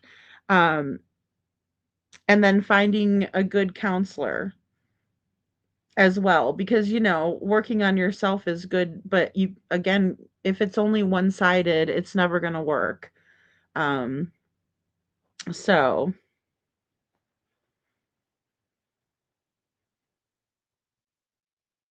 oh, really, Animal? I'm so sorry to hear that. Oh my goodness. Oh, oh my gosh, really? Animal Mother says the one time I went to a bar with her, um, and her friends, and she got this nasty, bitter look after the female waitress brought me a drink to the table, so she knocked it over. Oh my gosh. Yeah, see, and that is showing rage and violence right there, even though it doesn't seem like they're doing it toward you, but that is a huge red flag. Thank you for sharing that, because again, like that is another one where people might not really identify it, but you have the jealousy factor, and then you have the hateful behavior accompanied by that. And yeah, oh my gosh, I am so sorry. And it's embarrassing, and I think a lot of it too is they try to embarrass you in front of people. And that's what's really tough to deal with too, because you're like, how could they do this to me, you know? Um, how could they humiliate me in front of everybody? Like, why would they ever want to do that? Oh my goodness. Ugh, I am just so sorry that people have ever had to deal with that from someone that they care about. Um, so I hope that justice is served in this case that we've talked about with Magnolia and JLR. I hope that he takes a look at his actions, and I hope that women will think twice before they support that or support those behaviors. So yeah, I think right. Yeah, animal. That I think that's a good idea. I mean, I think the more people that spread awareness about it, and it's less taboo, and especially, again, it takes a really, really strong man to come forward and be like, "Hey, I've went through that," because again, we don't want people to suffer in silence. And I think the same way. If a girl does it, she deserves the grits too. She deserves the goodbye, Erlina. We'll call them the ladies that are being horrible. Thanks, Lori. Right. Well, and that's it too, Cheryl. And then also, I mean, heaven forbid you put makeup on or want to make yourself look nice before you go out, that it's like, well, who are you getting dolled up for? I remember that statement being thrown at me many, many times. And then they also will degrade you, make you feel like you're a horrible person because you want to look nice. Hey, KJ Mac, good to see you. Oh, she says, "I just woke up because I slept in after a long day yesterday." Oh, I'm so glad you're here. Oh my gosh, really? Oh my, see, and that is so dangerous. And without any regard for other people or you. Oh my gosh. Animal Mother says she hit me while I was driving more than once. Oh my gosh. Pretty bad, man. I'm still like that. What the frick? And I still try to be nice, and I apologize for perceived dramas when my dad passed. Oh my goodness. And that's the thing too. Um, when people don't show you that they have any regard for your feelings, that's a big one. That is a big one. Yeah, like a true psychopath. Exactly. That is a big one, right? They don't even think about how you're driving, right? So you can hurt everyone in the car, someone in another car. What if there's kids in the car? They don't think about things like that. Just like little Miss Sharon was saying with the horses. Like, I mean, I've hit a deer before, so I can't imagine what it'd be like to hit a horse, and just so dangerous. Ooh, Witchy says per Google AI, 1 in 7 men are affected by DV. See, I didn't think those numbers were so staggering as they are. My gosh. 1 in 7. 1 in 7 men. My lord. And, I fear that they could be worse because I think that maybe sometimes men don't report it as much. Wow, Witchy, that is really something. Don't be mad at yourself though, Animal. I know it's tough. I know it is. But they're just the way they are. It's not you, you know. Animal says, I'm still so mad at myself for not seeing how fake they were and a cheater and all of that. Like, literally, every interaction was meant to attack my self esteem. And I do think that that is huge, right? Because, of course, you're not going to have a good self image when you've been humiliated. It's just anybody across the board. It doesn't matter how strong of a person you are. It takes you piece by piece, and it's a lot of work to get back to being whole again after that. Animal Mother says it's scary, dumbfounding that a true psychopath has no feelings. Right. An entire relationship was fake, one-sided on my part. Yeah, I know. And I think that's one of the most hurtful things, right? Is that you were 100% in and the other person pretended like they were, but they really weren't. Like they were like 0% in. Um Again, I don't know. Sometimes it makes me wonder if they want to hurt somebody as bad as they've been hurt. Um, aw, thanks, Thomas.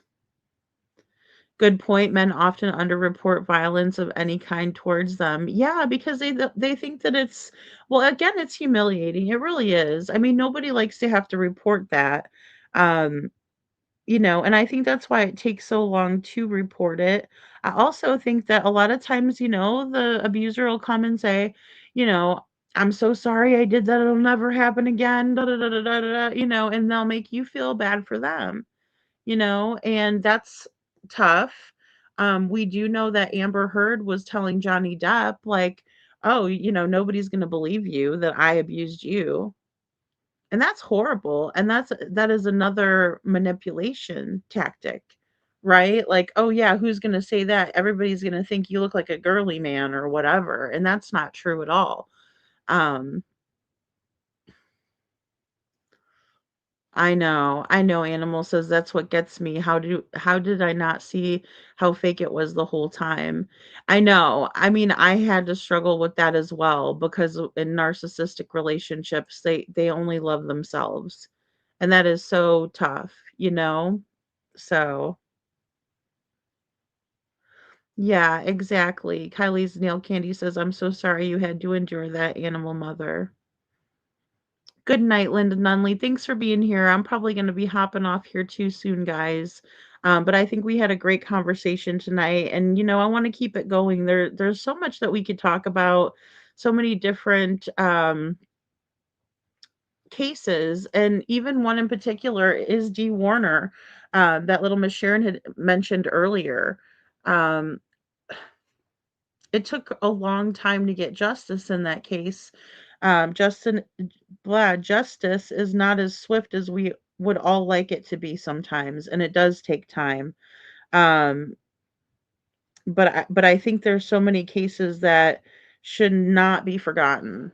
That these people should never have died in vain, um, or ever had to endure what they've endured.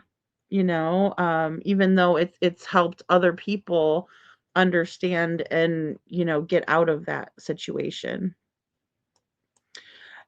A lot of times, well, we overlook things because we're a good person and we don't want. Yeah, I get it. Animal says I ignored. She cheated 2 weeks in and said I didn't define our relationship. She would pretend to be my friend, and then I'd call her, and her cousin would call me this insulting nickname. Oh my goodness, that is a huge red flag. Yeah. And just it is so disrespectful. It is absolutely disrespectful. And I think a lot of times too they're seeing how much they can get away with, you know?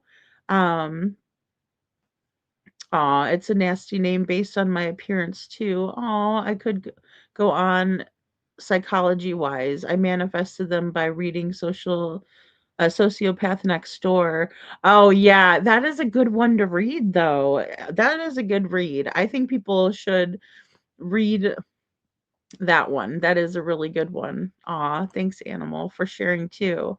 Um yeah, because it kind of puts it into perspective, and again when we can understand it, it really helps us to be able to move forward from it as well. Just the psychology. Good night, Lori. Thank you so much for being here. All of my sons have been abused by their partners. Oh, Detroit, they're such great guys, and somehow they end up screwed over. Oh, I hate hearing that. Yeah, because I think a lot of times too, you know, it's sad to me because it's like, how come the good guys can't find the good ladies out there, type of a thing. Yeah, I know. Oh, I hate hearing that. Because nobody deserves that, especially when you give your heart, like as Animal was saying, when you give your heart to somebody and, they're not willing to even show you that same love and respect. Um, but again, I think boundaries are very important, and also just, keeping your own self-worth and self-esteem intact is so very, very important. So we'll definitely continue this conversation too. So yeah, that is a scary thing, isn't it? KJ says, "I find it scary when I come across children with no empathy." Well, I mean, because they're learning zero from their parents in that regard. I agree. It's very troubling, you know. Aw, thank you, little Miss Sharon. Oh, you guys are so great. Thank you so much for coming up and discussing this on the panel tonight. I appreciate you guys so very, very much. And thank you all for your kind words, being kind in the chat to each other, and just having a great conversation about a very tough subject. So again, my prayers go out to Magnolia. I hope she is doing well. I hope her and her little doggy, little Rio, are both safe. And I hope that she gets justice for what happened to her. And I hope that she finds peace in that. So thank you, Linda, and thank you guys so much. You guys were amazing chat as well, and our panel guests. And I will see you guys tomorrow. I'm gonna try to do an afternoon show. I know sometimes I'll say that and then I can't do one, but I'm gonna try to get on for a quick afternoon live to also just go over some true crime cases and things like that. So thank you, little Miss Sharon. Thank you, Sammy. Thank you so much. Thank you. Yes, the earlier was I wasn't as calm as I am now, KJ. So, thank you guys. Yeah, exactly. We can't bash each other. Yeah, we can't bash ourselves. We can't. Yeah, it's not something to be sorry about, and it's also not something to be embarrassed of. I mean, you made it through the situation. You came out stronger on the other side. So, thank you, Detroit, and thank you for sharing too. I so appreciate you. Thank you. And thank you, Witchy, for the domestic violence hotline, guys. Give them a call. They can help. They can help you with strategies, exit plans, all of that. All right, guys. Thank you all so very, very much.